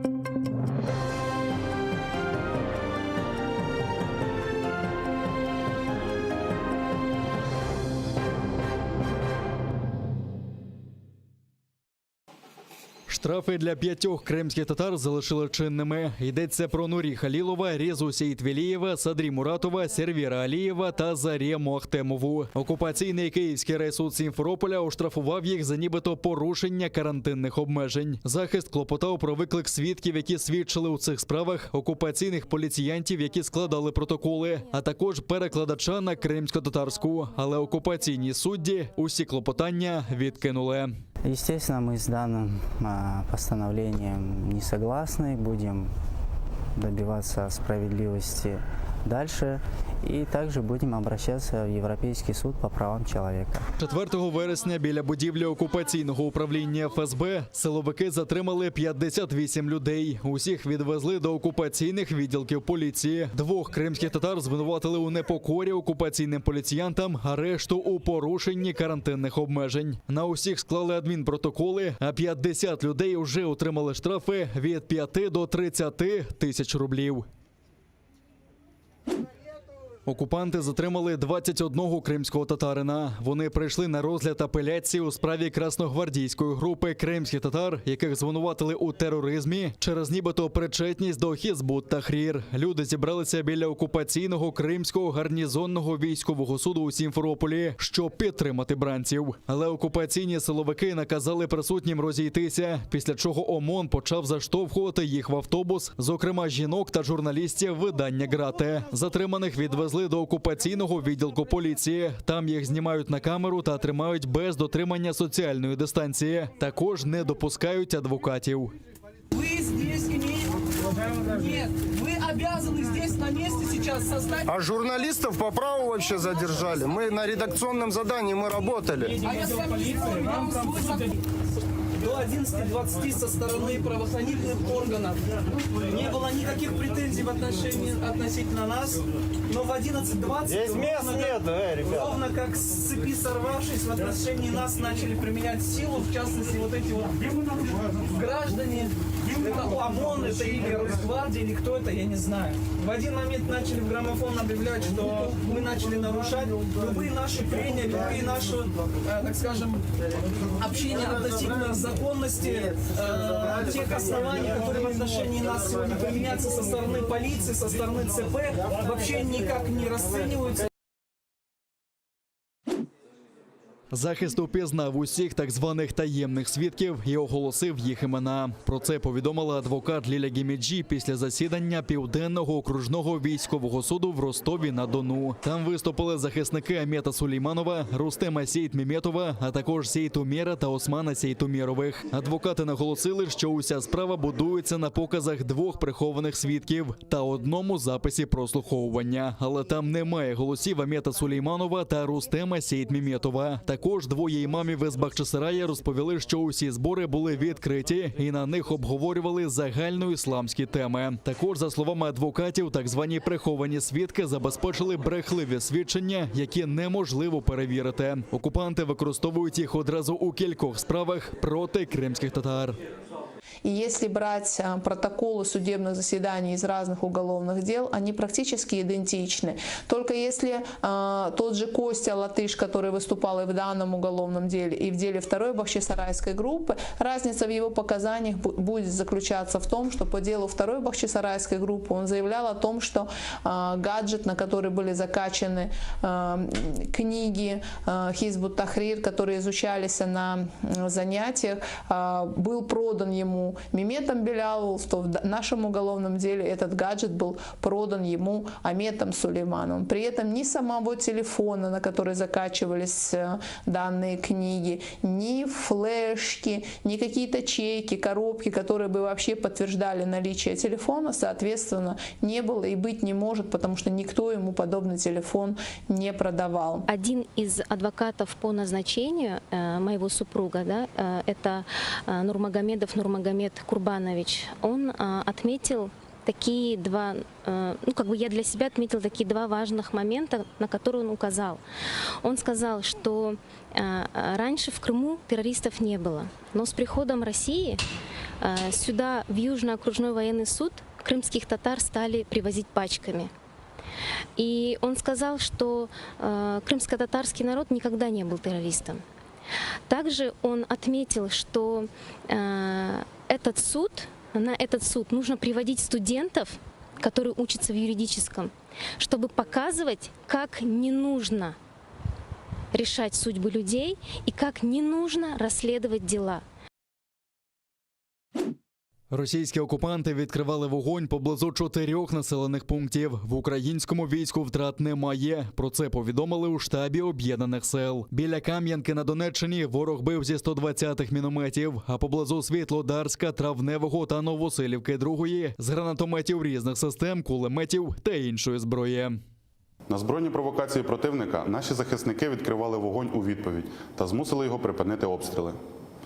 Завдяки зусиллям українських воїнів рубежі наших підрозділів залишилися незмінними. З початку поточної доби, 25 жовтня, порушень режиму припинення вогню не зафіксовано. Підрозділи Об'єднаних сил тримають ситуацію під контролем та продовжують виконувати визначені завдання з відсічі і стримування збройної агресії Російської Федерації. Понад 14,5 тисяч захворювань на коронавірус і 330 летальних випадків за минулу добу зафіксували на материковій частині України. Найбільше випадків на Харківщині, Одещині та Дніпропетровщині. За останню добу найбільше людей померло в Дніпропетровській області. Там не змогли подолати цю хворобу 62 людини. Станом на сьогодні до червоної зони потрапили 6 областей. Це Дніпропетровщина, Донеччина, Запоріжжя, Одещина, Сумщина та Херсонщина. Ще 6 регіонів наблизилися до червоної зони. З них Рівненщина та Миколаївщина від завтра офіційно стануть червоними. Сьогодні на Херсонщину вирушили рятувальники. Вони доправлять мобільний шпиталь ДСНС України до однієї з лікарень міста Каховка. Він складається з 35 наметів та модулів, 24 з яких палати для пацієнтів та блок інтенсивної терапії. Він автономний, забезпечений електрогенераторами, тепловими гарматами та баштами освітлення. Це дозволить посилити потужності лікарні на 120 місць для хворих на COVID-19. Тим часом за відсутність ковід-документів при міжобласних автомобільних перевезеннях штрафуватимуть пасажирів на 34 тисячі гривень. Не поширюється ця норма на перевезення легковиками, якщо кількість пасажирів там не більше 5 людей або всі є членами однієї родини. При перевезеннях залізничним та автотранспортом відповідальність за наявність відповідних документів у пасажирів несе перевізник. У Криму переповнені морги через високу смертність від COVID-19. Це визнають і самі окупанти. Так, за словами тимчасово виконуючого обов'язки окупаційного міністра охорони здоров'я Костянтина Скорубського, збільшилось навантаження на усі відділення судово-медичної експертизи і на патолого-анатомічні відділення півострова. А для відділення моргу на вулиці Річковій у Сімферополі навіть купуватимуть модульне холодильне обладнання, аби зберегти тіла померлих у належному стані. В окупованій окупованому Криму знову сумні рекорди. За минулу добу там зафіксували 983 нові випадки COVID-19. 27 людей не змогли подолати хворобу та пішли з життя. У постійному представництві президента України у Криму заявили, що саме Росія, як держава-окупант, несе міжнародну правову відповідальність за катастрофу з COVID-19 в окупованому Криму. Ситуація з коронавірусом в Криму дуже важка, і ті цифри, які публікує окупаційна адміністрація, занижені. Кримчани – наші громадяни, які перебувають на окупованому півострові і перебувають в постійному зв'язку з нами, підтверджують, що ситуація погана.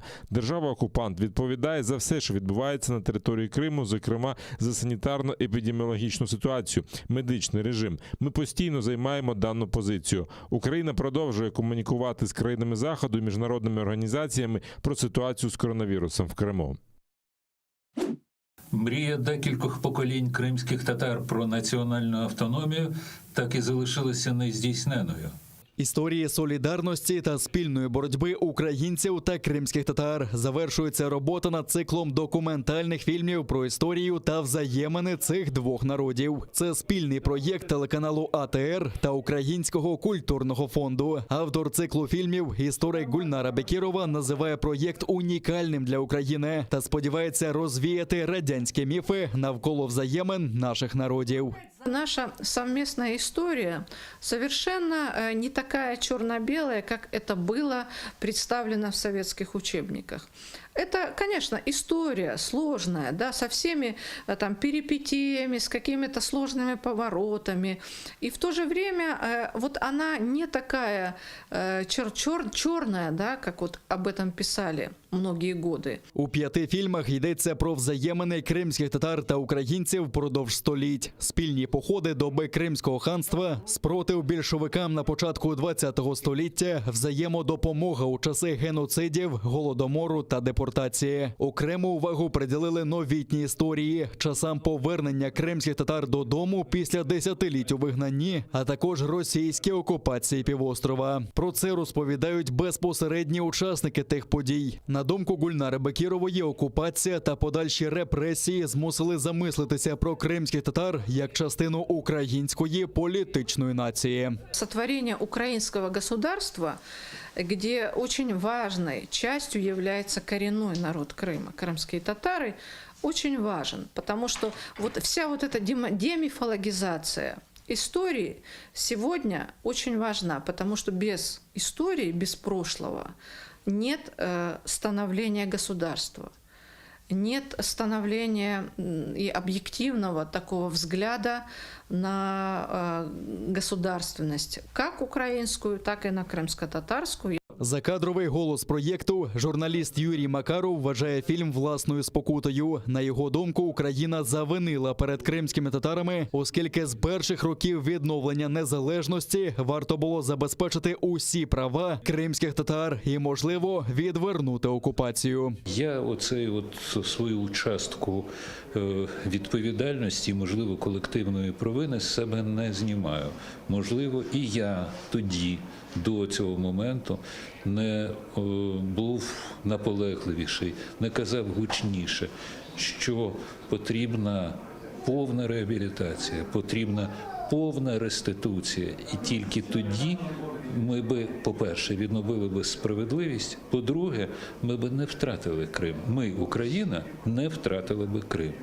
І от відчуття того, що ми все ж таки завинили, мене змушує хапатися за будь-яку можливість, коли можна цій справі допомогти. В доробку режисера-постановника Валерія Балаяна десятки документальних фільмів. Зйомки циклу часами скидались на спецоперацію. Окремі кадри знімали таємно в окупованому Криму. Режисер зізнається, під проводом автора Гульнари Бекірової занурився в такі події, про які раніше й не чув. Те, що ми розказуємо, кримські татари достатньо добре знають. Наш проєкт переважно для українців, для людей, які цікавляться історією і взагалі цікавляться, що це за народ такий, кримські татари, кремли. І я сподіваюся, що люди подивляться і вони свій, як кажуть, кругозор розширять і дізнаються дуже багато того, що вони не знали і що ніколи ні в яких підручниках не написано. Мы надеемся, что этот цикл будет интересен и крымским татарам, и украинцам, потому что он новаторский. Это, в общем, те страницы истории, которые никогда не находили отражения в телевизионных передачах вот в таком объеме. Прем'єру циклу фільмів «Кримські татари та українці. Віхи спільної боротьби та солідарності» дивіться у середу, 28 жовтня на телеканалі АТР. Приєднуйтесь до сім'ї АТР та підпишіться на сайт нашого телеканалу. Для цього наберіть в браузері atr.ua, натисніть на кнопку «Вступити в сім'ю АТР», виберіть суму і натисніть кнопку «Підтримати АТР». Після цього заповніть дані своєї картки та електронної пошти. Оберіть регулярність платежу, погодьтеся з умовами програми та натисніть кнопку «Оплатити». Перший кримсько-татарський телеканал АТР – це максимальна та ексклюзивна інформація про Крим. Це єдиний осередок свободи слова для кримсько-татарського народу. Підписка на наш сайт – це підтримка нашої інформаційної боротьби та ваш внесок у повернення півострову додому, в Україну.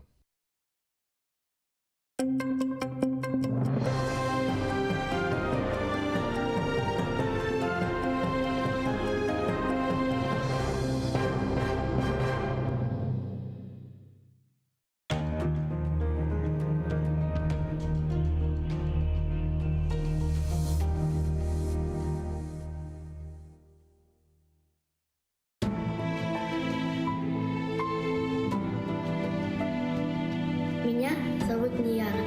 Моя семья вынуждена была покинуть Крым. Это было утро после дня рождения моего двоюродного брата. После этого мы с ним больше не виделись. Я хочу знать, когда я еще смогу поиграть со своими братьями и сестрами.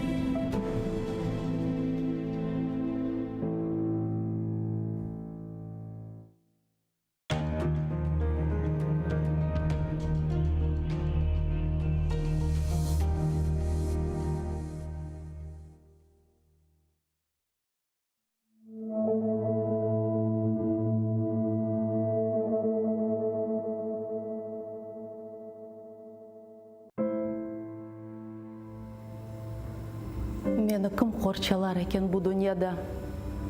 Meni kim parchalar ekan bu dunyoda? Meni kim qirpalar ekan bu dunyoda? Qirmim, agar sen olmasang dunyoda. Seni kim sızlatır ekan bu dunyoda? Seni kim yig'latır ekan bu dunyoda? Seni kim ağlatır ekan bu dunyoda? Qirmim, agar men olmasam dunyoda. Sen meni qorchala muqaddas Qirmim, qalbimni parchala muqaddas Qirmim, sesimni parchala muqaddas Qirmim. Sana qul olurum, saq qalsam dunyoda. Yurtuna qul olmaq baxtdir bu dunyoda. Vatanlı baxtsizlar yo'qdir bu dunyoda. Qirm, sen menim uchun taxtsin bu dunyoda. Senin uchun o'larim, saq qalsam dunyoda.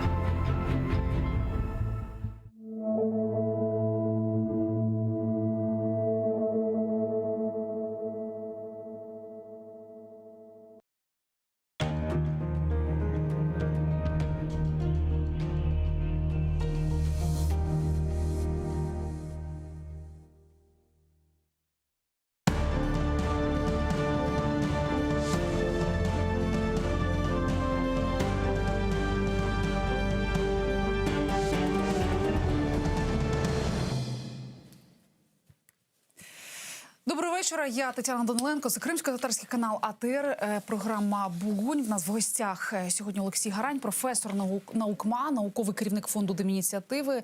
Доброго вечора вам. Салям алейкум. Алейкум ассалям. Так. І ми з вами починаємо, мабуть, із Криму. Сьогодні в Криму прямо зараз відбуваються масові затримання. Про це вже повідомляє представництво президента України в Криму. 25 жовтня в місті Сімферополь російські силовики незаконно затримали кримсько-татарських активістів під будівлею окупаційного Кримського гарнізонного воєнного суду підконтрольного РФ і адвокатів, які надавали їм захист. Активісти зібралися, щоб почути адвокатів, які по відеоконференції повинні були взяти участь в розгляді апеляційної скарги на вирок фігурантам справи Хізбут Тахрір. Ну, але тенденція очевидна. Вже тривалий час в Криму відбуваються точечні репресії проти кримських татар. З чим ви пов'язували атаку саме по цьому, як зараз модно казати, треку? Я б сказав так, я не дам оригінальної відповіді. Так, ця відповідь буде не оригінальна. Ну, перша причина, вона була, є і буде. Це репресивна політика Росії щодо всіх, хто не згодний з анексією Криму. Да? І тут не тільки кримські татари, тут і українці, і ті росіяни, які там є, які не були згодні. Друге, це реакція на Кримську платформу. Тобто Путін якби намагається показати, а що мені ваша Кримська платформа? Я буду робити те, що я хочу. І отут дуже важливо, щоб були адекватні відповіді насамперед з боку міжнародного співтовариства. Розумієте? Тому що, ну, от я стара людина, так, і я пам'ятаю ще часи Холодної війни або розрядки з Радянським Союзом. І, скажімо, там західні лідери, коли вони зустрічалися з радянськими лідерами, вони завжди вимагали звільнення того чи іншого дисидента, так? Це обов'язково було частиною розмови. Чесно кажучи, у мене є сумніви, що так зараз відбувається. Але тим не менше, я думаю, що якраз за допомогою Кримської платформи, і там є експертна група, яка займається питаннями прав людини, це треба послідовно доносити до наших міжнародних партнерів, тому що має бути міжнародний тиск. Очікується найближчим часом дві міжнародні події, але вони не зовсім пов'язані з Кримом. Перше – це зустріч в нормандському форматі. Сьогодні посол Німеччини Анка Фелькузен заявила про те, що Меркель, доки вона ще якісь тижні, чи, можливо, місяці залишатиметься канцлером, вона буде домагатися зустрічі в нормандському форматі, в якому і вона візьме участь. Ну і друге, от сьогодні Данилов заявив про те, що в грудні буде переголосування, традиційне щорічне переголосування закону про ОРДЛО. І Росія теж тисне на Україну для того, щоб внести туди якісь свої поправки. Це може бути там завищення ставок в переговорному процесі, щоб Україна попросила, скажімо, там звільнення політв'язнів кримських, наприклад, і таким чином відбувалися якісь торги на тему Донбасу. Да ні, я думаю, що ні.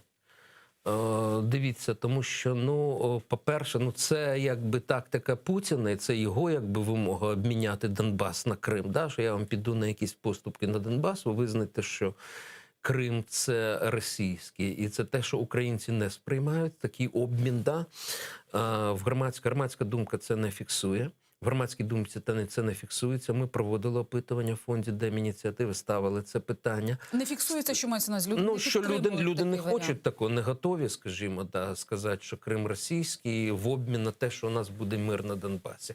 Тим більше, що миру на Донбасі не буде. Да, всі ці розмови про зусилля Меркель, я думаю, що forget it. Да, я думаю, що це несерйозно. Слухайте, навіть якщо це буде проведено, да, що Путін буде серйозно слухати пані Меркель. А навіщо це їй? Вона докладає зусиль, вона якби показує, спадковість своєї політики. Тобто, вона може робити ці заяви і може і правильно, що вона це робить. Тобто вона показує, що якби інтерес і її особистий інтерес до цього лишається. Ми насправді не знаємо, яка буде коаліція. Да? Тобто зараз більше, зараз якби дали шанс формуванню коаліції навколо соціал-демократів, але це ще не факт, що вона буде. Тому Меркель якби робить, очевидно, правильні речі, вона лишається на посаді канцлера, але я думаю, що Путін зараз не піде на цей нормандський формат, і навіть якщо він пішов на цей проведення нормандського формату, нічого з цього не буде. Тому я думаю, на це ми не маємо сподіватися. І більше того, ми не маємо якби втягуватися в це. Голова Офісу президента Андрій Єрмак декілька тижнів тому, якраз він став ньюзмейкером цього повідомлення про те, що буде Меркель. на зустрічі в нормандському форматі. І що Коли вони... це було? Ну, декілька тижнів тому Андрій Єрмак Ні, я знаю, що востаннє начебто виступав на телебаченні. домовилися про зустріч на рівні міністрів закордонних справ. Така була Так, домова. на рівні міністрів. Да. А те, що На рівні там... на рівні лідерів. Ні, ну я згадав, була ця заява Єрмака. Ну, слухайте, мало що говорить наша влада. Мало що. Ну, схоже було, що і їм навіщось це потрібно. Ні, слухайте, я думаю, що насправді, дивіться, Зеленський зараз, і люди навколо нього, вони розуміють, що піти на якісь поступки Путіна вони не можуть. Так? Тобто ця ейфорія, значить, яка була там в перші місяці перебування Зеленського при владі, що ми сядемо, порішаємо, домовимося, подивимося Путіну в очі.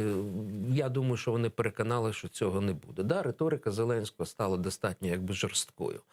Значить, ці розмови про те, що ми хочемо нормандську зустріч, ну що, ми демонструємо свою миролюбність, так.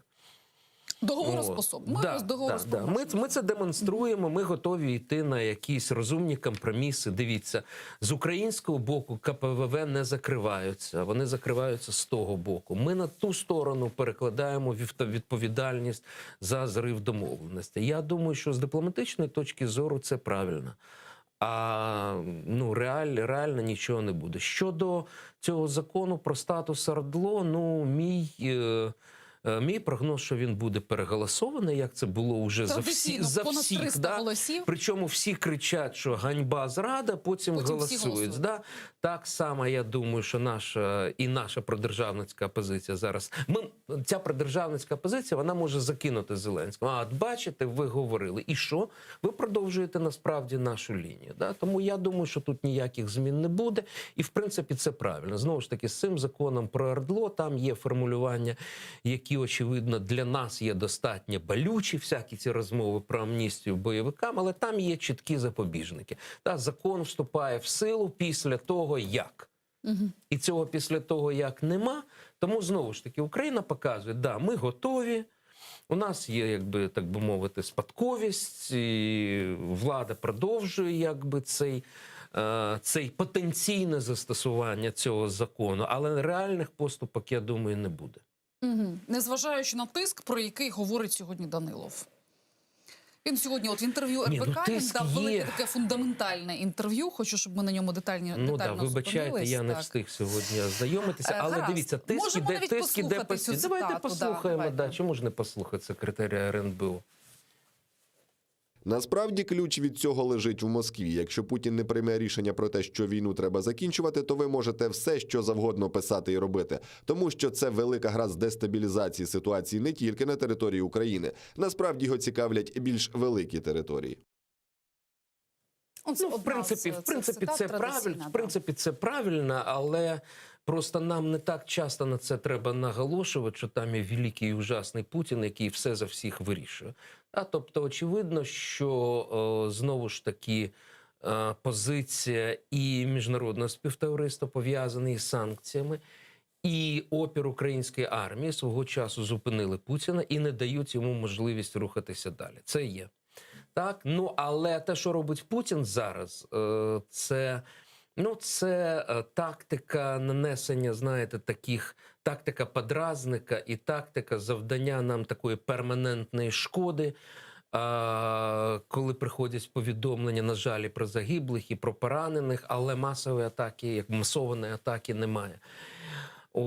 На жаль, нам з цим треба жити. Щоб закінчити вже цей міжнародний, так би мовити, блок, от як ви гадаєте, зараз посилюється також тиск не тільки Росії, але і наших європейських, американських партнерів щодо виконання Мінських угод. Ми бачили і заяви домовленостей. І Байдена, і заяви європейських лідерів про те, що вони вважають, що тільки Мінськ, безальтернативний, Україна, там, зобов'язана виконувати. Це ритуальні фрази? Чи все-таки у Заходу є спокуса зараз в світлі енергетичної кризи вирішити, можливо, якісь свої проблеми з Росією за рахунок такого партнера, як Україна? Спокуса, мабуть, очевидно, є завжди, але я думаю, що в даному випадку це ритуальні фрази. Знову ж таки, знаєте, коли говорять, що там Україна не суб'єкт, це об'єкт і так далі. Ні, це неправда.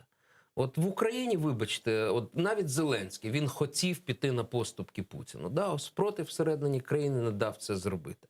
І у Зеленського його радників щось там клацнуло в голові, і вони почали займати іншу позицію, модифікувати цю позицію. Тому, знаєте, ну добре, натисне Захід, скажімо, з Росією на Зеленського. Ну, Зеленський, наприклад, внесе щось в парламент. Ну і що там буде там належна кількість голосів, ну так виведу і вийдуть люди на вулиці. Тому я думаю, що цього не буде. Цього не буде, і Зеленський не ризикне. Ну і слухайте, наші ж партнери, вони теж не дурні. Та ж сама Анка Фельдхузен, яка сидить у нас в Києві, вона все прекрасно розуміє, вона добре знає цю ситуацію. Дестабілізація в Україні нашим західним партнерам не потрібна. Тому я думаю, ритуальні фрази про Мінськ, про те, що треба, що виконувати, всі це повторюють і так далі. Але далі справа не йде. Ну насамперед, але не з вини України. І це дуже важливо наголошувати. І слава Богу, що це Росія зриває. Ну, що ми не доходимо до політичної частини мінських домовленостей. Пункт 1 не виконаний. Ну, вибачайте. Гаразд. Тоді до наших внутрішніх, як ревену аномутом, як кажуть французи, до наших Тільки хто ж у нас внутрішніх баран? баранів. На кого ви натякаєте? Велике масштабне опитування Київського міжнародного інституту соціології КМІС вже обговорюється буквально тиждень. Та вже можна було припинити, вже все сказано. Да? Що там додати Хотіла до б цього? показати цифри президентського і парламентського рейтингів, якщо можна, про те, як змінилися буквально за 1,5 місяці. Так, Володимир Зеленський 24,7, тобто в нього ще буквально в серпні було понад 30, Петро Порошенко 15,6, да, 33 було в серпні, Юлія Тимошенко 12,2, Юрій Бойко 9,6, Смішко, Разумков, який з'явився несподівано там. Чому ж несподівано? До речі, ви, Сподівано. до речі, активно коментували десь місяць тому Я? перспективи Разумкова. Окей. І ось він раз і з'явився. І це ще не почалися, так би мовити, важкі часи. Так? Ми очікуємо взимку загострення енергетичної кризи, коронавірусну кризу там, і так далі, і так далі. Очікування не найкращі. Тобто це тільки буквально два скандали, які були вивчені. Panama Papers, Вагнергейт і все. І Pandora Papers і все на цьому.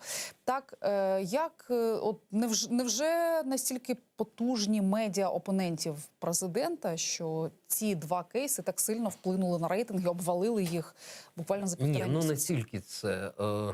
Дивіться, ну по-перше, тут цікаво, що це ви порівнюєте з вереснем і кажете, що там наскільки на 9%, серпень, да? так, великий. Але кінець серпня, так. Але були опитування на 1 серпня, вибачте, на 1 червня, теж саме КМІСу. І там насправді якби зміни порівняно з 1 червня, вони в принципі в межах Тобто це якісь коливання такі? Тобто що відбулося? Значить, рейтинги Зеленського зросли в серпні. Так, за рахунок чого? За рахунок цієї антиолігархічної риторики, я думаю, раз. І друге, за рахунок того, що він все-таки почав демонструвати, що я державник. Так? Тобто санкції проти Медведчука, там великий герб, відновлення української державності і так далі, і так далі. День Незалежності. Ну так це ж я кажу. Да. Під час Дня Незалежності він заявляв, встановимо, значить, День відновлення української державності, який співпадає з днем заснування Києва. Невідомо, коли це було. Ну, ладно. Тобто він почав використовувати цю риторику. Я думаю, що це дало результат. У нього рейтинги зросли, там 33%, щось приблизно так. Да? Вони зросли. А зараз вони впали. Так, значить, воно майже повернулося на той рівень, який був на 1 червня, але все-таки трошки просіла. Тобто тенденція до падіння, вона абсолютно очевидна. З чим це пов'язано?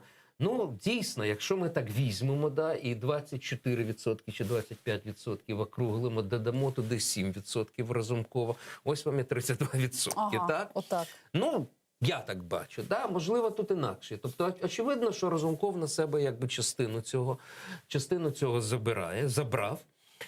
Його рейтинг виріс вдвічі. Плюс до цього, те, що ви сказали, ці скандали, плюс до цього очікування, почалися розмови про ці платіжки за гази, таке інше. Я думаю, сумарно це дало цей ефект. Що буде далі? Будемо дивитися, чи будуть зростати рейтинги Разумкова. Не знаю. Чому? Тому що зараз Разумков опинився в центрі скандала. Його, нас люблять ображених. Очевидно, що Плюс його ефект по всіх... телевізора, очевидно, якщо щодня чекай, всі показують. обговорюють, всі кажуть, що неправильно слуги зробили. Разумков може і не харизматичний, але справляє враження назовні, такої зваженої людини, спокійної, дотримується закону і так далі. Все це дало результат. Але що буде далі, розумієте, якщо він втримається в цьому медіапросторі, а я не знаю. Це ж фактично команда Зеленського з дуру сама це зробила. Так, вона сама, підживила ці рейтинги Разумкова. Якщо вони далі якщо канали оберуть далі тактику ігнорування Разумкова, не знаю. Зараз олігархічний консенсус склався навколо Зеленського, насправді.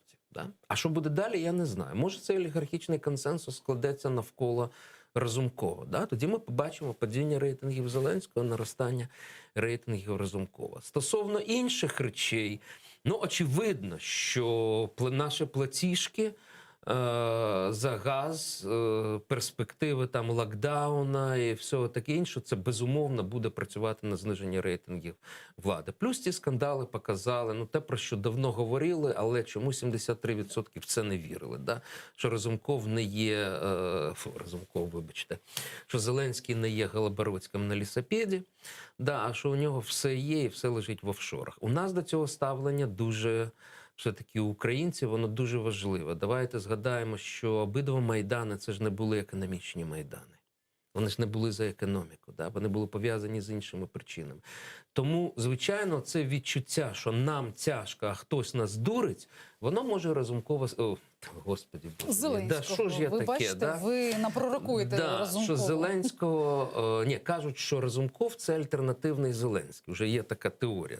Тобто Зеленський не справився, замість нього... Політтехнологія чи теорія? Замість нього висувають уже Разумкова. Але у Разумкова... Господи, слухайте, це зачаклували мене. Бачите? Доплачувати? За згадки. Цікаво. У Зеленського... Прямий ефір, так би ми вирізали і все. У Зеленського є резерви. Звичайно, він буде продовжувати цю тему стосовно олігархів розкручувати. Щось ще придумують. Зараз почали санкції проти компанії Рошен, що смішно. Ще не почали. Не почали, так би мовити, закинули це в медіапростір. Тому, у нього можливості є. І всі ці картинки, відосики і таке інше, воно, зараз буде цей день відновлення української державності. Ще один вихідний день в нашому календарі. Тобто, вони будуть це робити. Так? Хоча об'єктивна ситуація, думаю, ви знаєте, я... Раніше думав, що тенденція до падіння рейтингів Зеленського була, але... Коли ви почали відстежувати, яка точка? З самого початку вони була. з самого початку падали, тобто А можна сказати, після що вересня. зараз це такий точка відліку, початок обвалу рейтингів? Дивіться, у нього був, який результат він показав на виборах в першому турі? 30%, так? 30%. Після цього його рейтинг зростав, рейтинг довіри до нього. Так? Потім цей рейтинг почав падати, але опитування, ці президентські рейтинги, показували, що він на першому місці з результатом десь 30% плюс. Зараз вони впали. Тобто вони вже менше його показника в першому турі. Оце дуже важливо. Але тут же питання, добре, уявляємо, що вибори зараз. І що буде? В другий тур виходить Зеленський-Порошенко. Що далі? Повторюється те саме, спрацьовує антирейтинг. Спрацьовує антирейтинг Порошенка. Але далі ситуація безумовно ускладнюється.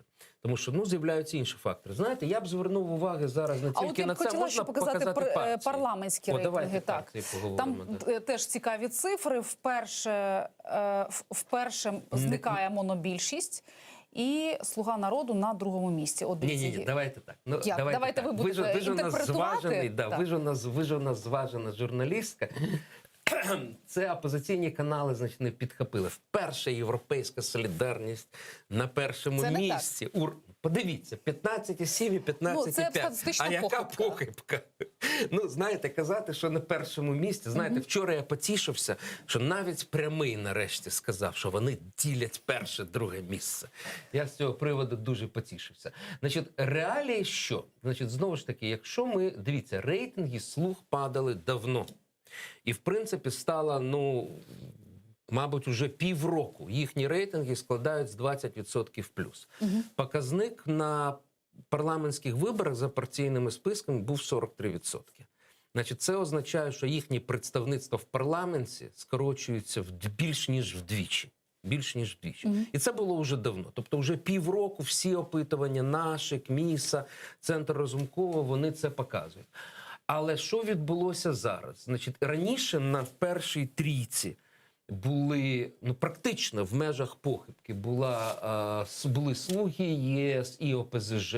Зараз додалася ще «Батьківщина», тобто 4 сили вони зараз в межах похибки. Так. Тобто 4 сили на першому місці.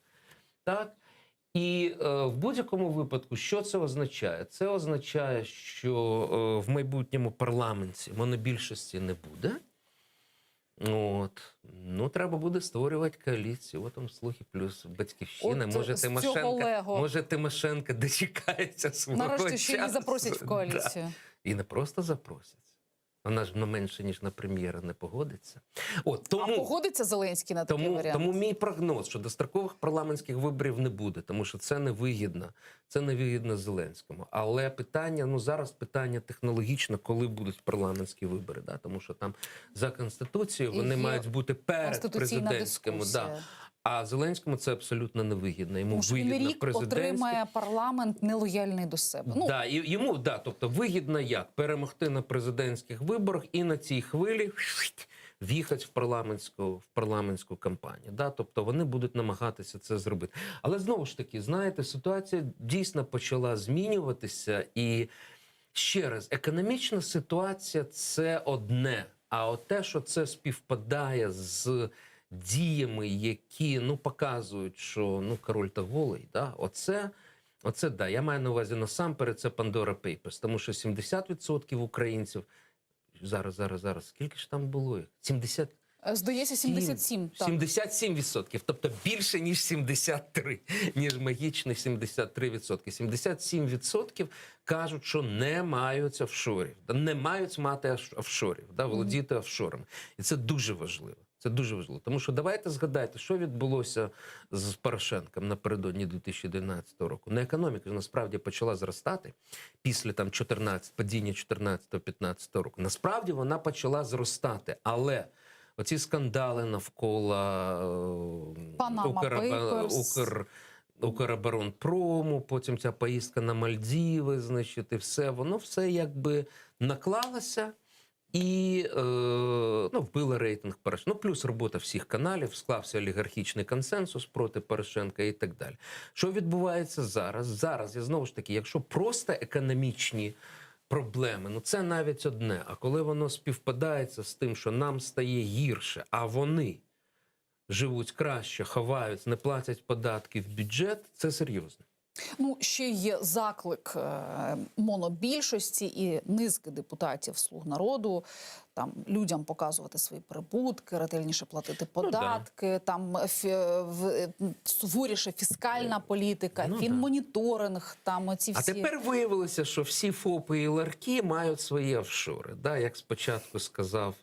Як спочатку сказав Арахамія, а потім це повторив ваш, не знаю, нинішній чи колишній колега Лещенко. Я не знаю, чи ви його зараз вважаєте за колегу. Сергій вже, здається, не є журналістом. Сергій коли вже... він про це сказав, це, звичайно, вже... Ой. Словом, тренд буде такий спадати на спад всіх цих рейтингів, всього іншого. Що можна зробити в такі критичні об'єктивні обставини, не тільки для України, але й для всього світу? Так, ну, коронавірусна криза, енергетична криза, яка вдарила Не тільки Дивіться, по Європі, дивіться, по всьому. Да? Чи є в Зеленського якісь Я вже сказав, що вони є. зайці в капелюхах, які можна дістати, і рейтинги знову дивіться, почнуть вони можуть рости, зможуть повзти робити. вгору. Розумієте, зараз, скажімо, він скаже: добре, ми змусимо, значить, там, скажімо, багатих поділитися з бідними, тобто змусимо, значить, стабілізувати ціну на газ. Я змушу олігархів стабілізувати ціну на газ, наприклад. Да? Якщо це йому вдасться, я змушу там Ахметова не підвищувати енергетичні тарифи і так далі. Якщо йому вдасться це зробити, ну, це піде йому, я думаю, з популістської точки зору, це піде йому в залік. А от ви, як людина досвідчена, пам'ятаєте ті випадки, коли влада намагалася знизити ціни на щось? От я пам'ятаю, як Юлія Тимошенко знижувала ціни на бензин, і не тільки, до речі, ще на якісь групи товарів знижували ціни. І ці товари миттєво зникали. Або ціни не знижувалися, або виникали ще якісь неприємні події з цим. Ну, знаєте, це така гра але спрацює? Ні, не знаю, мені важко сказати, тому що ми йдемо в сферу енергетики. Сфера енергетики – це особлива сфера. Я, чесно кажучи, це не дуже коментую. Я не вважаю себе експертом в цій сфері. Я просто кажу, що якщо зараз Зеленський спробує продемонструвати сильну руку і донести цей меседж до людей, ну, це може спрацювати. Як один з прикладів. Розумієте, можуть бути, тобто, багато що буде залежати від того, як ми переживемо цей сезон, опалювальний сезон з цінами на газ. Я не знаю. А от дивіться, якщо абстрагуватися від енергетичної теми, а подивитися з політологічної, так, з політологічного кута зору на ситуацію. От якщо влада хоче змусити приватних трейдерів, які добувають український газ, продавати його за низькими цінами, не тими, які є на глобальному ринку. Вона має в руках певні важелі, так, це прокуратура, СБУ, НАБУ, там інші структури, так, по суті, є монобільшість у парламенті, абсолютна влада в силовому блоці. Ну, це от, якщо, грубо кажучи, так, то що відбудеться, да? Трейдери погодяться. Чи українська ситуація така, що зараз почнеться боротьба всіх проти нинішнього президента? Можливо, з досвіду пригадуєте, от як чинив великий бізнес?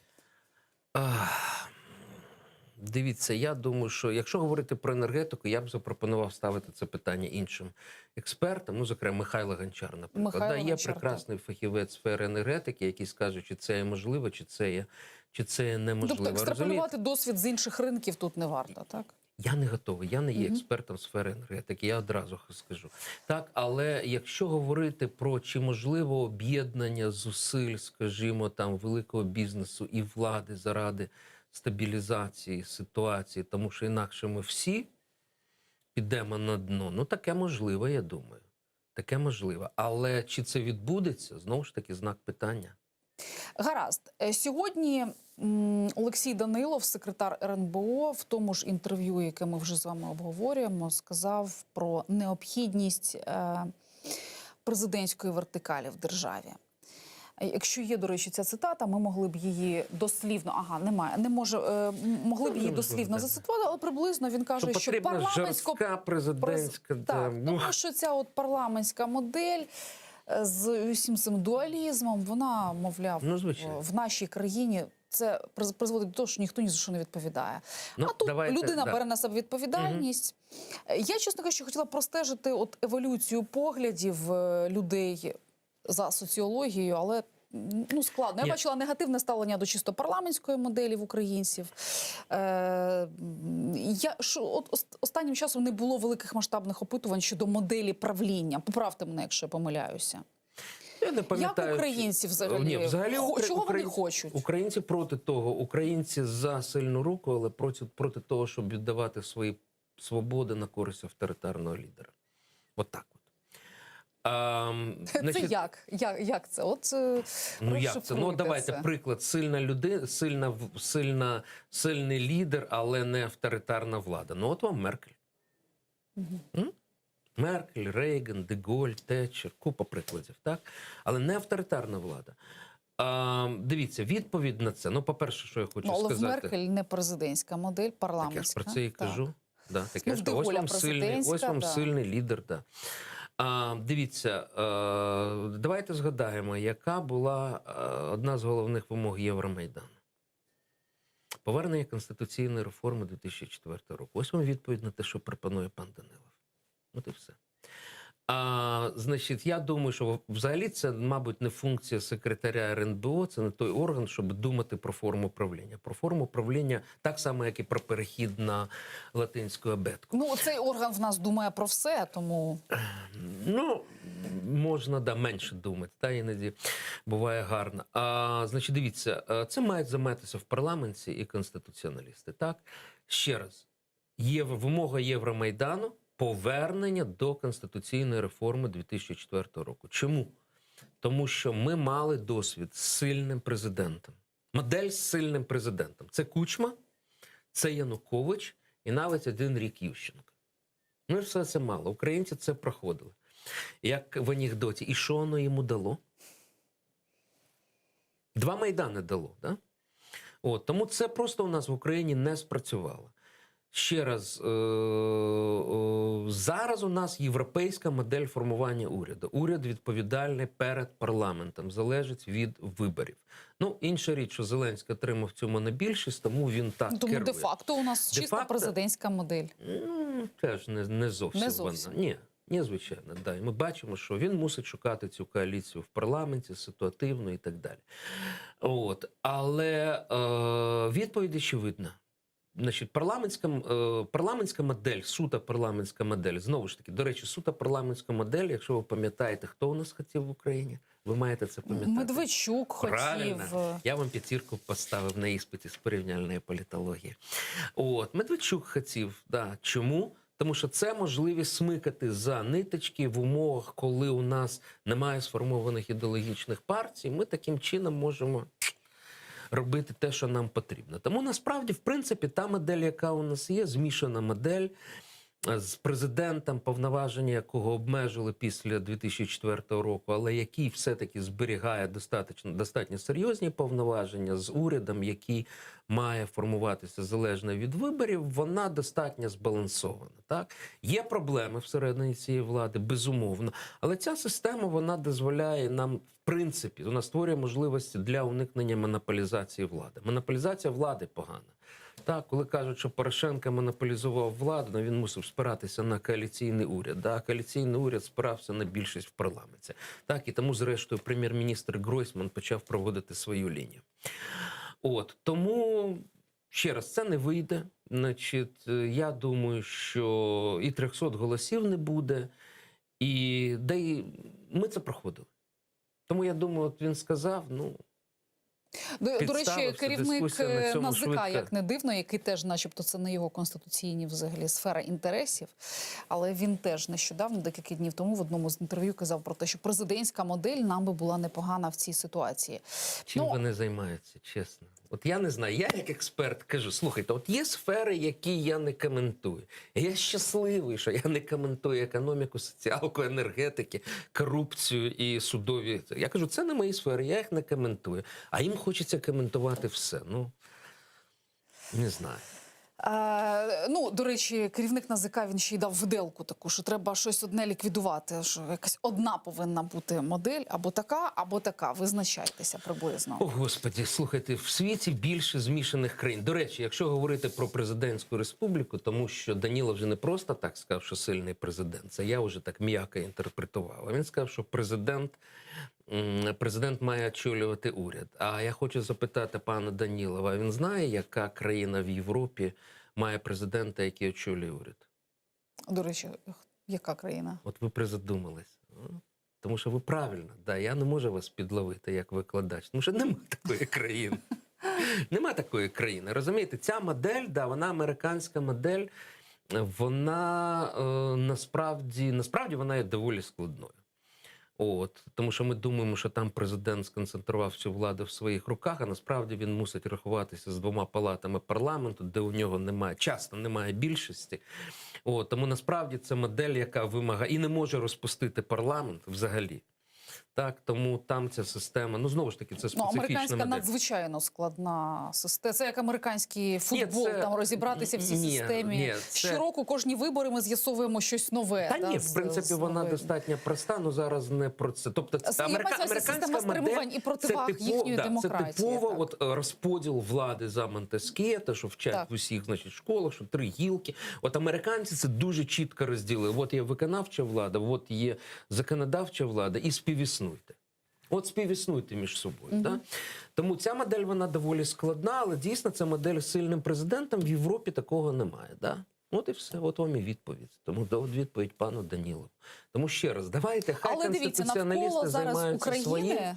з одного боку Росія авторитарна, з іншого боку Білорусь уже така супер. Да. Авторитарна, тут Туреччина, яка теж уже йде шляхом тим самим. Польща і Угорщина приблизно так само країни, які ну не те, щоб згортають демократію, Згортають. але теж схильні Згортають, до цієї так. сильної руки, яка все вирішує. Що там ще? Ну залишається у нас з наших сусідів. Ну, хто а до там, чого ви Словаччина. ведете? Мається на увазі, що про А ми білі і пухнасті. всі ці демократичне коло довкола України звужується, і Україна, можливо, просто в тренді теж в той самий бік рухається. Ні, дивіться, в тренді ми в якому? Що в світі набирає силу популізм. Да? Ми опинилися в ситуації пандемії, яка значною мірою стимулює економічний націоналізм, кожен сам за себе і так далі. Тобто такі небезпеки є. Да? Але перебільшувати ми ж теж це не маємо. Да? От ми нещодавно, от Зеленському, до речі, пощастило, скільки ми там на шару отримали від МВФ, де вони розподіляли залишки. По-моєму, чи 2-4 мільярди, я боюся помилитися. 2 мільярди. Да. От, І ще маємо отримати от 700 мільйонів. ну, то вже, да, то вже, по-моєму, від ЄС має То йти, вже да. і програма в рамках стендапу. Тобто є загрозливі тенденції. Демократія – це постійний, це якби постійний референдум, і постійно треба захищати. Ми бачимо, що періодично загрози демократії з'являються всюди. Популізм всюди є, так?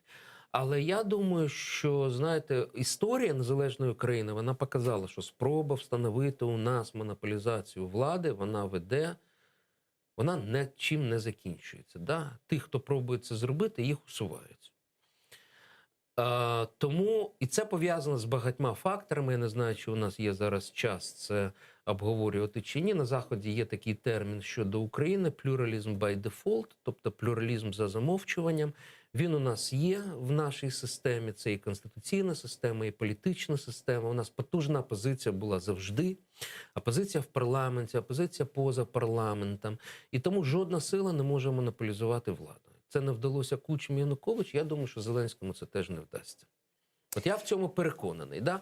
Але загрози на цьому шляху є великі. І насамперед вони пов'язані з тим, що ми не просто в вакуумі живемо, да? І дивимося, от як ставимо експеримент над Кремлем, тому що Росія поруч. І тому, на жаль, це великі загрози для нас. Гаразд, буквально от наостанок, хотілося б на цій оптимістичній ноті, але є ще одна хвилина, я нею Для скористаюся. того, щоб ще більше посилити наш оптимізм. Для того, щоб посилити наш оптимізм, інформація про заміну міністра оборони і рокіровки в Мінтот і в Міноборони, начебто можлива заміна Олексія Резніка, точніше, міністра оборони Тарана на нинішнього очільника Мінтоту Резнікова, досвідченого адвоката, юриста.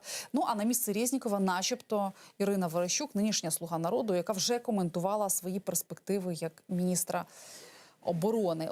Оці заміни облич, як ви сприймаєте? Я не знаю, дивіться, Резніков мінус? це дуже сильна людина, да, він дуже сильний юрист і сильний політик, і мені здається. Да. Мені якраз здається, що він був дуже гарно на цьому місці, віце-прем'єра, тому що складні дипломатичні перемовини, треба бути гнучким, треба знати всі ці моменти, перехідне правосуддя і так далі. Далі, от ми контактуємо з цим офісом віце-прем'єра, тому що ми демократичні ініціативи, ми проводимо багато досліджень на Донбасі, і у нас є робочі контакти, тобто ми свої дані надаємо їм, запрошуємо до участі в наших заходах, тобто це плідна співпраця. І от, щоб не порушувати цю плідну співпрацю, я далі коментувати не буду. Тобто з Міноборони ви не плануєте плідно співпрацювати? Ні, з Міноборони, це, чесно кажучи, трошки не наша сфера, а Донбас – це наша сфера. Да, ні, якщо нам Резніков на посаді міністра оборони замовить дослідження, значить ми будемо дуже раді. А якщо Верещук на посаді міністра... Ми будемо, дивіться, наша позиція як Демініціатив, ми намагаємося, щоб наші рішення... Ми робимо дослідження, де більшість ми друкуємо в абсолютно відкритому доступу. Є якісь речі, які ми робимо в закритому форматі. І ми контактуємо з представниками влади, і ми їм доносимо свої... Причому тобто це влада навіть... чує експертну думку. Це вже... Влада слухає, дякує нам, пише листи з подякою, але слухають далеко не завжди. Тобто є приклади, коли слухає, є приклади, коли геть ігнорує. Наприклад, це меморіалізація Бабиного Яру, там геть ігнорує громадську думку, яка є. Ой, шкода, що ми на такій дражливій ноті мусимо завершувати. Я б ще з вами про Бабиний Яр, звичайно, поговорила. Давайте, якщо оптимістично, про Крим ми, скажімо, напередодні Кримської платформи ми оприлюднили дані про ставлення українців по Криму, і там хороші дані, непогані дані. Зокрема, є зміни, в тому числі щодо кримсько-татарської автономії. Тобто кількість людей, які підтримують кримсько-татарську автономію, вона зросла за останні кілька років. Це дуже важливо, тому що спочатку до цієї ідеї ставилися досить таки упереджено, але кількість прихильників зростає. Це нерівномірно по різних регіонах, але в цілому... А в цифрах це що? В цифрах це більше 60% підтримують ідею створення. Ні, по кримсько-татарській автономії, зараз я скажу, там майже 60% підтримує створення кримсько-татарської автономії. Це хороший результат. Це практично як НАТО, еволюція така. Навіть більше, да. Тобто це результат хороший, але ми розуміємо, що тут багато ще треба працювати. І інформаційно, і в парламенті, і знову ж таки, тут величезна робота з нашими міжнародними партнерами. І я хочу сказати тим, хто нас слухає в Криму, тримайтеся. Тобто ми розуміємо, знаєте, одна річ виступати за демократію тут, в Києві, і інша річ робити це там. Ми знаємо, що дуже багато людей лишилося в Криму, які дотримуються проукраїнських поглядів. І я, до речі, у 2015-му я здійснив таку бліц-поїздку на кілька днів в окупований Крим. Я там вітався з деякими людьми, вони мені казали «Слава Україні!». І бачив в одному, бачив графіті, там було написано «Крим наш, ночей». У мене є фото цього. Тобто ви не самотні, ті кримчани, які дивляться сьогодні нас. Да. Що ж, на цьому ставимо 3 крапки, перериваємося на свіжі новини. Заман буквально через декілька хвилин, а ми з вами зустрінемося, вони будуть українською мовою, а ми з вами зустрінемося можна після новин. Можна кримсько-татарську, зараз я спробую, Сагол. А ми з вами зустрінемося після новин з новим гостем і з новими темами. Залишайтесь з нами.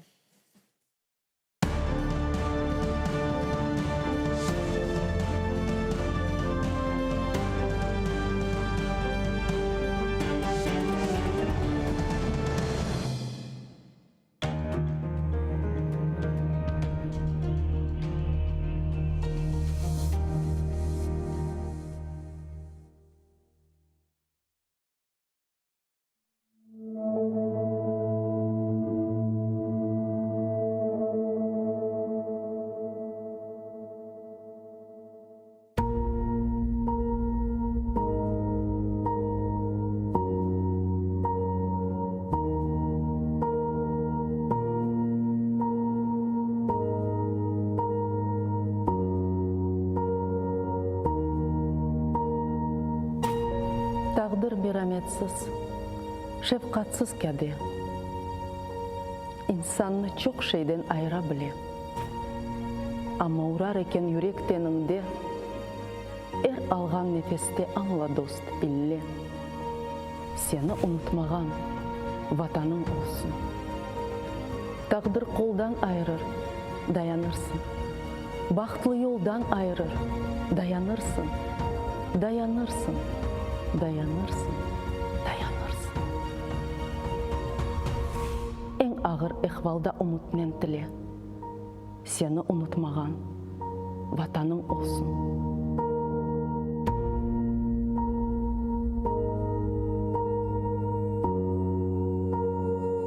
Аяқсыз жүргенлер жоқ mu dünyada? Bebeksiz көргенлер жоқ mu dünyada? Açlıqtan ölgenler yok mu dünyada? Ama бақытлы олар ватаны ile. Seni unutmağan vatanın olsun. Kozunun bebeği nursuzlanacak. Omur ne? Altın mı? Kırsızlanacak. Ebedi ne şöhret ne şan kalacak. Unutma kendini bilgenden bile. Seni unutmağan vatanın olsun.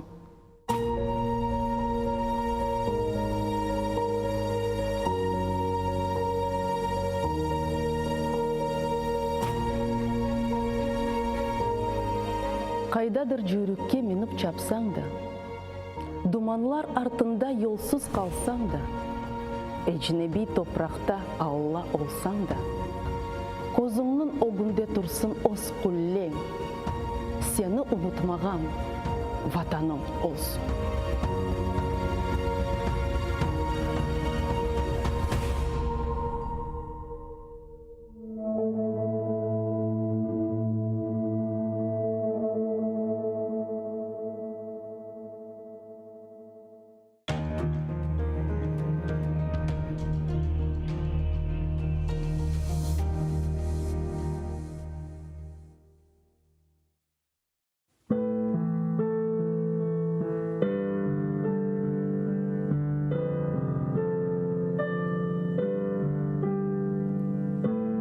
Басқаныңыз ерлерні топырақ деп кечмеңіз. О топырақларда сіздің адыңызды сақламақ үшін неше құрбанлар берілді. Бинлерce шейітлерінің қанлары бар о топырақларда. Құруды деп белемеңіз. Алида синмеді шуқан топырақның ішіне. Кечкеніңіз ерлерні соқақ деп кечмеңіз. О соқақларда неше жесур аскерлер жүрді. Ватанымны қорчалайым деп қылычлар салланды.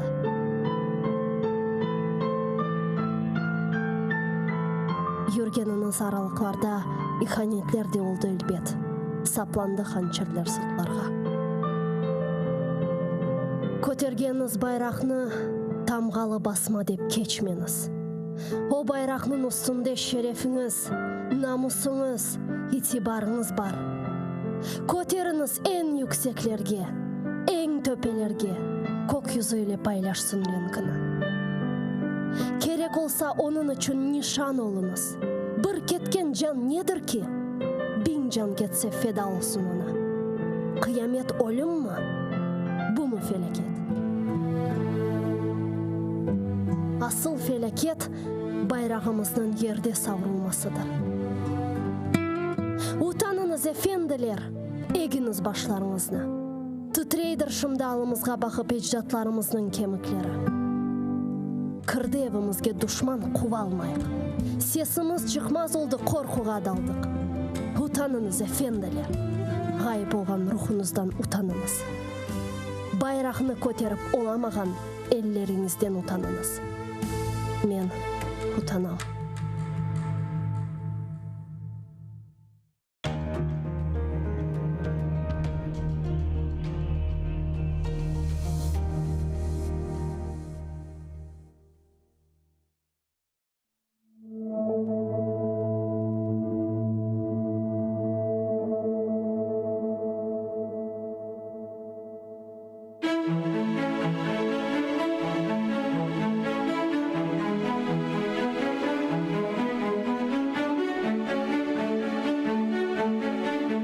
Әдей бір чөл чечегіні қоқлап бақсан, онда да назик бір из дуярсың сен. Диққатыңа қаршылық. Жүрегіңні аңлап олсан, ең яман деп белеген кішінде де, илле бардыр, аз олса да, яқшылық.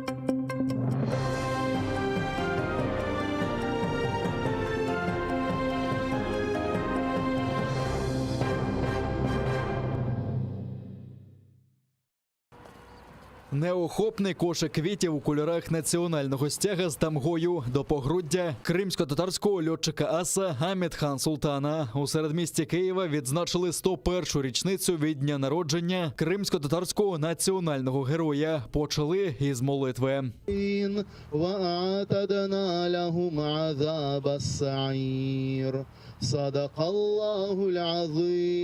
Оркестр військово-повітряних сил зіграв український та кримсько-татарський гімни, а також виконав хайтарму.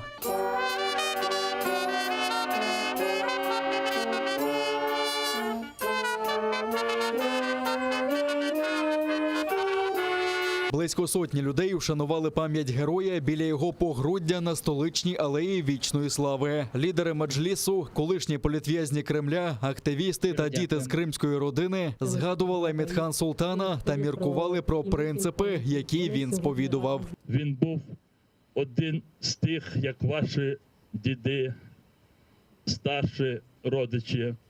Він боровся за свій народ. А кожний, хто бореться за свою землю, за свій народ, він заслуговує на велику пошану. Тому наша пошана Амедхан Султану.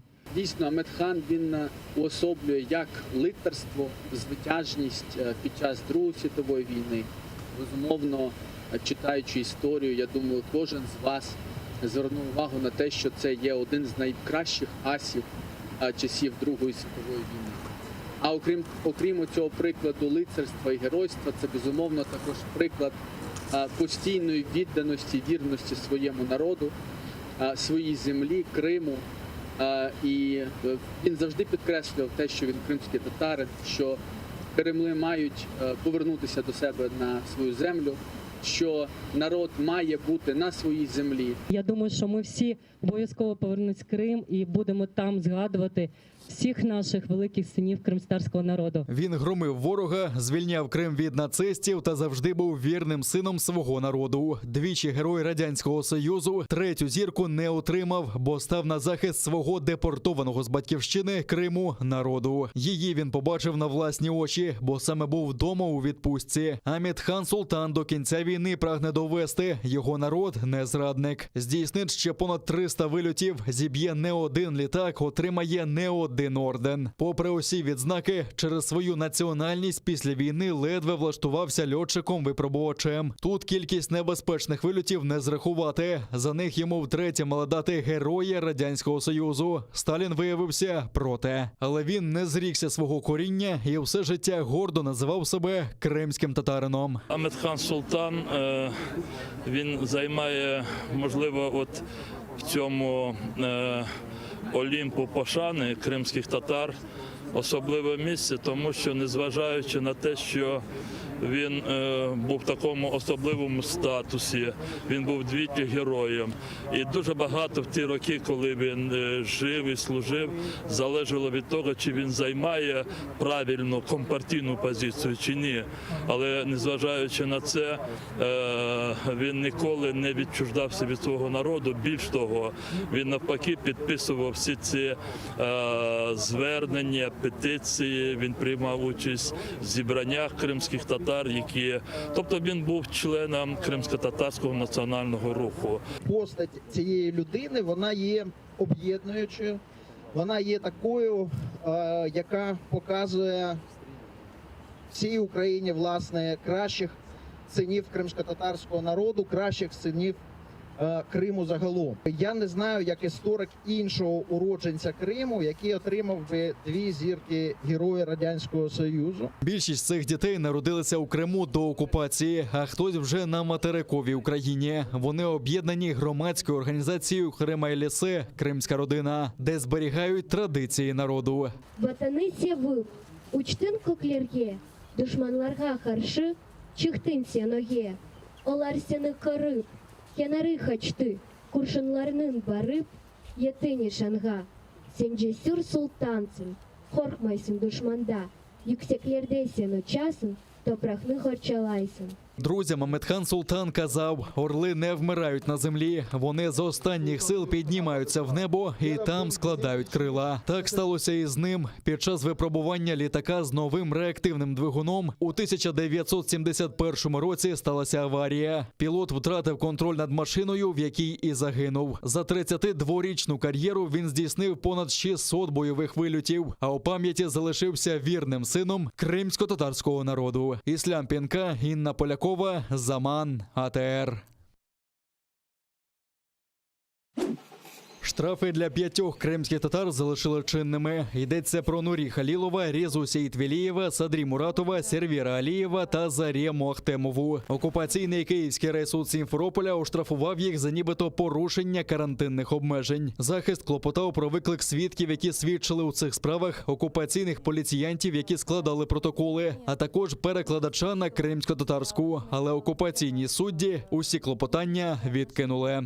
Естественно, мы с данным постановлением не согласны, будем добиваться справедливости дальше и также будем обращаться в Европейский суд по правам человека. 4 вересня біля будівлі окупаційного управління ФСБ силовики затримали 58 людей. Усіх відвезли до окупаційних відділків поліції. 2 кримських татар звинуватили у непокорі окупаційним поліціянтам, а решту у порушенні карантинних обмежень. На усіх склали адмінпротоколи, а 50 людей вже отримали штрафи від 5 до 30 тисяч рублів.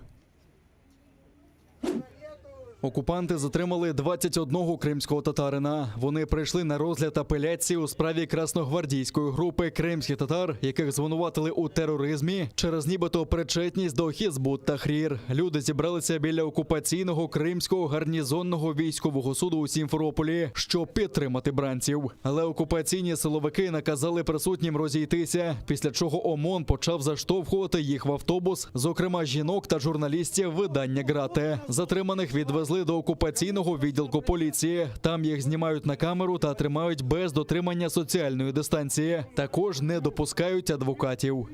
Вы здесь имеете...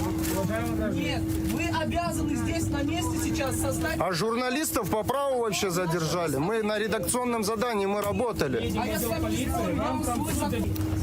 До 11:20 со стороны правоохранительных органов не было никаких претензий относительно нас, но в 11:20 Здесь мест нет, ребята. ровно как с цепи сорвавшись, в отношении нас начали применять силу, в частности вот эти вот граждане, это ОМОН, это или Росгвардия, или кто это, я не знаю. В один момент начали в граммофон объявлять, что мы начали нарушать любые наши прения, любые наши, так скажем, общения относительно законности, тех оснований, которые в отношении нас сегодня применяются со стороны полиции, со стороны ЦП, вообще никак не расцениваются. Захист упізнав усіх так званих таємних свідків і оголосив їх імена. Про це повідомила адвокат Ліля Гіміджі після засідання Південного окружного військового суду в Ростові-на-Дону. Там виступили захисники Амета Сулейманова, Рустема Сейтмеметова, а також Сейтумєра та Османа Сейтумєрових. Адвокати наголосили, що уся справа будується на показах 2 прихованих свідків та одному записі прослуховування. Але там немає голосів Амета Сулейманова та Рустема Сейтмеметова. Також 2 імамів із Бахчисарая розповіли, що усі збори були відкриті і на них обговорювали загальноісламські теми. Також, за словами адвокатів, так звані приховані свідки забезпечили брехливі свідчення, які неможливо перевірити. Окупанти використовують їх одразу у кількох справах проти кримських татар. И если брать протоколы судебных заседаний из разных уголовных дел, они практически идентичны. Только если тот же Костя Латыш, который выступал и в данном уголовном деле, и в деле второй Бахчисарайской группы, разница в его показаниях будет заключаться в том, что по делу второй Бахчисарайской группы он заявлял о том, что гаджет, на который были закачаны книги Хизбут Тахрир, которые изучались на занятиях, был продан ему ему Меметом Белялову, то в нашем уголовном деле этот гаджет был продан ему Аметом Сулеймановым. При этом ни самого телефона, на который закачивались данные книги, ни флешки, ни какие-то чеки, коробки, которые бы вообще подтверждали наличие телефона, соответственно, не было и быть не может, потому что никто ему подобный телефон не продавал. Один из адвокатов по назначению моего супруга, да, это Нурмагомедов Нурмагомед Курбанович, он отметил такие два, я для себя отметил такие два важных момента, на которые он указал. Он сказал, что раньше в Крыму террористов не было, но с приходом России сюда, в Южный окружной военный суд, крымских татар стали привозить пачками. И он сказал, что крымско-татарский народ никогда не был террористом. Также он отметил, что на этот суд нужно приводить студентов, которые учатся в юридическом, чтобы показывать, как не нужно решать судьбы людей и как не нужно расследовать дела.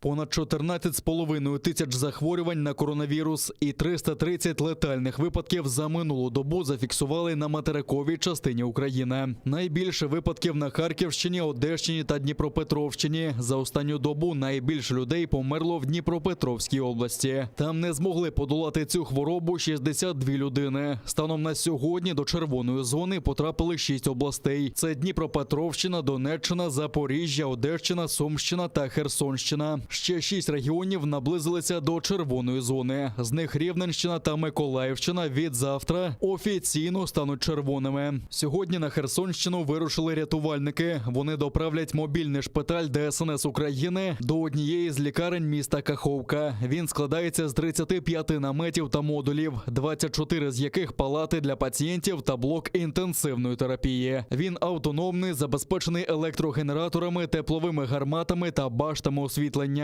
Це дозволить посилити потужності лікарні на 120 місць для хворих на COVID-19. Тим часом за відсутність ковід-документів при міжобласних автомобільних перевезеннях штрафуватимуть пасажирів на 34 тисячі гривень. Не поширюється ця норма на перевезення легковиками, якщо кількість пасажирів там не більше 5 людей або всі є членами однієї родини. При перевезеннях залізничним та автотранспортом відповідальність за наявність відповідних документів у пасажирів несе перевізник.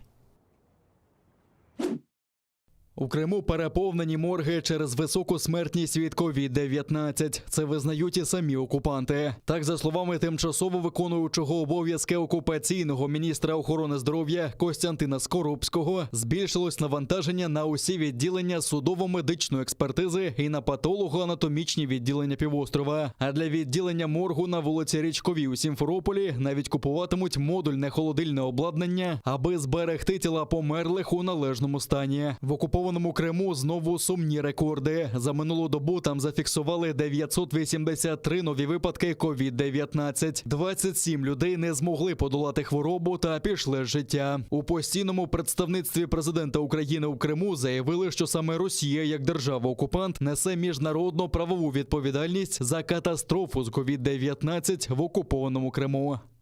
Ситуація з коронавірусом в Криму дуже важка, і ті цифри, які публікує окупаційна адміністрація, занижені. Кримчани, наші громадяни, які перебувають на окупованому півострові і перебувають в постійному зв'язку з нами, підтверджують, що ситуація погана. Держава-окупант відповідає за все, що відбувається на території Криму, зокрема за санітарно-епідеміологічну ситуацію, медичний режим. Ми постійно займаємо дану позицію. Україна продовжує комунікувати з країнами Заходу і міжнародними організаціями про ситуацію з коронавірусом в Криму. Мрія декількох поколінь кримських татар про національну автономію так і залишилася нездійсненою. Історії солідарності та спільної боротьби українців та кримських татар. Завершується робота над циклом документальних фільмів про історію та взаємини цих двох народів. Це спільний проєкт телеканалу АТР та Українського культурного фонду. Автор циклу фільмів, історик Гульнара Бекірова, називає проєкт унікальним для України та сподівається розвіяти радянські міфи навколо взаємин наших народів. Наша совместная история совершенно не такая черно-белая, как это было представлено в советских учебниках. Это, конечно, история сложная, да, со всеми там перипетиями, с какими-то сложными поворотами.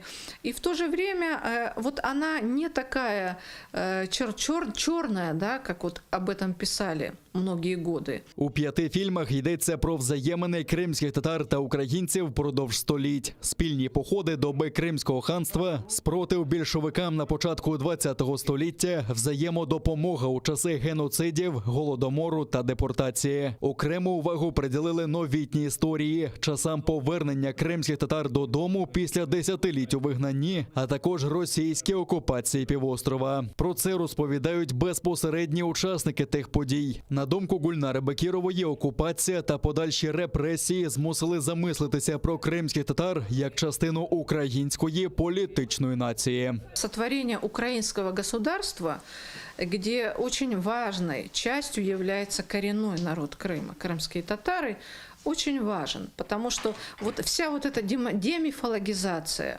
истории сегодня очень важна, потому что без истории, без прошлого нет становления государства, нет становления и объективного такого взгляда на государственность, как украинскую, так и на крымско-татарскую. Закадровий голос проєкту, журналіст Юрій Макаров, вважає фільм власною спокутою. На його думку, Україна завинила перед кримськими татарами, оскільки з перших років відновлення незалежності варто було забезпечити усі права кримських татар і, можливо, відвернути окупацію. Я свою частку відповідальності, можливо, колективної провини з себе не знімаю. Можливо, і я тоді, до цього моменту, не був наполегливіший, не казав гучніше, що потрібна повна реабілітація, потрібна повна реституція. І тільки тоді ми би, по-перше, відновили би справедливість, по-друге, ми би не втратили Крим. Ми, Україна, не втратили би Крим. І от відчуття того, що ми все ж таки завинили, мене змушує хапатися за будь-яку можливість, коли можна цій справі допомогти. В доробку режисера-постановника Валерія Балаяна десятки документальних фільмів. Зйомки циклу часами скидались на спецоперацію. Окремі кадри знімали таємно в окупованому Криму. Режисер зізнається, під проводом автора Гульнари Бекірової занурився в такі події, про які раніше й не чув. Те, що ми розказуємо, кримські татари достатньо добре знають. Наш проєкт переважно для українців, для людей, які цікавляться історією і взагалі цікавляться, що це за народ такий кримські татари, кремли.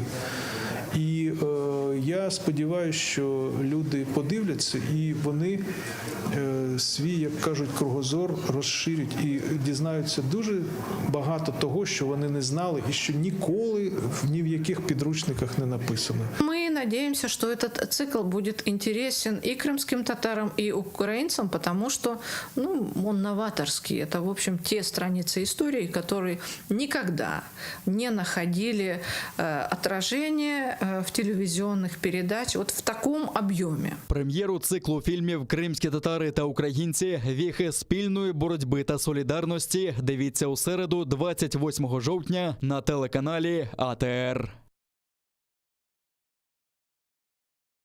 Приєднуйтесь до сім'ї АТР та підпишіться на сайт нашого телеканалу. Для цього наберіть в браузері atr.ua, натисніть на кнопку «Вступити в сім'ю АТР», виберіть суму і натисніть кнопку «Підтримати АТР». Після цього заповніть дані своєї картки та електронної пошти. Оберіть регулярність платежу, погодьтеся з умовами програми та натисніть кнопку «Оплатити». Перший кримсько-татарський телеканал АТР – це максимальна та ексклюзивна інформація про Крим. Це єдиний осередок свободи слова для кримського татарського народу. Підписка на наш сайт – це підтримка нашої інформаційної боротьби та ваш внесок у повернення півострову додому, в Україну.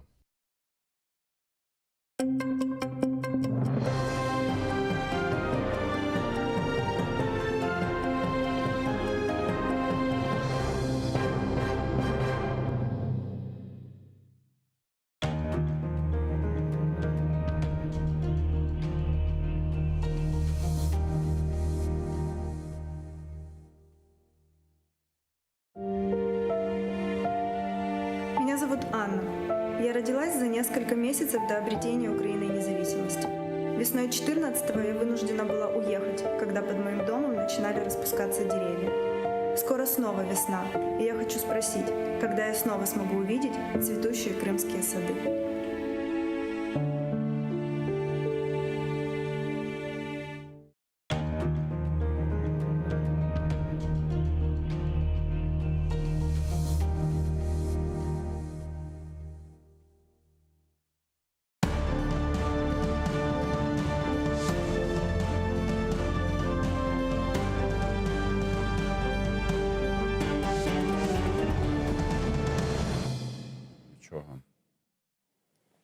Доброго вечора. Я Тетяна Даниленко. Це програма «Бугунь». Ми продовжуємо говорити про найважливіші теми дня. І не тільки. У нас в гостях Валерій Васюк, депутат першого скликання, депутат Київради, екс-заступник міністра охорони здоров'я, доктор медичних наук. І, звичайно, будемо говорити передовсім про коронавірус, про пандемію.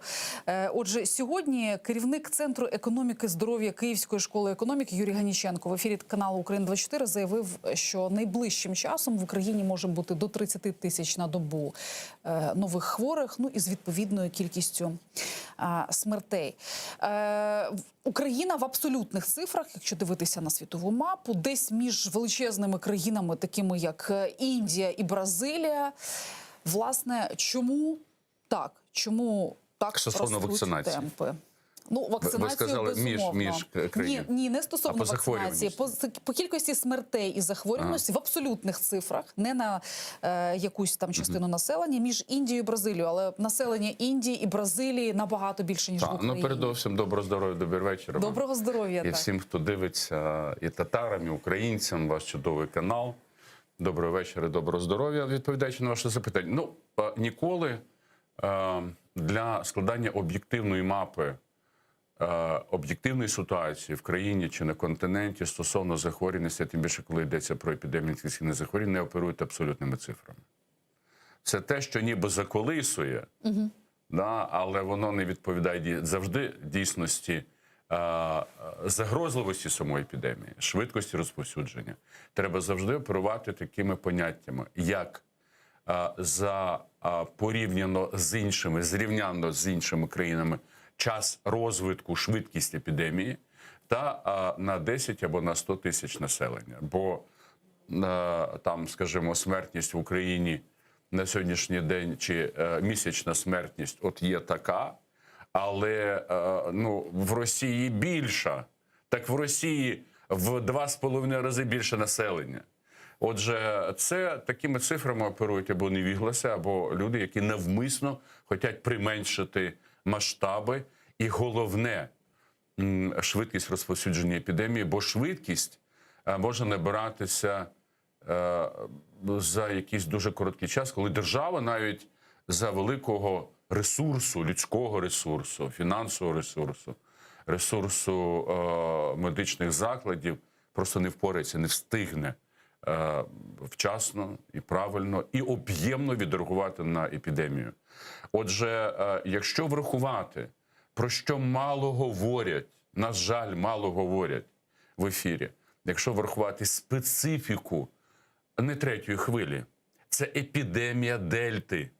Це доволі відмінна епідемія, чим епідемія SARS-2, яка була впродовж останнього 1,5 чи 2 роки, через те, що Дельта є за своєю біологією найбільш стійка. Приклад, до речі, до людей і до вас. Ви хазяйка, ви ходите в гастродом, чи як вони зараз називаються, мегамаркети, супермаркет. Да? Супермаркет. Ви приходите додому. Що ви робите з упаковками? Не мию, ні. І куди? В холодильник. Поза температурою 5 градусів, плюс 5 градусів, вірус Дельти зберігається, здатним інфікувати, щоб людина захворіла і померла 2-3 доби. В холодильнику 9 діб. Ви його зберігаєте. Консервую. Що треба робити? Знову ж таки, я відволікаюсь від цього, але це чисто предметні речі. Це порада для людей. Значить, оскільки в наших гастрономах нічого не миється, нічого не обробляється, на відміну від світу, не включаються бактерицидні потужні лампи, бодай на кілька годин, щоби, скажімо, привести повітря і поверхності продуктів, упаковок до майже стерильного стану. Отже, всі упаковки забруднені. Не тільки кишечною паличкою, там, горобчачим цим пам'ятом, мишами, але це таке. Але ковідом. Що треба робити? Ви приходите додому.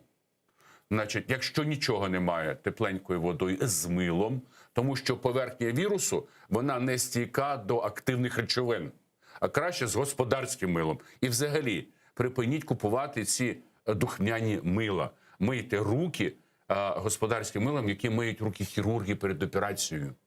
Якщо ви багаті санітайзером обробляти, тобто спиртовим розчином, але найкраще 3% розчином перекисню водню. За хвилину помирає все, і воно дешеве. Тобто, знову ж таки, дуже проста методологія вберегтися, бо ніхто не відміняв контактний спосіб зараження. Отже, повертаючись до вашого запитання,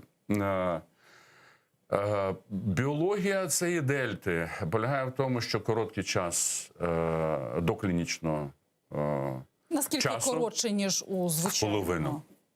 Скільки це днів? Ну, це десь 5-7 днів, бо вірус дуже агресивний. І чим важливий доклінічний період? В будь-якій інфекції організм розпізнає, з чим він має справу. Почнеться клініка, буде реакція організму вже в вигляді накопичення і вироблення антитіл, неспецифічних там якихось інтерферонів, специфічних антитіл, методів захисту. Тут організм не встигає. Через те і період хвороби короткий і надзвичайно агресивний. І лікар не встигає, бо може змінитися клініка впродовж годин, півгодини. І лікар не встигає відреагувати, а тим більше, що зараз цих хворих багато. А тим більше, що вони лежать в коридорах. А тим більше, що окрім того, і це досвід світу, щоб організувати великі пересувні мобільні госпіталі або стаціонарні на базі військових госпіталів, МЧС, на 2000, на 5000 людей. І сконцентрувати сили і засоби для 5-10 лікарів і 20 медсестер, а не розпорошувати хворих по маленьких відділеннях, де така сама кількість медиків працює і рятує 10-12 людей в адаптованому відділенні хірургії чи терапії, чи там, не знаю, акушерства, гінекології чи неврології, а хворих не з ковідом куди подівати? Отже, все питання в організацію далі впирається. Далі стосовно цієї дельти. Смертність висока. І діти, дивіться, минулої доби сьогодні 999 дітей. Сьогодні МОЗ заявили про 150 тисяч дітей, які відхворіли вже. Тільки за минулу добу майже 1000 дітей. І маленькі діти. До року. І смертність висока. Ще що важливо, що постковідний період виздоровлення реабілітації довший, і надзвичайно страждає центральна нервова система. Заява генерального директора ВОЗ, він кілька за останній день зробив заяву. Перше, обов'язково вакцинуватися тим, хто перехворів. Обов'язково. Тому що того імунітету недостатньо. А тим більше, коли час пройшов, більше ніж півроку. Друге, найкращий ефект, якщо вакцинуються мікстом. Наприклад, AstraZeneca, Pfizer, Moderna. Виявляється, не краще. Це просто вже подивилися на досвід світової вакцинації. І, звичайно, з його заяви випливає те, що страдає нервова система. Пам'ять, орієнтація в просторі і оці тяжкі тромбози, тотальні тромбози, тобто постковідні, не в ковіді, не в хворобі, це ясно. Постковідні віддалені інфаркти, інсульти в зв'язку з тромбовиникненням. Отже, Всесвітня організація охорони здоров'я віднесла вже давно ковід, ще в попередній епідемії, до особливо небезпечних хвороб. Через те вакцинація, дійсно, вона на сьогоднішній день є єдиним порятунком. Але дивіться, вакцинація. Прошу? Україна перебуває в оточенні певних країн. в абсолютно всіх цих країнах, хоч Європа, хоч Росія, хоч навіть Білорусь і Туреччина, вони мають вищі цифри вакцинації. В Європі ми абсолютний аутсайдер, тобто нас випереджають абсолютно всі, значно, навіть бідні країни, такі як Румунія, Албанія, Сербія і так далі, балканські країни, які завжди плюс-мінус в наших цифрах були. Чому Україна опинилася в цифрах вакцинації десь між Зімбабве, Узбекистаном, Пакистаном? Хороше запитання. Да. Як так вийшло? Таке об'ємне, комплементарне запитання. Тут кілька причин. Перша причина – це давня, 15-20 років, антивакцинальна кампанія під контролем ФСБ і Російської православної церкви в Україні проти вакцинації стосовно будь-яких інфекцій. Ми це спостерігали в засобах інформації, особливо 15-20 років у Савіка Шустера, це канали СІТВ, потім ці всі канали Коломойського і прочее. І, звичайна, агітація в церквах і в публічному просторі попів Російської православної церкви.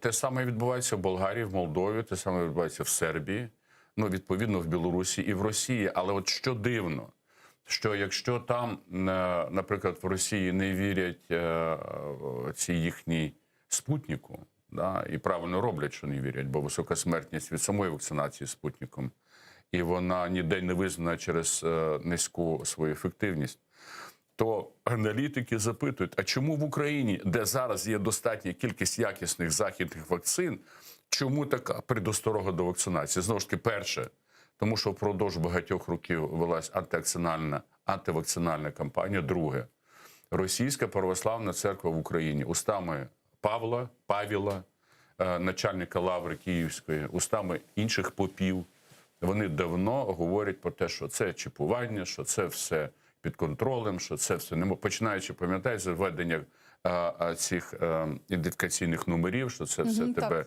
що це все від дьявола, від дідька. Ну добре, там дозволи по вірі не давати. Але от випадки, не беремо ковід, поліомієліт, 5 дітей і смерті на Західній Україні. Бо бачите, Русская православная церковь говорить, що це плохо. От тому що це Рівненська область. Ексквізити в Європі, поліомієліт. Це, я не знаю, як все одно, щоб виникла, ну, не знаю, там, чума. Отже, перше, це антивакцинальна кампанія. Друге, це... Чому ніхто не піймав за руку, якщо такі факти фіксуються? А хтось ловив? Ну, але якщо ми маємо проблеми з вакцинацією, чому тоді не піймати діяча культу? Відповідь дуже проста, вона на поверхні. Тому що всі, хто очолював Міністерство охорони здоров'я, починаючи від Квіташвілі, Супрун і теперішніх Ляшків, їм дуже вигідно, коли велика кількість хворих. Тому що на госпітальному етапі, на клінічному етапі крадуть. Бо там високі ціни. Наприклад, у Радуцького на першу хвилю його Борис за 5 діб 170 тисяч гривень. У них був кисень, були кисневі концентратори. Немає. Шустер виступає за вакцинацію протягом останніх півроку в кожній програмі.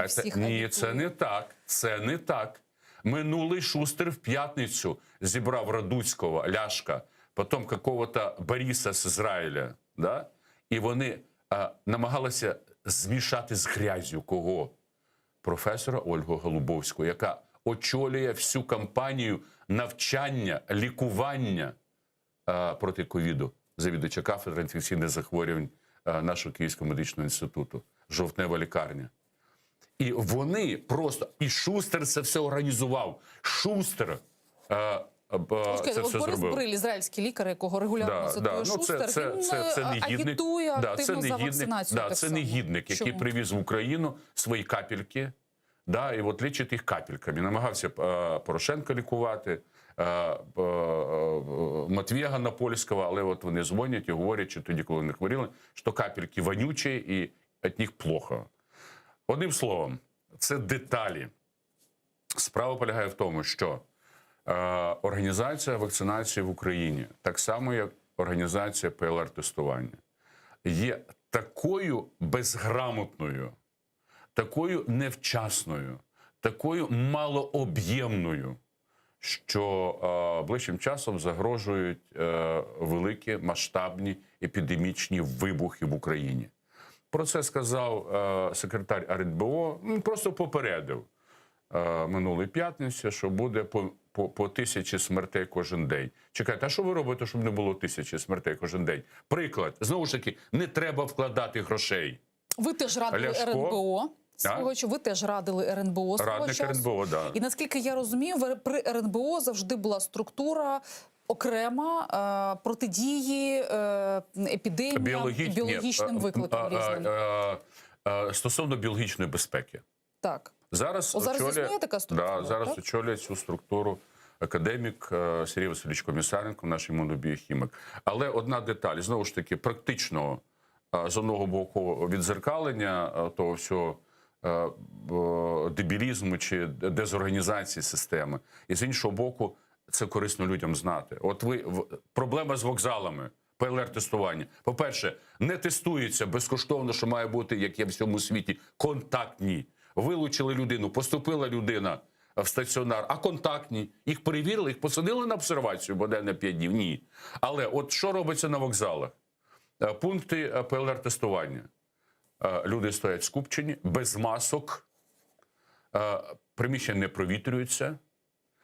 Людей протестували, вилучили, да, чи зафіксували кілька штук цих людей, ПЛР+, що вони інфіковані. Перед цим вони стояли в черзі без масок і заразили всю чергу. Потім цих людей не посадили в поїзд чи в автобус, а ця людина поїхала плакати домой, в тролейбусі або в метро. Як робиться в всьому світі? По-перше, звичайно, там, де є або вакцинальна, або ПЛР-тестування, кампанія чи там організація цих заходів, обов'язково максимально це робиться черга на вулиці. Якщо ні, холодний час, обов'язково є людина, яка забезпечує соціальну дистанцію, обов'язково масковий режим. Але коли ти вилучив ПЛР-позитивного, тобто людину, яка інфікована, яка вже розповсюджує, ти її додому не відпускаєш.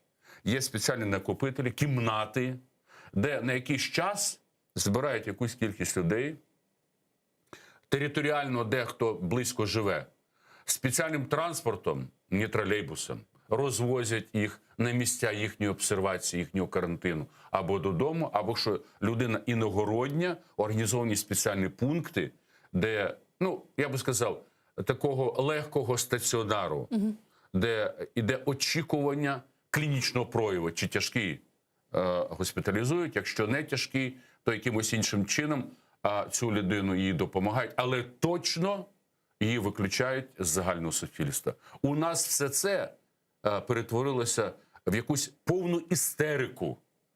Можливо, тому що влада боїться соціального вибуху внаслідок різких таких дій. Ну, от уявіть собі, на вокзалі будуть там людей обмежувати десь, вони будуть дзвонити там в ЗМІ, ось ми тут сидимо, нас не випускають, а що ж невідомо нічого, то все експрес-тест. Ну і що, якщо людина дебіл? Ну, у нас, якщо і так величезна кількість людей, і хаосна. Конституція України, Конвенція з прав і свобод, яка є фундаментальною для ООН, говорять, якщо дії особи або осіб складають небезпеку для суспільного здоров'я, свободи і права обмежуються. Все. Ну, а от правоохоронна система готова? Ні, звичайно, що ні. Ні, правоохоронна система, ви бачили? Ви їздите в транспорті? От я, до вас їду в метро. Значить, всі от люди, метровці, стоять, у них носи повідкриті, звучить текст цього боксера Києва, що несіть правильну маску, да? Бережіть себе і оточуючих. Не така має бути об'ява. Закрий носа, бо яма для тебе вже викопана.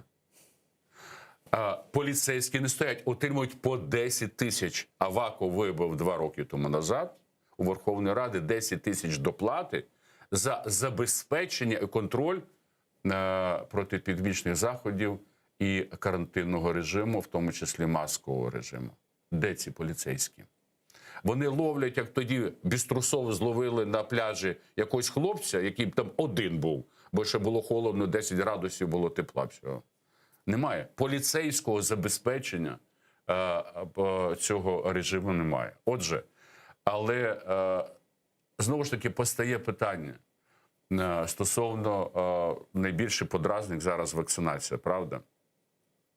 Як добитися того, щоб люди вакцинувалися? Ну, по-перше... Дивіться, у нас люди готові заплатити 350 гривень на вокзалі за експрес-тест. І що декілька днів робити ці експрес-тести теж не задешево в приватних лабораторіях. Аби тільки не вакцинуватися. Аби тільки не вакцинуватися. Ну, розуміючи, що лікування коштує, звичайно, іноді сотні тисяч гривень. Так, іноді сотні тисяч гривень і доходить аж до немає верхньої межі. Так? От чому так? Хто тут не спрацював протягом цих, ну скільки, 20 чи 30 років? І чому? Ви кажете, православна церква. Є Росія, 30% вакцинованих, є Україна. Чим? А от чим? Да, ну, це вже інше питання. Чим? Плюс підробні сертифікати, про які навіть Путін нещодавно говорив. Знову ж таки інформація. Римо-католицька церква в Україні, її прихожани вакциновані 100%. Це так зване східноєвропейське, азіатське православ'я. Це історія стосовно, вона не 30 років, більше має. Ну, це інша історія. Значить, отже, стосовно вашого запитання, що люди готові платити хоч Бог знає скільки за ці ПЛРи, ну, передовсім швидкі тести, вони мають низьку чутливість. Треба робити, якщо вже робити ПЛРи, то класичними тестами, а не антиген. Антигенні тести, так звані швидкі, ПЛРів швидких немає, є антигени швидкі. В них найменша чутливість, найменша і найбільша кількість хибно негативних результатів. Тобто показує мінус, тобто ти чистий, а ти наразі вже і розносиш цю інфекцію. Це так, до слова. Значить, враховуючи всю специфіку цієї дельти, епідемія дельти, але йде друга дельта, російська дельта, дельта Х, яка вже зафіксована в Канаді, Великій Британії, в Німеччині. І заява Всесвітньої організації охорони здоров'я, щонайменше за короткий період спостереження ця мутація сталася в Росії, на території Росії, в 10 разів смертельніша, ніж сама дельта. Отже, все тільки починається. Але проблема полягає в тому, що людина, яка провакцинувалася першою дозою, вакцинуватися має другою через 21 день. Цей 21 день вона як не вакцинована, вона на 100% є, так мовити, її ворота відкриті для цієї інфекції. Після другої дози через 22 дні виникає напружений чи ефективний імунітет. До цього часу людина може захворювати після другої дози, але перебіг буде легший, але вона буде джерелом розповсюдження інфекції. А після першої захворіти може і з важким перебігом? Так, да, немає, там імунітету немає. Там є підготовка, там є запуск, як би сказати, цього годинника, запуск цього конвейера на антитіла. Зрозуміло? Але їх недостатньо. Вони ще не навчені. Бо є різні, ну, одним словом, це вже деталі чисто медичні, да, має бути пройти час. Таким чином, якщо людина провакцинувалася сьогодні, через 2 місяці в неї виникне імунітет, який буде її захищати. І то не на 100%, але точно вона буде хворіти легше. Через те сертифікат треба видавати на 20-й день після вакцинації другою дозою, а не в перший день після вакцинації. Бо цей сертифікат – це є що? Це фікція, яка показує, що да, а на самом деле таки нет. Отже, і це, те, що не потребує грошей, це організація протиепідемічні заходи, які абсолютно профукав і Степанов, і Скалецька, і теперішній Ляшка. А от дивіться, зараз нас дивляться в Криму, і в Криму значна частина людей от теж стоїть перед дилемою. Або не вакцинуватися, або вакцинуватися російською вакциною. За можливості їхати в Україну і вакцинуватися українськими вакцинами, вірніше не українськими, а вакцинами, які в Україну прийшли з Заходу. Це Модерна, це Pfizer, це AstraZeneca. А от людина заїжджає з нашою вакциною туди, і вона там не визнається, і потрапляє під оцей Та раді Бога, ну не визнається, але залишиться живою. Ну хай не визнається. І ж, ви розумієте, знову ж таки, є дефініція. От сьогодні канал 24, там сиділа баришня, ця журналістка, да, говорила з Комісаренко. Ну, Комісаренко людина дуже інтелігентна, да, і його реакція була така м'ягенька, ну, її тільки могли фахівці помітити. От журналістка запитує, ну, от примусове вакцинування, у нас примусове вакцинування, як ставитись до примусового вакцинування? Пані журналістка, у нас немає примусового. Ні, у нас є обов'язкове. Обов'язкове – це тоді, коли дає людині вибір. Ти вчитель, да? Тобі говорять, що ця категорія людей є ризикована для інших. Для тебе так само, бо ти спілкуєшся з великою кількістю людей. Ти, якщо хочеш бути вчителем надалі, ти повинен вакцинуватися обов'язково. Ні, іди в дворники. Купу листя заразити ковідом неможливо. А от що таке примусове? На відміну від обов'язкового, коли є перелік того, що є застереженням для вакцинації, ну, стан здоров'я, спадковість, там якісь, Бог знає, які алергічні реакції і так далі, то незалежно від того, нравиться, не нравиться, розслабся, красавиця. Тебе вакцинують під примусом, якщо ні, застосують, скажімо, фізичні якісь заходи, і такі всі доти вакцинують. Ну, не вакцинують або щось зроблять, але примусово. В тому є примус. Позбавлення волі – це примус. Хочеш ти цього, не хочеш. Покарання якесь там – це примус. А от дивіться, в нас в Україні теж велика дискусія довкола тих, хто щойно перехворів. Так, виходить, що в усьому світі, от я знаю, в Ізраїлі, в Сполучених Штатах, якщо ти щойно перехворів, у тебе є довідка, то це, по суті, твій ковід-сертифікат на якийсь певний час до півроку. В Ізраїлі, я знаю, до півроку. В Україні ці люди взагалі не враховуються ніяк, і вони там от не зможуть користуватися ні транспортом, ні ходити, ну, якщо будуть жорсткішими ковід-заходами. Чому не впроваджений сертифікат? Ну, якраз це не зовсім так. Міністерство охорони здоров'я видало наказ, я не пам'ятаю якого місяця, цьогорічний наказ, що довідка про те, що ти перехворів, тобі дозволяє там бути чи в тренажерному залі, чи там в кінотеатрі, або де. Але питання полягає в тому, що який термін часу пройшов від того, що ти перехворів. Якщо це перші півроку, ну краще перші 3 місяці, то в тебе є, ну, скажімо так, умовно який захист від наступного захворювання. Дивіться, Розумков перехворів, то й двічі ще перехворів. Да? Люди хворіють знову і знову і знову. Ну, він сказав, що він вдруге практично не хворів, у нього просто позитивний тест був, да? Тобто ніяких в нього проявів. Але він був джерелом зараження для інших людей. Тому він пішов на обсервацію. Ви розумієте, тут оця палка, вона обопільна. Отже, Nature – це найбільш поважні 2 журнали Lancet і Nature в світі. Не науково-популярні, наукові, чисті наукові журнали. Да, вони чітко вказують на те, що той, хто перехворів, вакцинуватись повинен. Тому що є протягом різні... якого часу? Ну, от є ж, протягом якого часу? От є заклики тих, хто агітує вакцинуватися, кажуть, вийшли з лікарні, вони рекомендують зробити. Ви розумієте, є по всьому світі передтестове консультування, чого немає в Україні. Що таке передтестове консультування? Це не отой обрізаний, взагалі відсутній, якийсь, я не знаю, вдаваний, да? Сімейний лікар, якщо ти до нього дозвонишся. Це передтестове консультування, де чітко з'ясовуються всі можливі там, негативні впливи вакцинації, якісь застереження від вакцинування. Да? Але передтестове консультування з'ясовує, коли людина перехворіла. І є рекомендації, що там, скаже, перші 3 місяці можна не вакцинуватись, да? Ну, бо це виснажує імунітет все-таки. Бо в тебе і так імунна система через хворобу була напружена. Але потім оці антитіла, вони елімінуються, вони відходять. Пожиттєвого імунітету немає. Через те вакцинуватися ми будемо вимушені щорічно. Тим більше вірус мутує. Станом якщо не помиляюсь, вересень цього року 13 тисяч мутацій, з яких кілька, в тому числі оця дельта чи бритійський варіант, не мутація, вже варіант, да? Своєю генетикою відрізняється суттєво. Причому ця вакцина від цих мутантів захищає нинішня? 100% ні. Тому інститут імені Пастера і фірма Sanofi Diagnostics Pasteur – це найпотужніші структури наукові і виробничі в Європі, вони почали працювати над виготовленням так званої полівакцини проти всіх відомих на сьогоднішній день штамів. Та.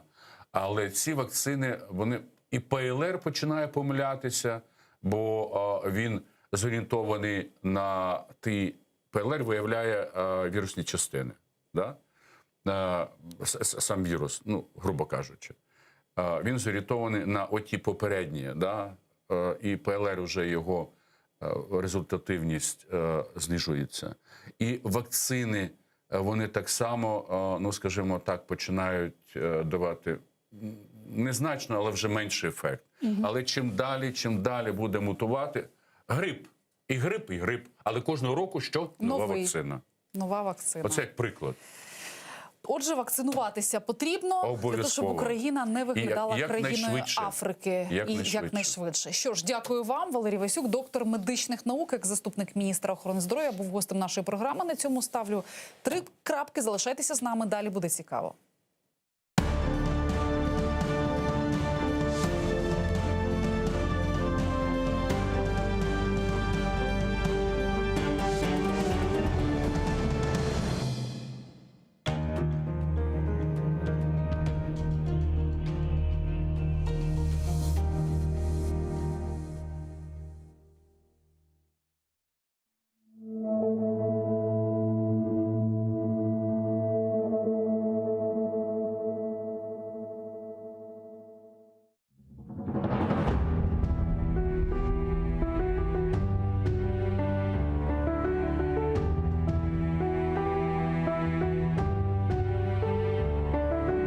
Даян Кырымым.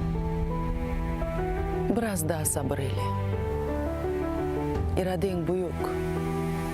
Қар түбінде алгүл олып ачасын. Сел олып, уфақ түфек ташыны елдан ювасын. Даққа якебе сусып тұрсаң біле. Даян. Тыш сықып. Юмруқларыны топлап. Sevgіңе, дүлберлігің, чеберлікке тең жоқтыр. Тамырсыз құры құрай кебі кечкенлер жоқтыр. Кетежеклер. Теніңе остыкенін саплап. Сауышыр яраң. Сені güzel бақча япармыз. Біз үшін бүгін қара бияз. Дос душманың биян oldu. O kara kalpler için de belki sayılı günler kaldı. Evladım, kartal kalkın, kanat yayarmız.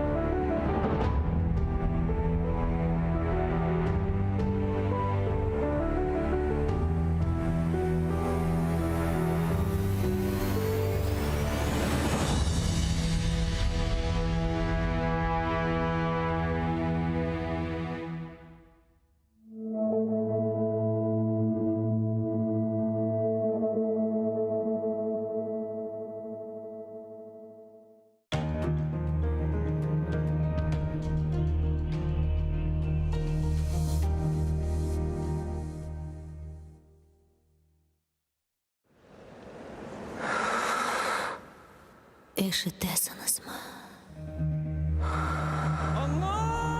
Мен ақта ұмыттыңыз ма?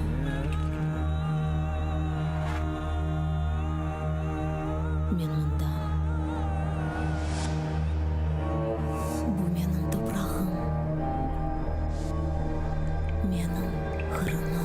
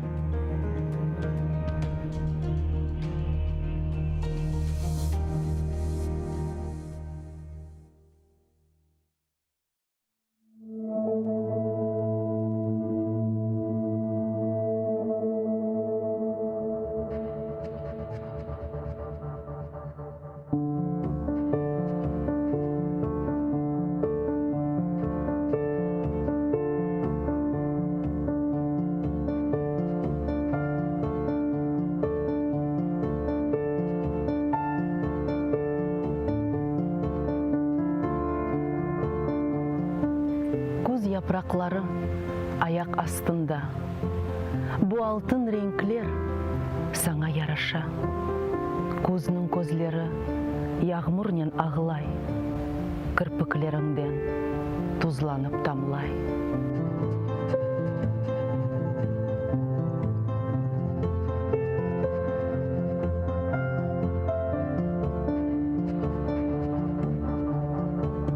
Ne ağlaysın sen?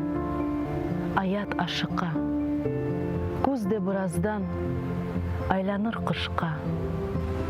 Bir şey biter. Күнің başqa tekrarlanmayacak. Omur gayırdan hiçbir katasız başlanalmayacak.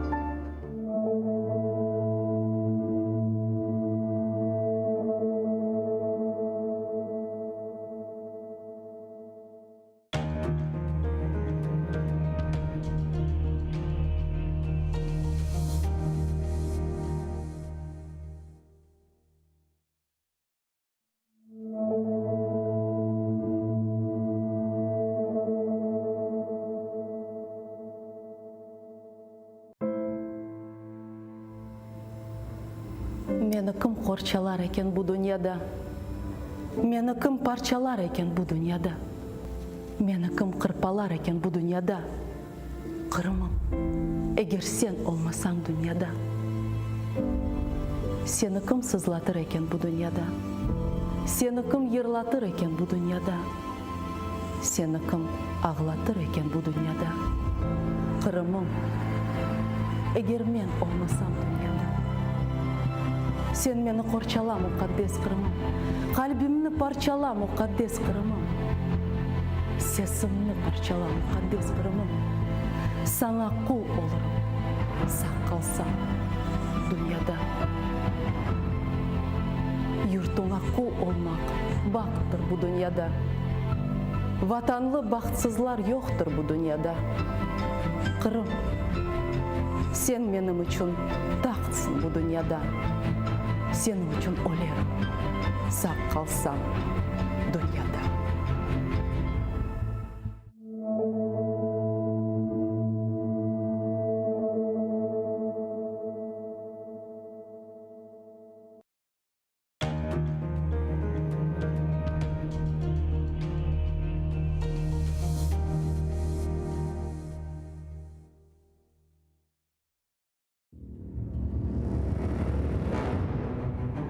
Hacı Giray Kırım Hanlığını tizgende 29 yaşındaydı. Tahminen 350 yıl devamında Kırım Hanlığı devlet olarak hüküm sürdü.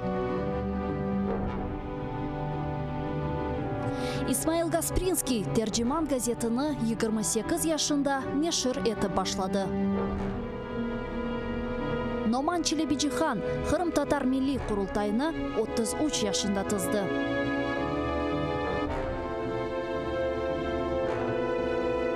Bekir Çobanzade 27 yaşında profesör olarak Latin elifbesini Türkiye devletlerge teşvikat etti.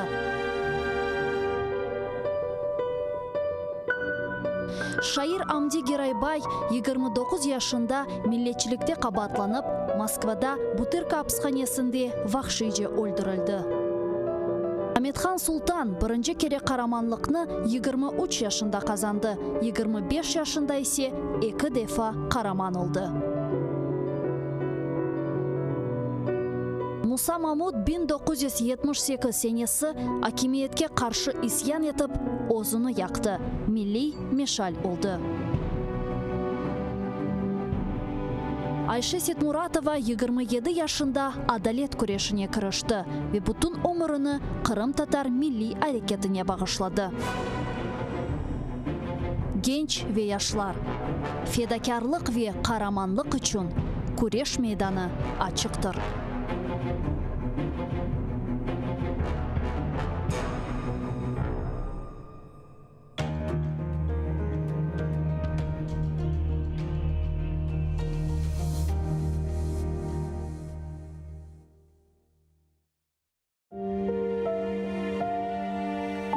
Анна. Я родилась за несколько месяцев до обретения Украиной независимости. Весной 14-го я вынуждена была уехать, когда под моим домом начинали распускаться деревья. Скоро снова весна, и я хочу спросить, когда я снова смогу увидеть цветущие крымские сады.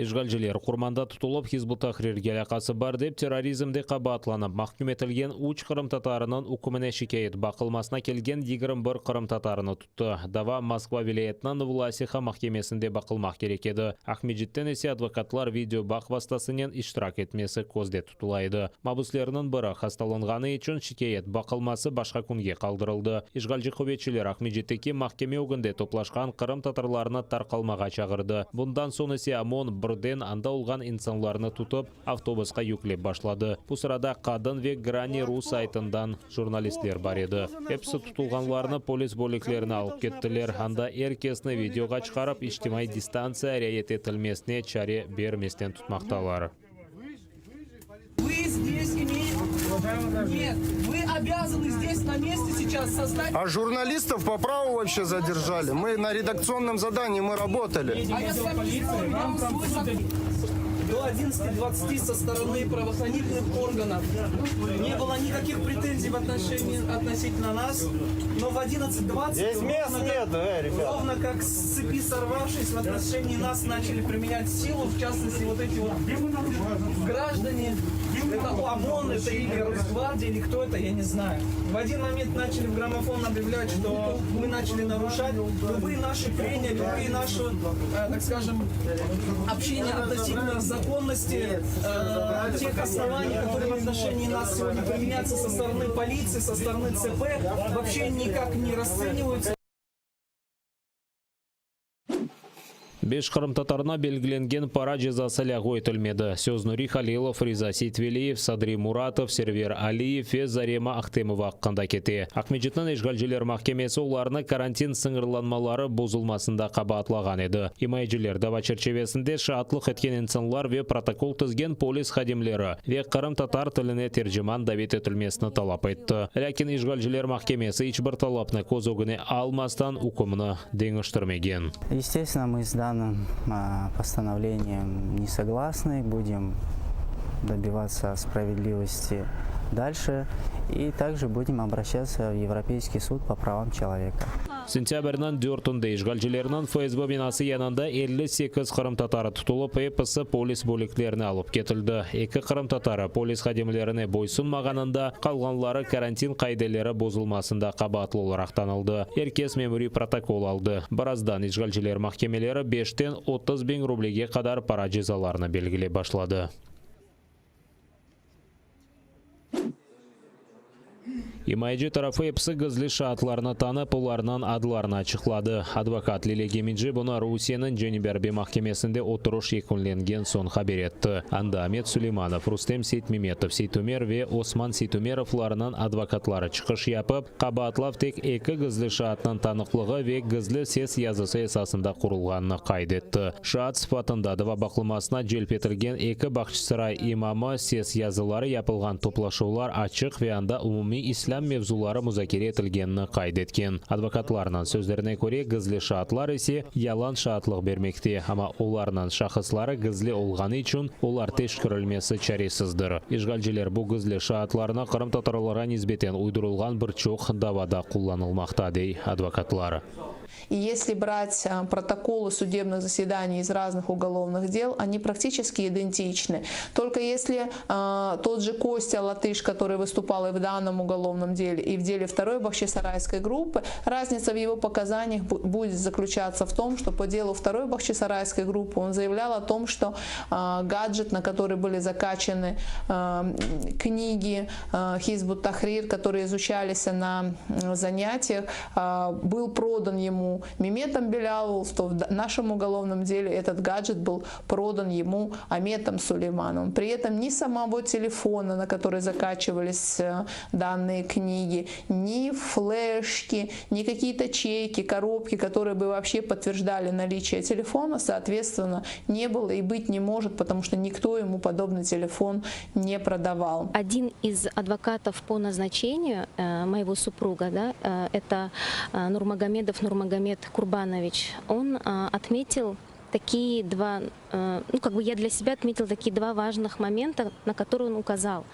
Он сказал, что раньше в Крыму террористов не было, но с приходом России сюда, в Южный окружной военный суд, крымских татар стали привозить пачками.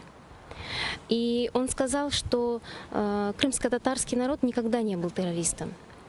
Также он отметил, что на этот суд нужно приводить студентов, которые учатся в юридическом, чтобы показывать, как не нужно решать судьбы людей и как не нужно расследовать дела. Қырым татар учучысы Аметхан Султан эйкеліне тамғалы милли байрақнан түслерінде yapılған чечек сепеті кетірілді. Киев мерkezінде Қырым татар милли қараманынан 101-ші доғған күні қайд еттілер. Тедбір дуадан башланды.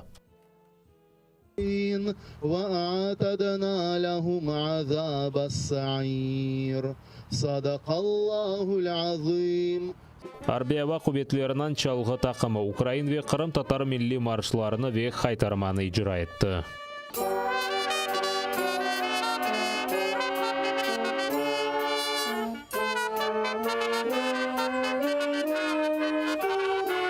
Yüzге yakın insan Ebedi Şanşuret aleyhasındaki Amethan Sultan heykeli yanında toplaşıp onun hatırını andı. Meclis yolbaşçısı ve azaları, Kreml'nin sabık siyasi mabusları, faaller ve Kırım ailesinden talebeleri Amethan Sultan'ı anıp o riayet etken prinsipler hakkında fikirlerinden paylaştı. Він був один з тих, як ваші діди, старші родичі. Він боровся за свій народ. А кожний, хто бореться за свою землю, за свій народ, він заслуговує на велику пошану. Тому наша пошана Аметхан Султану. Дійсно, Аметхан, він уособлює як лицарство, звитяжність під час Другої світової війни. Безумовно, читаючи історію, я думаю, кожен з вас звернув увагу на те, що це є один з найкращих асів часів Другої світової війни.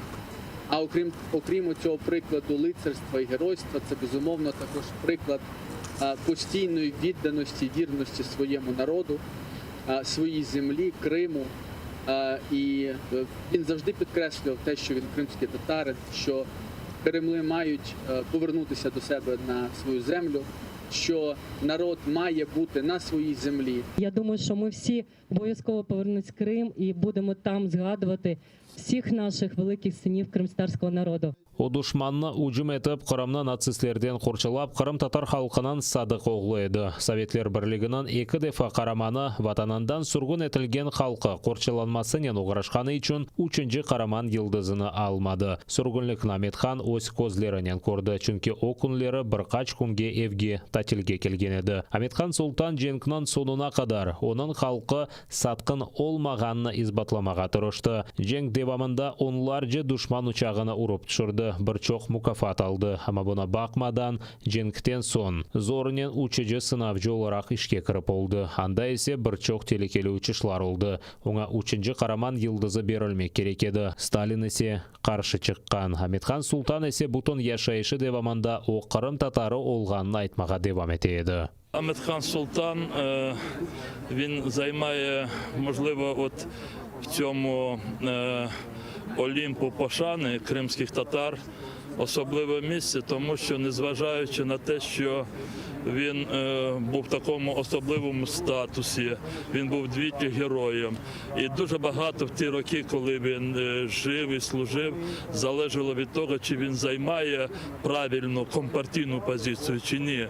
Але незважаючи на це, він ніколи не відчуждався від свого народу. Більш того, він навпаки підписував всі ці звернення, петиції, він приймав участь в зібраннях кримських татар, тобто він був членом кримсько-татарського національного руху. Постать цієї людини, вона є об'єднуючою, вона є такою, яка показує всій Україні, власне, кращих синів кримсько-татарського народу, кращих синів Криму загалом. Я не знаю, як історик іншого уродженця Криму, який отримав би 2 зірки Героя Радянського Союзу.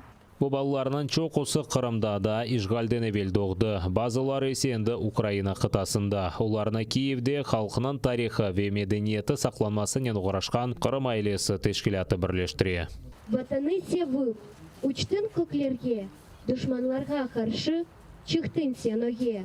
Olar seni kırıp, kenarı kaçtı, kurşunlarının barıp, yetti nişanga. Sen cesur sultansın, korkmaysın düşmanda. Yükseklerde sen uçasın, toprakını horçalaysın. Амитхан Султан достарына қарталлар ерде өлмей, олар бар күченен төпеге көтеріліп, қанатларына топлағанын айтайды. Оненде айны ойле олды. 1971 сенесі реактив көчіру женен учақны сынағаны вақыт қаза олды. Пилот учақ патламасы нәтижесінде елак олды. Екінші жан женкі девамында Амитхан Султан 600-дан зиеде арби учыш япты. Қырым татар халқының қатырасында есе о эбеди қараман олырақ яшамақта. Инна Полякова, Ислам Пинка, Zaman АТР. Мрія декількох поколінь кримських татар про національну автономію так і залишилася нездійсненою. Qırım tatarlar ve Ukrainlerinin birdemligi ve umumiy kureshi, iki xalqning tarixi ve munasibeti haqqında vesiqalı filmler sırası üzerinde iş yakunlanmakta. Bu ATR telekanalı ve Ukrainski Kulturniy fondning umumiy loyihasidir. Filmler muallifi tarixchi Gulnara Bekirova loyihani Ukraina uchun unikaldir dey. İki xalq arasındaki münasibetler haqqında da Sovetler zamanından beri olgan uydurmalarını yok etmegi umut etkenini bildirdi. Наша совместная история совершенно не такая черно-белая, как это было представлено в советских учебниках. Это, конечно, история сложная, да, со всеми там перипетиями, с какими-то сложными поворотами. И в то же время вот она не такая черная, да, как вот об этом писали многие годы. Beş filmde asırlar devamında Qırım tatarlar ve Ukrainler arasında olgan münasibetler hakkında tarif etili. Qırım xanlığı devrinde olgan umumi harbi seferler, 20. asırının başında bolşeviklerge qarşılıq gösterilübü, sürgünlük ve Galadomor devamında yardımlaşuv. Ayrı dikkat yana devirde olgan vaqiyalarga ayrıldı. Qırım tatarlar vatanға qaytması ve yaramada Rusiya tarafından işgal etilmesidir. Bu haqda o vaqiyalarının iştirakçıları tarif eti. Gulnara Bekirova qaydetkenine göre işgal ve sonra olgan repressiyalar Qırım tatarlarını Ukrain siyasi milletinin parçası olarak gösterdi. Сотворение украинского государства, где очень важной частью является коренной народ Крыма, крымские татары, очень важен, потому что вот вся вот эта демифологизация истории сегодня очень важна, потому что без истории, без прошлого нет становления государства. Нет становления и объективного такого взгляда на государственность, как украинскую, так и на крымско-татарскую. Filmni seslendirgen jurnalist Yuriy Makarov qaydetkenine göre film seslendirilmesi onun için günahlarını bağışlayacak bir iş gibi. Onun fikrine göre Ukrayna Qırım tatarlar ogunda borçlu çünkü Ukrayna mustaqilliginin ilk yılları Qırım tatarlarının bütün hakları tiklenmek gerek edi. Belki o zaman işgalge barmaz edi dep düşünüyor. Я оцей свою участку відповідальності, можливо, колективної провини з себе не знімаю. Можливо, і я тоді, до цього моменту, не був наполегливіший, не казав гучніше, що потрібна повна реабілітація, потрібна повна реституція. І тільки тоді ми би, по-перше, відновили би справедливість, по-друге, ми би не втратили Крим. Ми, Україна, не втратили би Крим. І от відчуття того, що ми все ж таки завинили, мене змушує хапатися за будь-яку можливість, коли можна цій справі допомогти. Режиссер Валерий Балаянның хазинесінде онларча бесиқалы фильм. Базы вақыт чекімлер мақсус операция кебі кечіріледі дей. Чүнке базы кадрлар ишғал етілген Қырымда гізле шығарылған. Режиссер қайдеткеніне көре Мойлив Гүлнара Бекированың ел басшылығында евел ешітмеген вақиялар аққанда ешітмеге ве огренмеге имкан олды. Те, що ми розказуємо, кримські татари достатньо добре знають. Наш проєкт переважно для українців, для людей, які цікавляться історією і взагалі цікавляться, що це за народ такий кримські татари, кремли.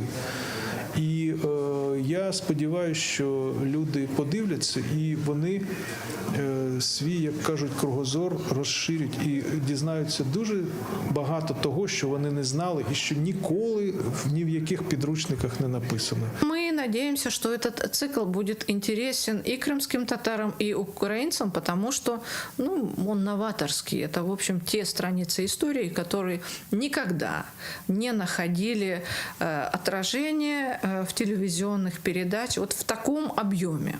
Қырым татарлар ве украинлерінің умуми күреші ве бірдемлігі аққанда весиқалы фильмлерінің премьерасы АТР телеканалында октябрьнан 28-інде тақдим етілежек.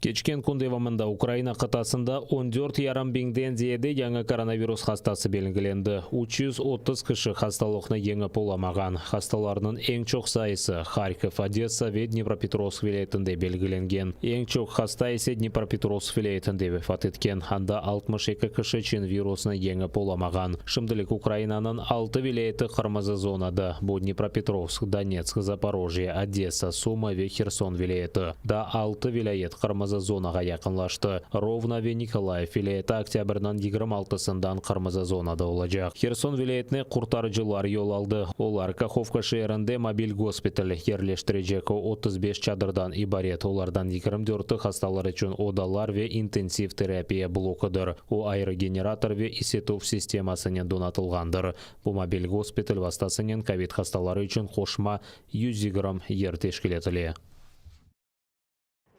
Вилаетлер арасында машина куланып кеткен yolcularının ковид весиқалары олмаса yolcular 34 bin гривна пара жазасын ала біле. Бұл қайделер еңгіл арабанен кеткен yolcularға тарқалмай. Арабада 5-тен зияде инсан олса, яда эпсі бір құранта азасы олса. Демір yol яда автобуснен қолланғанларынан сертификат яда менфи тестлеріні ташыжылар бақмалы. Қанун бозылулары олса, месулетлікні де олар чекежек. Ковид құрбанлары чоқ олғаны үшін Қырым морглары рықмарық толы. Бұны ишғалжілер өзлері қабереті. Ишғал етілген Қырымнан вақтынжы сағлық назирі Константин Скоропский қайдеткенне көре махкеме тибби экспертизалары кечірілмесі артқан. Ахмеджетеки Рычкова соқағында ерлешкен моргта өлгенлерінің жесетлері сақланмасы үшін айры бұздулап модулі сатын алынacak екен. Қырымда кенеде рекордлар. Кечкен күндеваманда Ақиярда козогуне алынса 983 инсанда коронавирус белгіленген. 27 кіші хасталық ағырлашмасы нәтижесінде вефат еткен. Украина президентінің Қырымдаки даими темсілжілігінде қайдеткенлеріне көре Русия тежавузжы девлет оларақ ишғал етілген Қырымда коронавируснен бағлы олған фелекетте месулиетледір. Ситуація з коронавірусом в Криму дуже важка, і ті цифри, які публікує окупаційна адміністрація, занижені. Кримчани – наші громадяни, які перебувають на окупованому півострові і перебувають в постійному зв'язку з нами, підтверджують, що ситуація погана. Держава-окупант. Телеканалымыздың сайтында абоне олып АТР қорантасына қошылыңыз. Бұның үшін браузерде atr.ua адресіне язып сайтқа кіре білесіңіз. Анда есе АТР қорантасына қошылмақ үшін АТРге қол тұтмақ догмені баса білесіңіз. Бұндан соң өз банк картаңыз ве электрон адрес аққанда мәліматыны толдырыңыз. Төлевлер насыл мұнтазам тарзда олacağını қайдетіп, программаның шартларына қабыл етіп, төлемек догмесіні басыңыз. Бұрынже ве екене Қырым татар телеканалы бұл Қырымда олған керчекні көстерген телеканалдар. Қырым татар халқы ичунесе екене сербестлік мейданы. АТР сайтына абуне олып информацион күреште бізге ярдым етіп, ярмада ишгалжелерден азат етілмесі үшін өз иссеңізні қоша білесіңіз.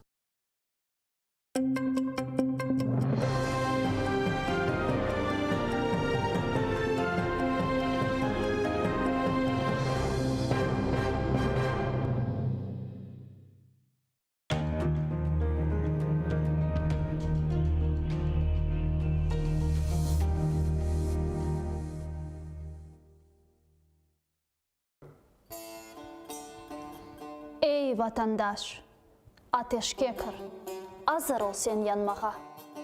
Vatan için can vermesen, ne için geldin dünyaya? Güzel Kırım toprağında ecdadının kanı var.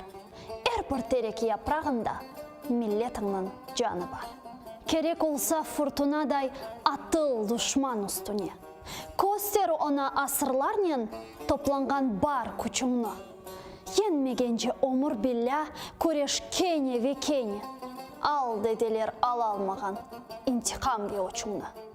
Sen milletsin bir vakitlar Moskvada at oynatkan. Aciz kalgan getmunlarga yardım kolu uzatkan. Bugün ne için andamında korkup pısıp yüresin.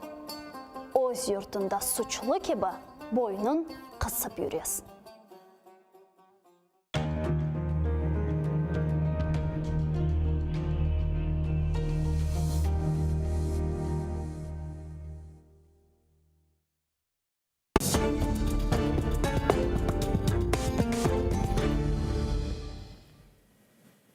Добрый вечер. В эфире телеканал ЭТР. Вы смотрите Prime Мацарский, программу, в которой я, Юрий Мацарский, рассказываю вам обо всем важном, интересном из того, что произошло за последние несколько дней в мире. Начну я сегодня с азиатской, с дальневосточной Мьянмы.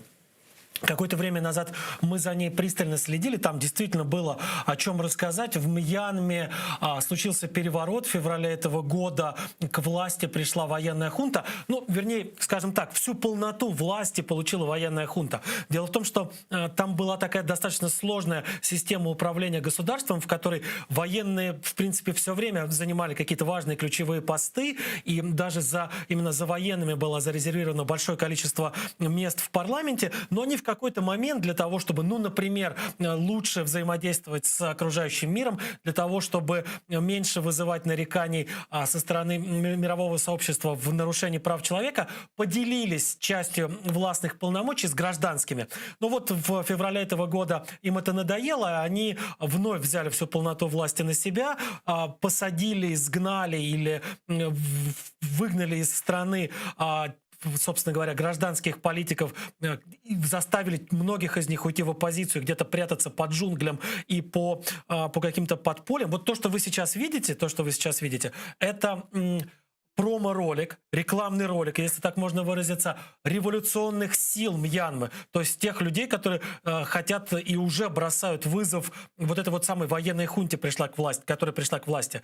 Вот вы сейчас смотрите это на Ютубе, выкладывают и распространяют друг другу жители Мьянмы и соседних с ней государств. Вот такой вот, собственно говоря, призыв бросать все, вступать в ряды и идти воевать против хунты. Я чуть попозже расскажу, чем, собственно говоря, такие призывы заканчиваются. Так вот, то, что мы наблюдаем сейчас, это возможное начало, по крайней мере, так предупреждают в Организации Объединенных Наций, не просто противостояние между военными, не просто противостояние между силами безопасности и теми людьми, которые не согласны с переворотом, теми людьми, которые не признают военную хунту, а это возможное начало гражданской войны. Почему?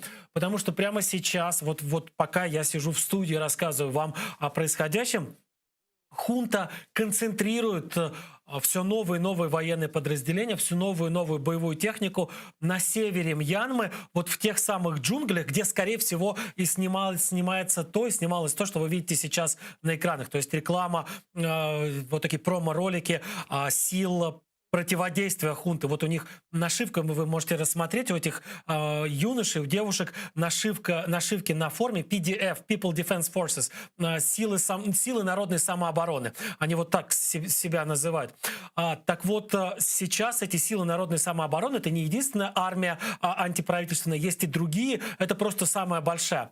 Вот их пытается окружить или их пытается взять в какое-то такое максимально плотное кольцо, это самая военная хунта, и, судя по всему, эта попытка приведет к новому витку противостояния. Вот с февраля больше 1100 гражданских убито в столкновениях или казнено какими-то парамилитаристскими проправительственными формированиями. И ООН предупреждает, что это 1100 на самом деле может обернуться куда более тяжелыми потерями. Ну, потому что сейчас все к этому...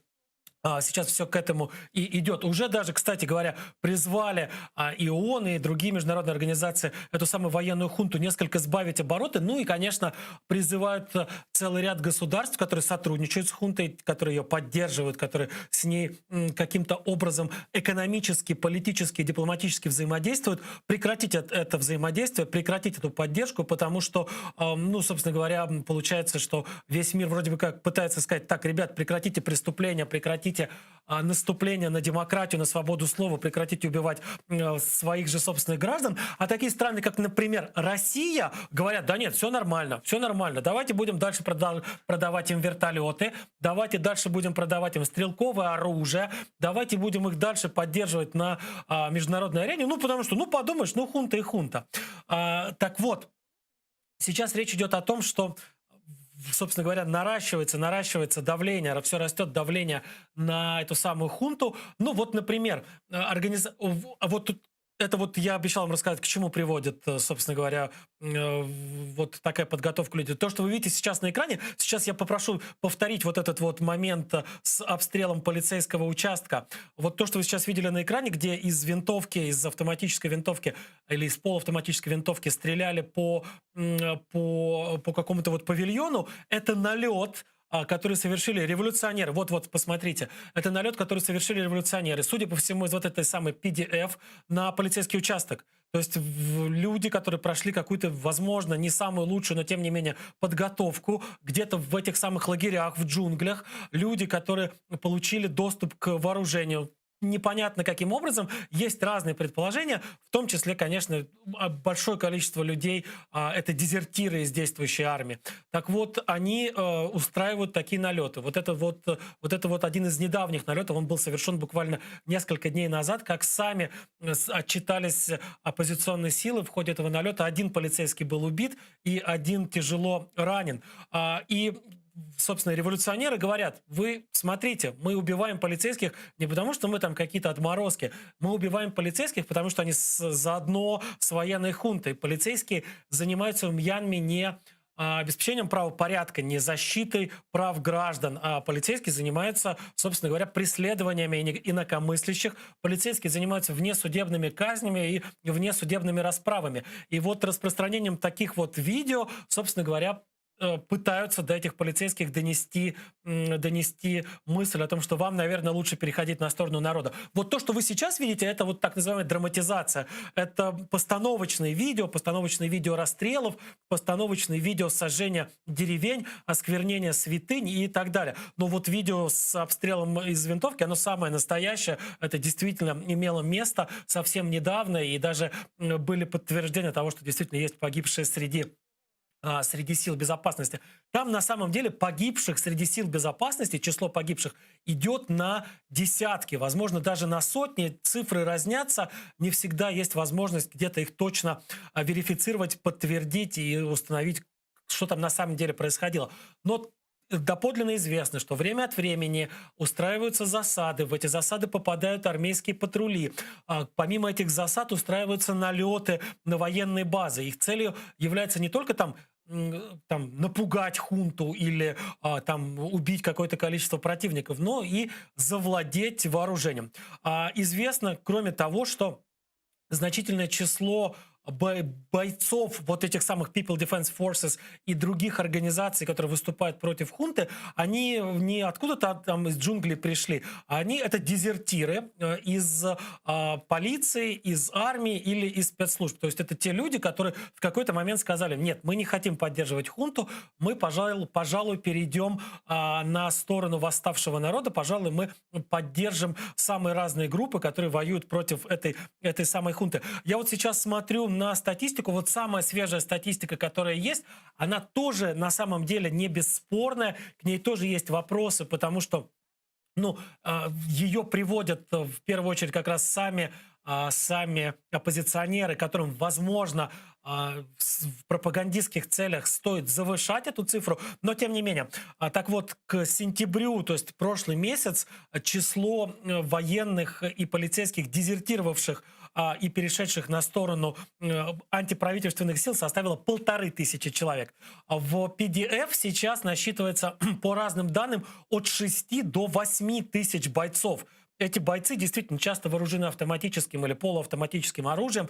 Вы видите из этих самых роликов, понятно, что у них есть лагеря подготовки, что у них есть, по крайней мере, у какого-то количества из них есть достаточно современное обмундирование, у них есть как минимум грузовики, которые позволяют им быстро передвигаться там, где есть хотя бы какие-то грунтовые дороги. Кроме того, известно, что у них, скорее всего, есть еще и некоторое количество бронетехники. Даже приходили сообщения, что им удавалось завладеть, правда, эти сообщения тоже не были подтверждены, например, боевыми вертолетами, которые, что называется, угнали с позиций, с каких-то авиабаз в армии Мьянмы, этой самой хунты. Кстати, часто вот эти самые перебежчики, те люди, не знаю, наверное, не очень правильно называть их дезертирами, потому что дезертир — это тот, кто в принципе оставляет поле боя. А здесь те люди, которые меняют сторону. Они, перебежчики, я сейчас не вкладываю в это слово ни отрицательного, ни положительного смысла. Они вот просто взяли и перешли с одной стороны на другую, поменяли форму одних комбатантов на форму других комбатантов. Так вот этих вот перебежчиков, вот этих вот людей, сменивших лояльность режиму на лояльность оппозиции, это не только рядовые, не только сержантский состав, хотя понятно, что там большая часть, например, из 500 полицейских, которые перешли на сторону режима, это в основном сержанты или в основном рядовые, и там вот эти 1500 военных и представители спецслужб, это тоже в основном сержанты и рядовые. Но есть и офицеры, кроме того, известно, что даже высший офицерский состав время от времени переходит на сторону восставших или, по крайней мере, собирается перейти. Вот в октябре, несколько дней назад, или там буквально неделю назад, был арестован целый бригадный генерал армии, про которого стало известно, что он собирается перейти на сторону восставших. Кто-то из его ближайшего окружения сдал генерала. Он был вот буквально за несколько часов до того момента, когда он собирался покинуть вот свой какой-то кабинет, свой какой-то командный офис и отправиться в джунгли, был вот за несколько часов до этого арестован.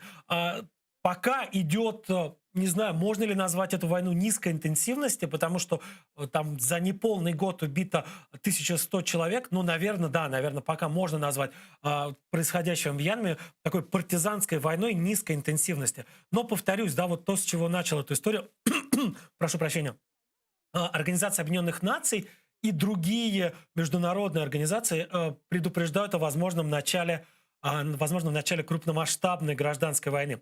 Не спасает даже то, что какие-то шаги навстречу якобы делает хунта. Вот какие шаги делает хунта?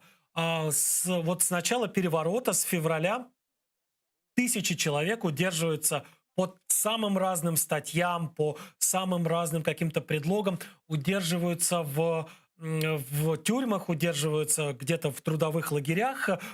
Что называется, за решеткой их держат. И под давлением одной из международных организаций какое-то время назад были выпущены несколько сотен этих самых политических заключенных. Они были выпущены под камеры, все это снималось, все это распространялось, и тем самым там прохунтовские какие-то проправительственные медиа в Мьянме могли продемонстрировать миру, что вот смотрите, мы идем навстречу международным требованиям, вы сказали там освободить политических заключенных, мы освобождаем. И вот несколько сотен, 200 или там около 300 человек было выпущено вот на волю под камеры с какими-то заявлениями от властных чиновников, что мы вот, смотрите, мы вот держим свои обязательства, нас попросили, мы выпускаем этих людей. Но их родственники, их единомышленники, этих освобожденных, уже через несколько дней сообщили о том, что значительное количество тех людей, которые были выпущены перед телекамерами, уже через несколько часов или через несколько дней были арестованы и точно так же отправлены за решетку. И, собственно, это была совершенно ясно, очевидно, такая показательная пиар-акция, направленная не на попытку примирения внутри страны, не на попытку начать какой-то внутринациональный диалог, а вот, собственно, только для того, чтобы каким-то образом избежать санкций, для того, чтобы каким-то образом продемонстрировать свою там какую-то приятную сторону на международной арене. Прежде чем вот закончить на сегодня с Мьянмой, расскажу о том, вот насколько одни и надуманы те обвинения, по которым люди попадают за решетку под властью хунты. Вот одна из лидерш или лицо вот той самой либеральной гражданской власти, которая была смята, вот буквально раздавлена этим самым переворотом в феврале, Аун Сан Су Чжи, знаменитая женщина, она долгое время находилась под домашним арестом и долгое время преследовала предыдущая хунта в Мьянме военная. Она даже получила Нобелевскую премию мира за вот такую несгибаемость. К ней много вопросов по поводу ее возможного оправдания геноцида мусульман Рохинджа, но этот геноцид случился уже после того, как она получила Нобелевскую премию. Ее, собственно, поэтому никакого механизма отзыва этой премии нет. Ну вот и она получила значительное число критики. Я сейчас не об этом. Вот после того, как смяла хунта попытку либерализации режима, после того, как Аун Сан Су Чжи и ее ближайшее окружение были лишены власти и отправлены сначала под домашний арест, а потом многие отправились еще и в тюрьму, были среди заключенных и люди из ее личной охраны.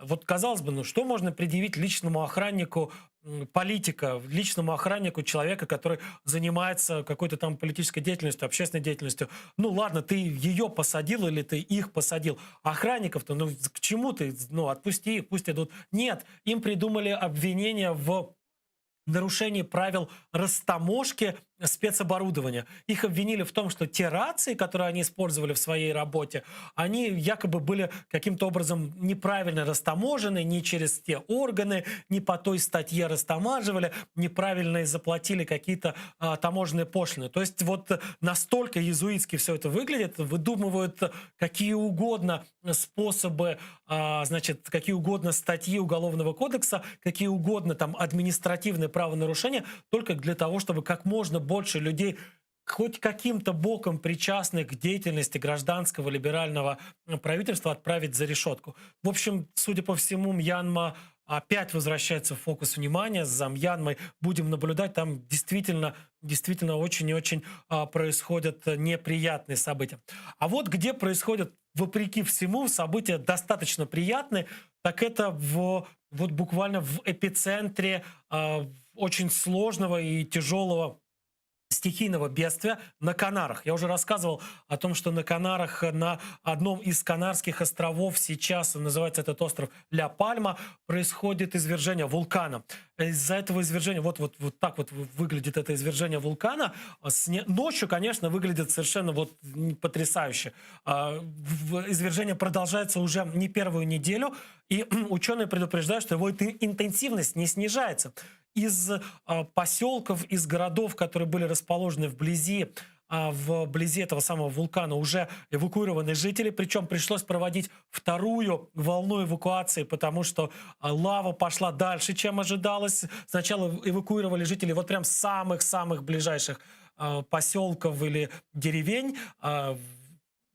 их эвакуировали, потом выяснилось, что этого мало, надо спасать людей, которые живут еще и в более далеких городах и селах. Уже эвакуировано больше 7,5 тысяч человек, уничтожено, страшно себе это представить, уничтожено 2000 участков с домами. И это часто не какие-то там хибарки, это в большинстве своем достаточно, в общем, большие виллы. В конце концов, Канары — это давно всем известный такой туристический рай.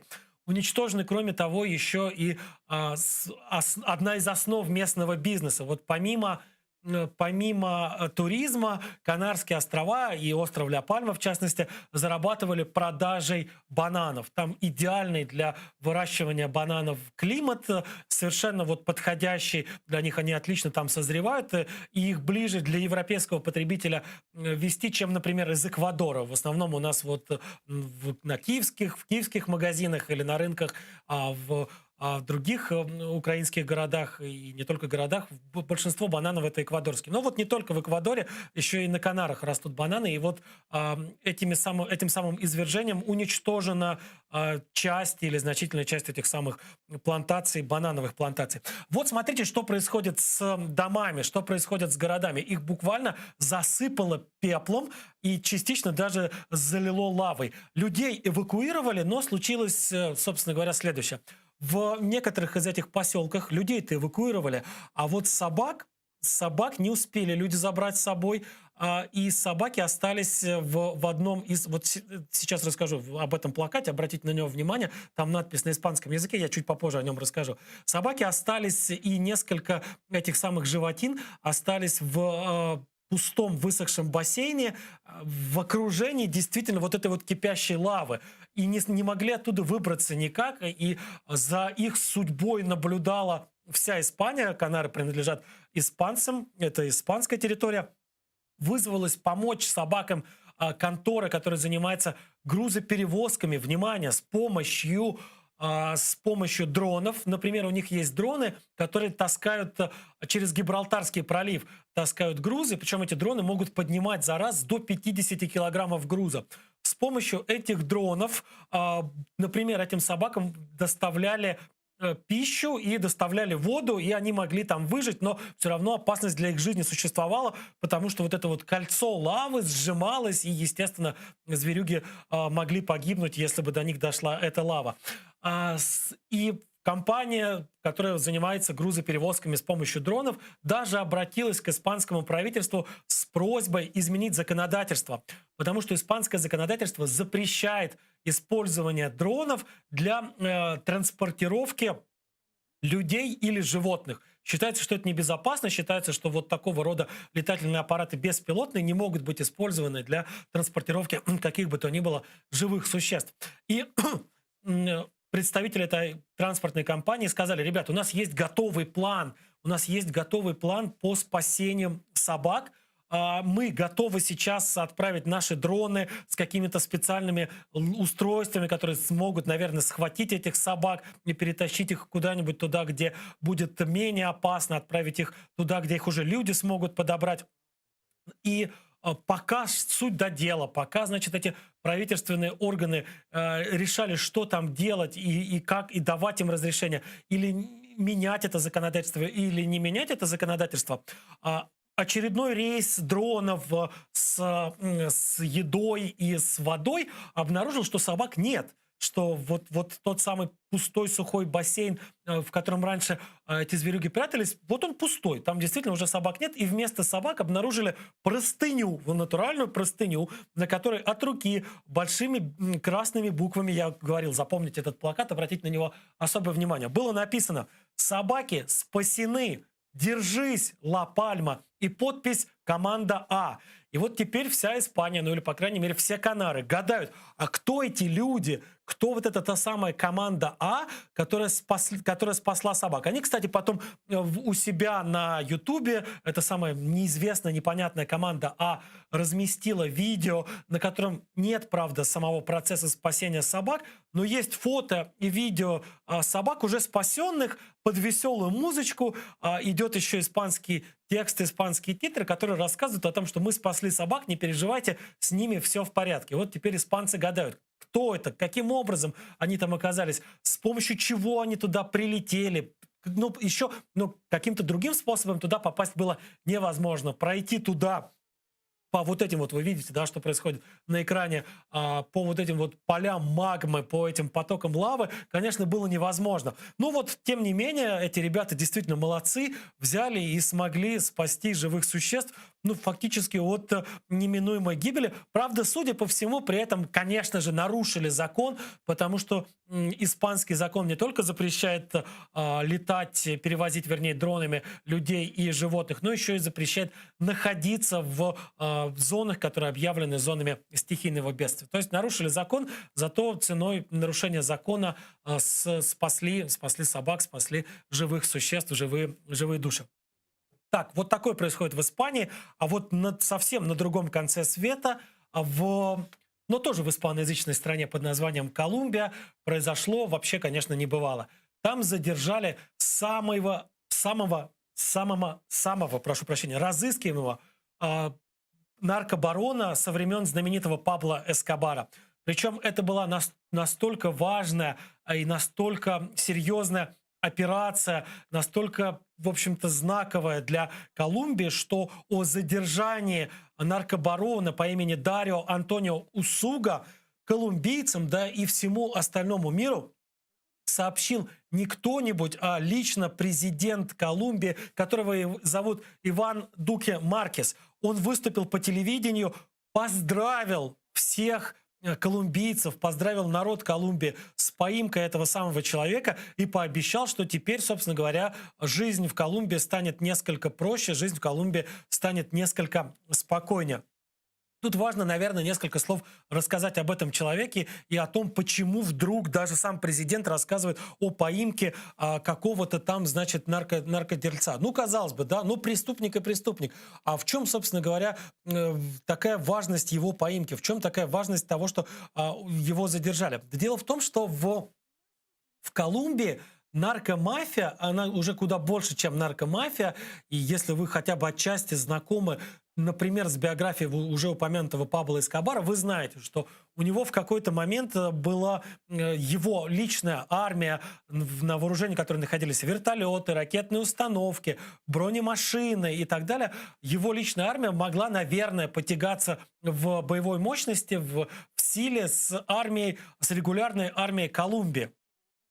И вот, конечно, сейчас настолько мощных армий нет, но тем не менее они действительно остаются в распоряжении у наркомафии, остаются армии, которые серьезную опасность, серьезную угрозу представляют. И с помощью этих армий они умудряются держать под контролем не только целые районы, но и целые провинции Колумбии. Конечно, уже сейчас это не так, как было, скажем, там в 80-х, в начале 90-х, не так сильно, не так ярко это выражено, но тем не менее, часть территории Колумбии все равно остается под контролем наркомафии. Часть территории Колумбии, там вот действительно не работают законы страны, не работают какие-то общечеловеческие понятия и ценности, там вот правит наркомафия. Интересна, кстати, судьба самого этого персонажа, которого поймали, задержали. За него $800 тысяч за его поимку обещало колумбийское правительство, и $5 миллионов за предоставление информации, которая приведет к его поимке, обещали американские власти, потому что он очень здорово наследил не только в Колумбии, но и в США. Потому что так или иначе главным рынком сбыта всех этих наркотиков является Америка, и в последние десятилетия была именно Америка.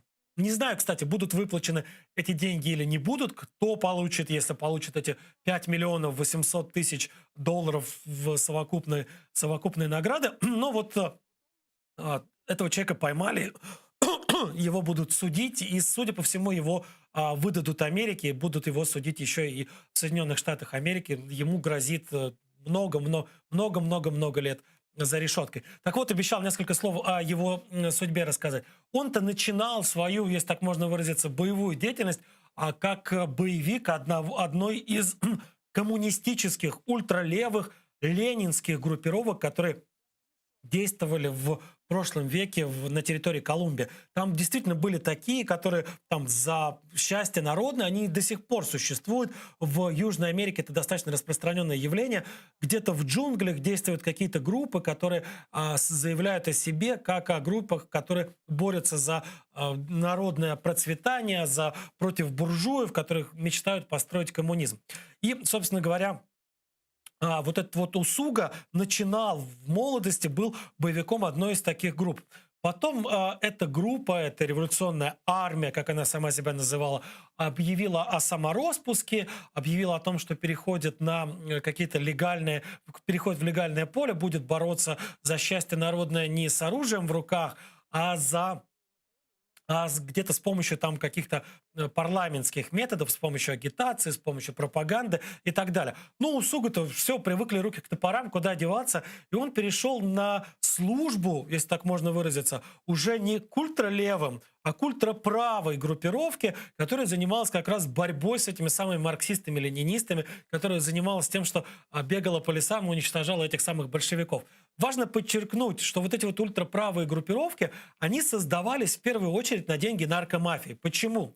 Потому что вот большевики, как большевики в наших краях в 17-18 году и до этого, так большевики и в Южной Америке жили за счет экспроприации. Им нужно было для того, чтобы выживать, для того, чтобы покупать оружие, для того, чтобы продолжать революционную борьбу, им нужно было где-то деньги взять на это. Где деньги взять? Отобрать, где-то ограбить кого-то. С помощью разбоя или краж эти деньги добыть. Где в Колумбии можно было добыть деньги? У кого больше всего было денег? Всегда больше всего этих денег было у наркомафии, у наркодельцов.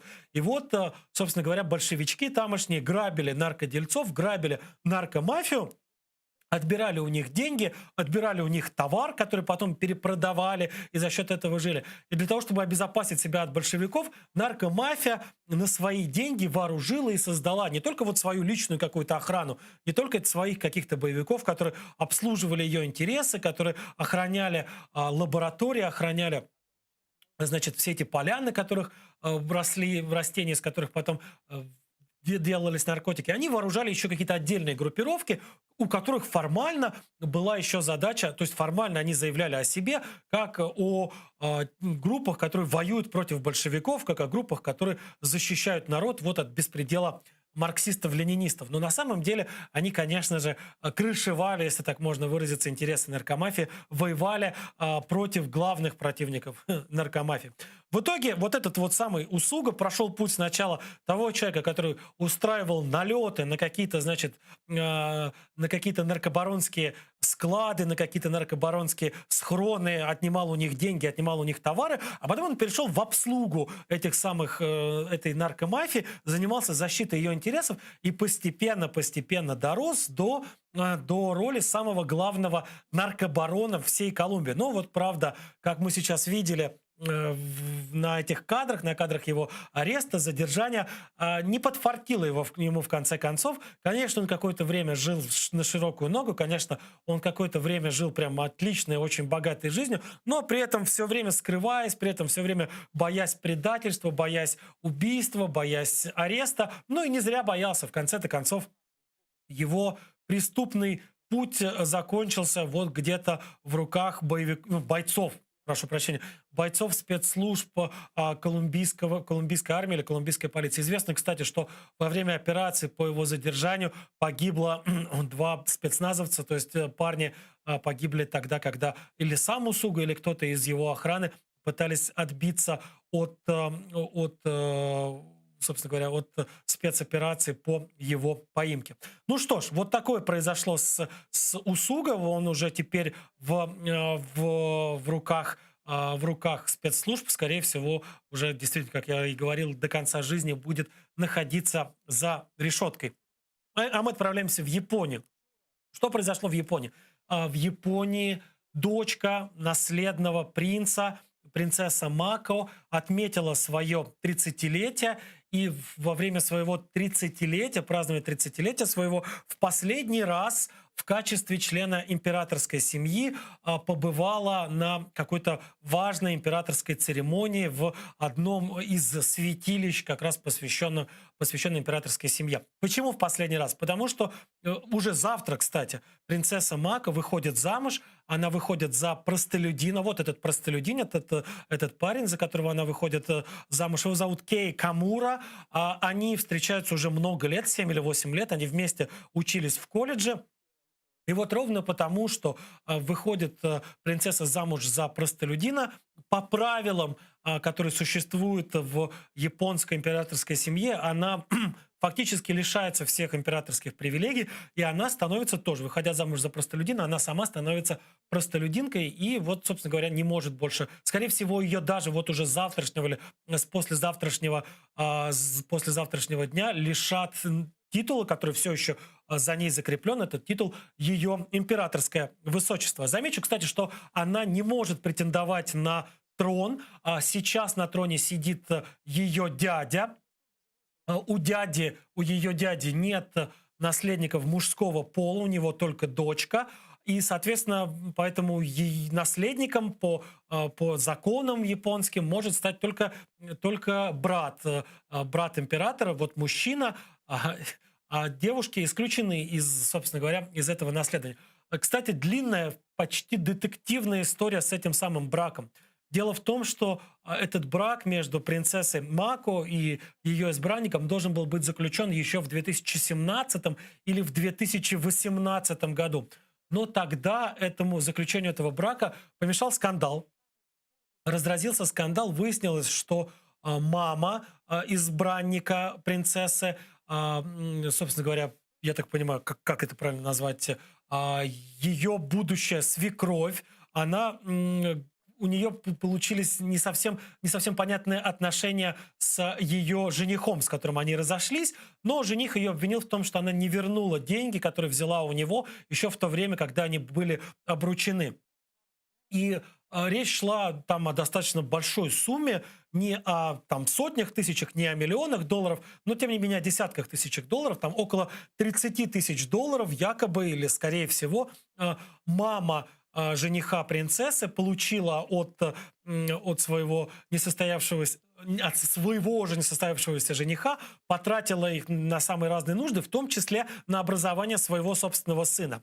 И вот вдруг всплыл этот человек, который говорит: так, возвращайте деньги. И вот пока этот скандал не был улажен, вот на это время была отложена свадьба. Соответственно, конечно же, поскольку с императорской семьей примерно как с женой Цезаря, каждый член императорской семьи должен быть вне подозрений.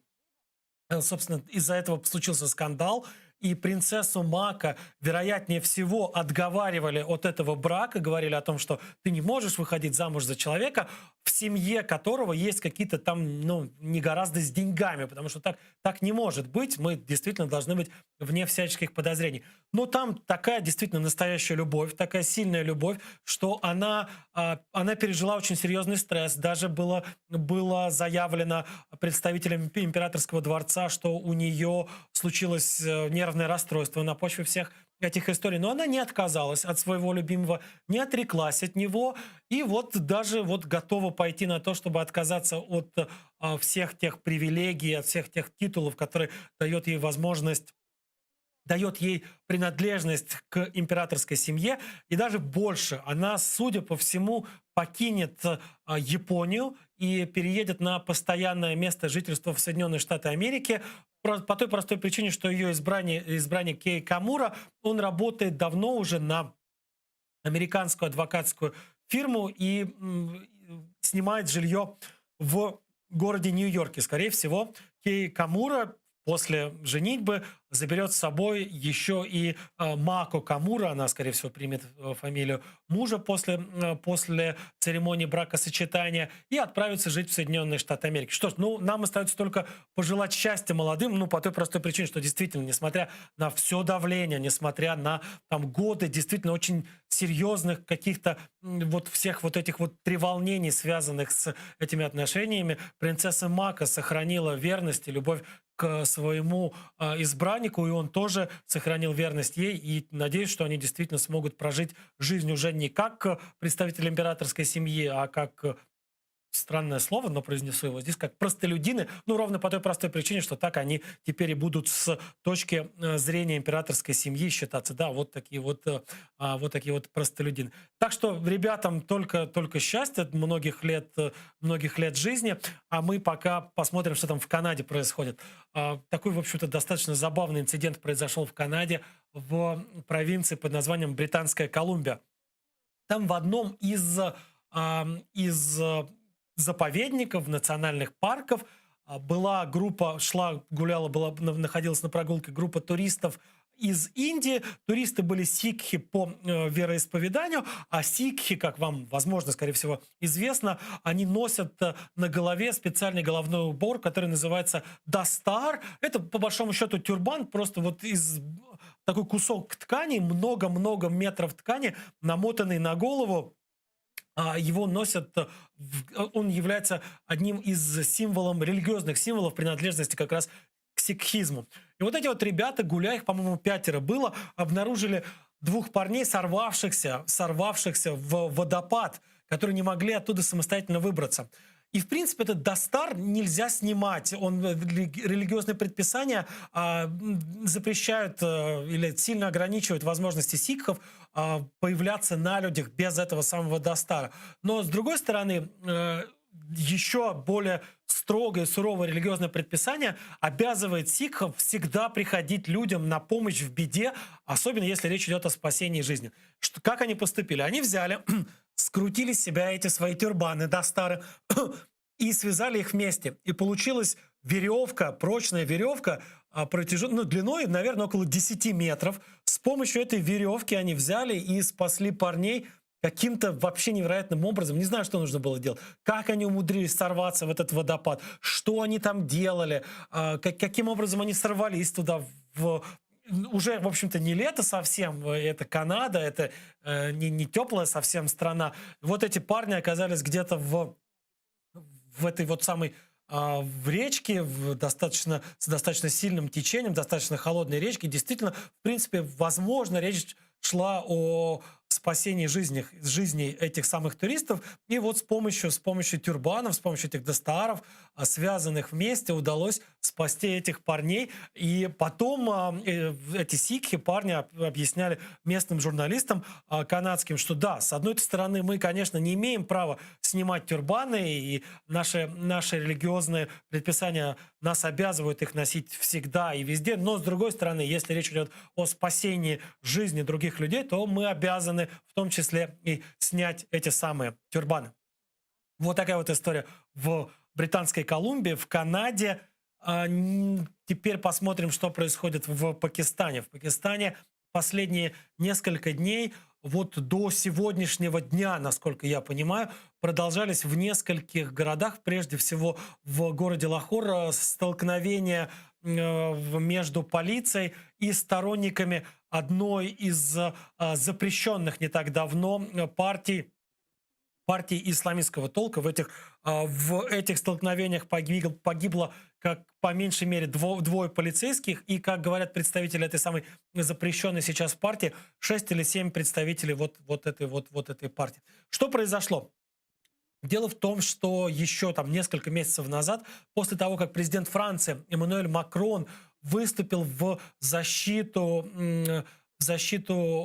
карикатуристов, прошу прощения, изображающих в том числе пророка Мохаммеда, вот представители этой самой партии в Пакистане потребовали немедленного разрыва дипломатических отношений и высылки с Францией, и высылки французского посла.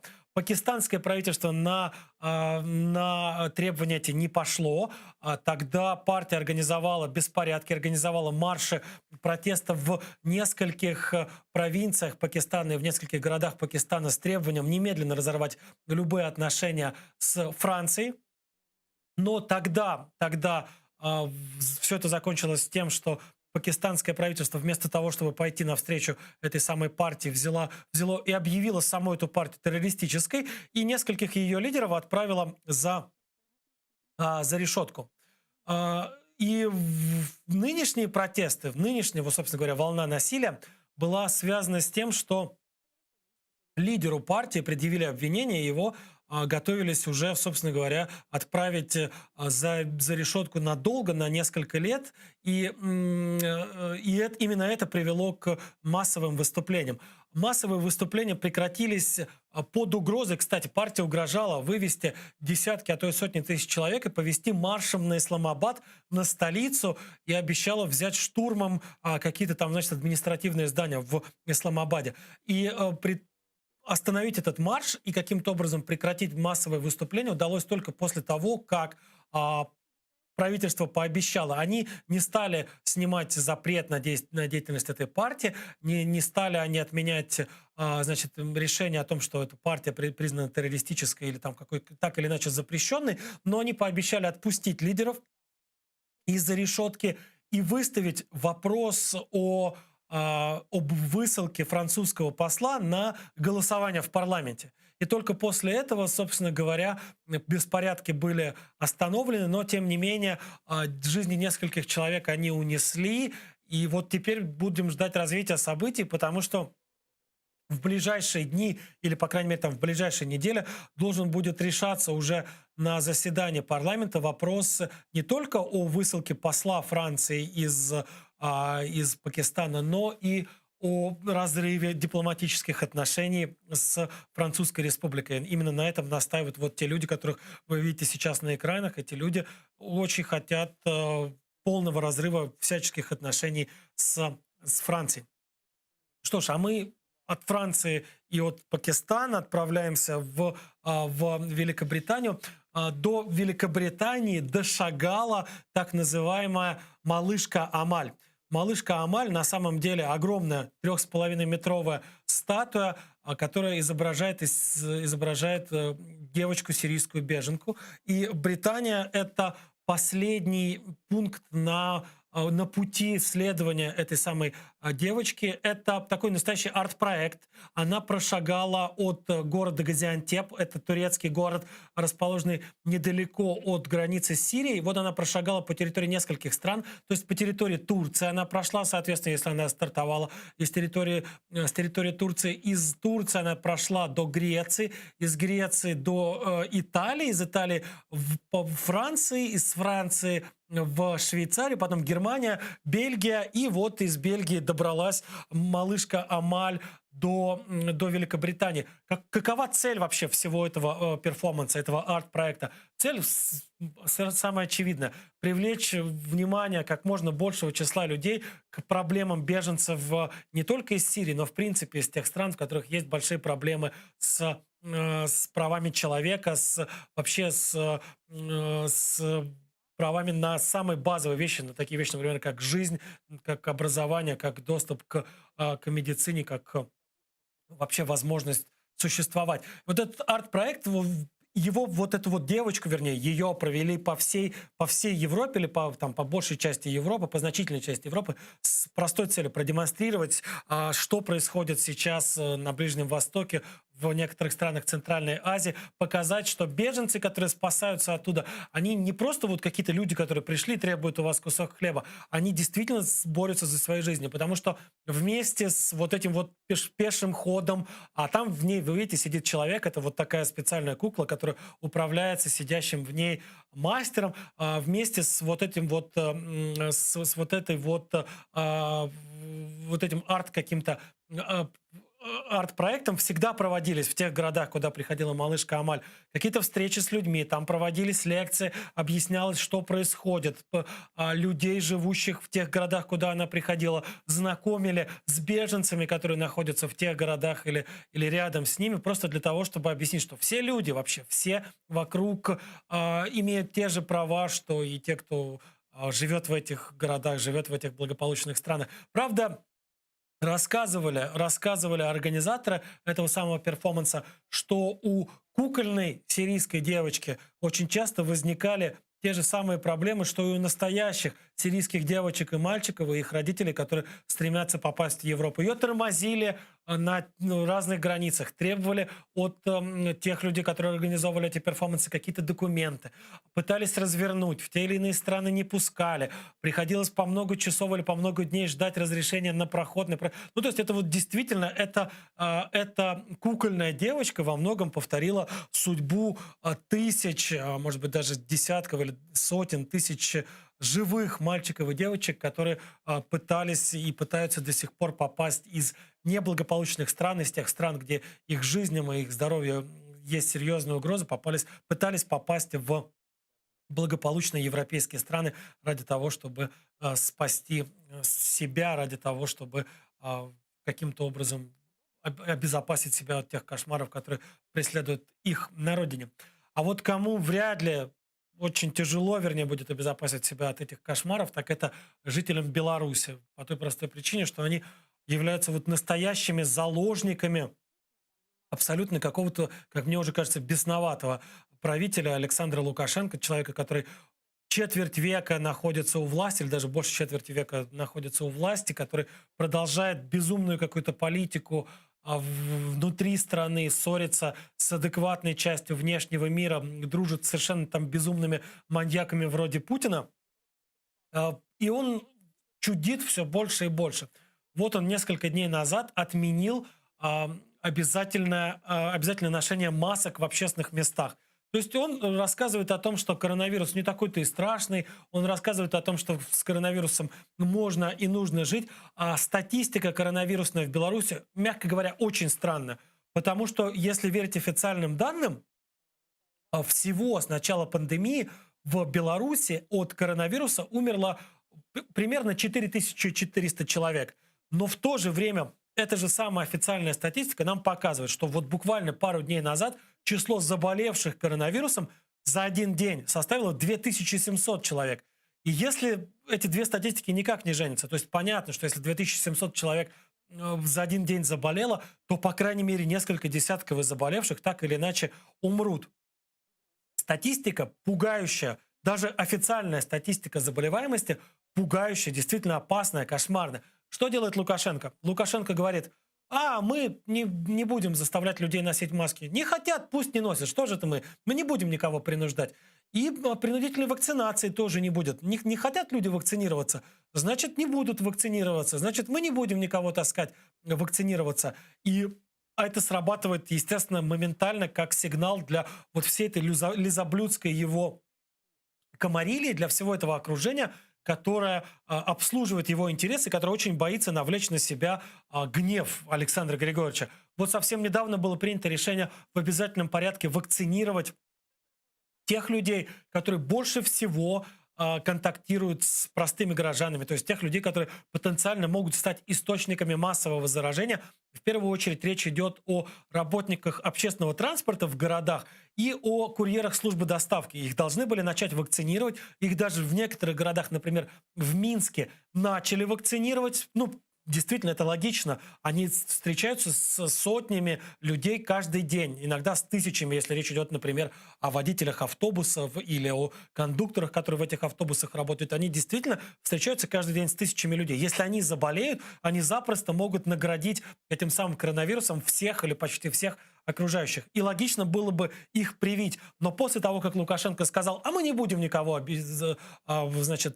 принуждать носить маски, мы не будем вводить обязательной вакцинации до тех пор, пока у нас не будет своей белорусской вакцины, это решение было отменено. То есть фактически Лукашенко и его окружение прямо сейчас занимаются умышленным убийством. Иначе это нельзя никак назвать, потому что самые простые, самые очевидные решения, которые направлены на то, чтобы спасать людей, на то, чтобы спасать человеческие жизни, по какой-то необъяснимой причине у нас просто, у них в Беларуси просто берут и отменяются. В итоге к чему все это пришло? К тому, что маска, теперь обычная медицинская маска, к которой мы все за время этой самой пандемии привыкли, стала одним из символов антиправительственного протеста. И белорусы, которые, например, вынуждены сейчас находиться за пределами родины, а белорусы, которые сейчас живут в Польше, в Украине, в других нормальных демократических странах, в которых, к счастью, нет вот таких персонажей, как Лукашенко, превращают самих себя превращают, вернее, эту маску в символ противостояния этому самому безумному режиму Лукашенко. Давайте, кстати, вот посмотрим, у нас есть короткое видео из Кракова. Это вот краковские белорусы, которые вот они призывают не обращать внимания на вот эти вот странные выборки Александра Григорьевича Лукашенко. Я достаю из широких штанин маску, ведь я гражданин. Я беспокоюсь о тех, кто рядом. Быть не хочу я плешивым гадом.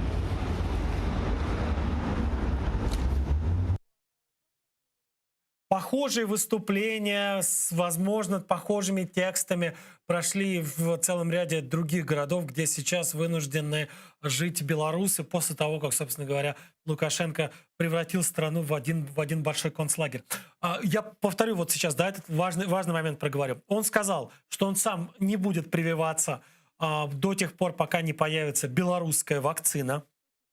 Его окружение обещает ему эту самую белорусскую вакцину в 2023 году. Сейчас в Беларуси массово проводится вакцинация очень сомнительного качества этим самым российским спутником В. Я вот сейчас отдельно говорю, несмотря на то, что оно сомнительного качества, лучше, если есть возможность уколоться хотя бы этим самым спутником В, лучше ему колоться, чем вообще не колоться ничем. Лучше привиться любым доступным каким-то препаратом, чем не прививаться вообще. Но Лукашенко говорит о том, что он дождется 2023 года, он будет прививаться только отечественной вакциной, и тех людей в своем окружении, в правительстве, которые призывают людей во что бы то ни стало идти прививаться, не дожидаясь появления белорусской вакцины, он буквально обвиняет в подыгрывании каким-то врагам. То есть он их начинает вот что называется стыдить. Я не знаю, как еще здесь какое слово можно применить. Перед камерами на каком-то там правительственном совещании говорит: вы кому подыгрываете, заставляя людей носить маски и принуждая их идти и колоть себе прививки. Кому люди это могут подыгрывать? Ну, наверное, здравому смыслу они могут подыгрывать. Ну, наверное, желанию спасти своих соотечественников как можно больше.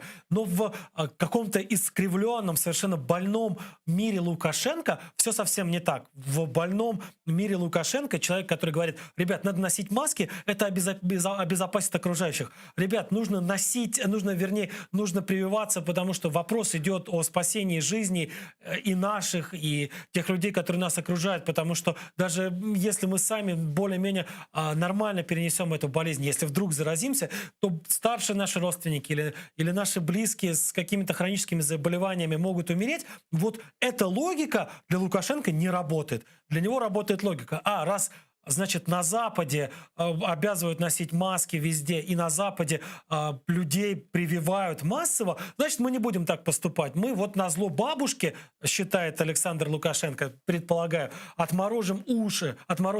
Мы назло демократическим вменяемым правительством отменим все возможные коронавирусные меры, коронавирусные ограничения для того, чтобы продемонстрировать, что у нас все совсем не так. А если статистика заболеваемости, смертности будет пугающая, будет кошмарная, мы ее просто переврем, перепишем и продемонстрируем, что на бумаге-то у нас все прекрасно и все отлично. Что ж, на этом стоит попрощаться уже. Это был Прайм Мацарский в эфире телеканала АТР. Увидимся через несколько дней. Всего хорошего, счастливо.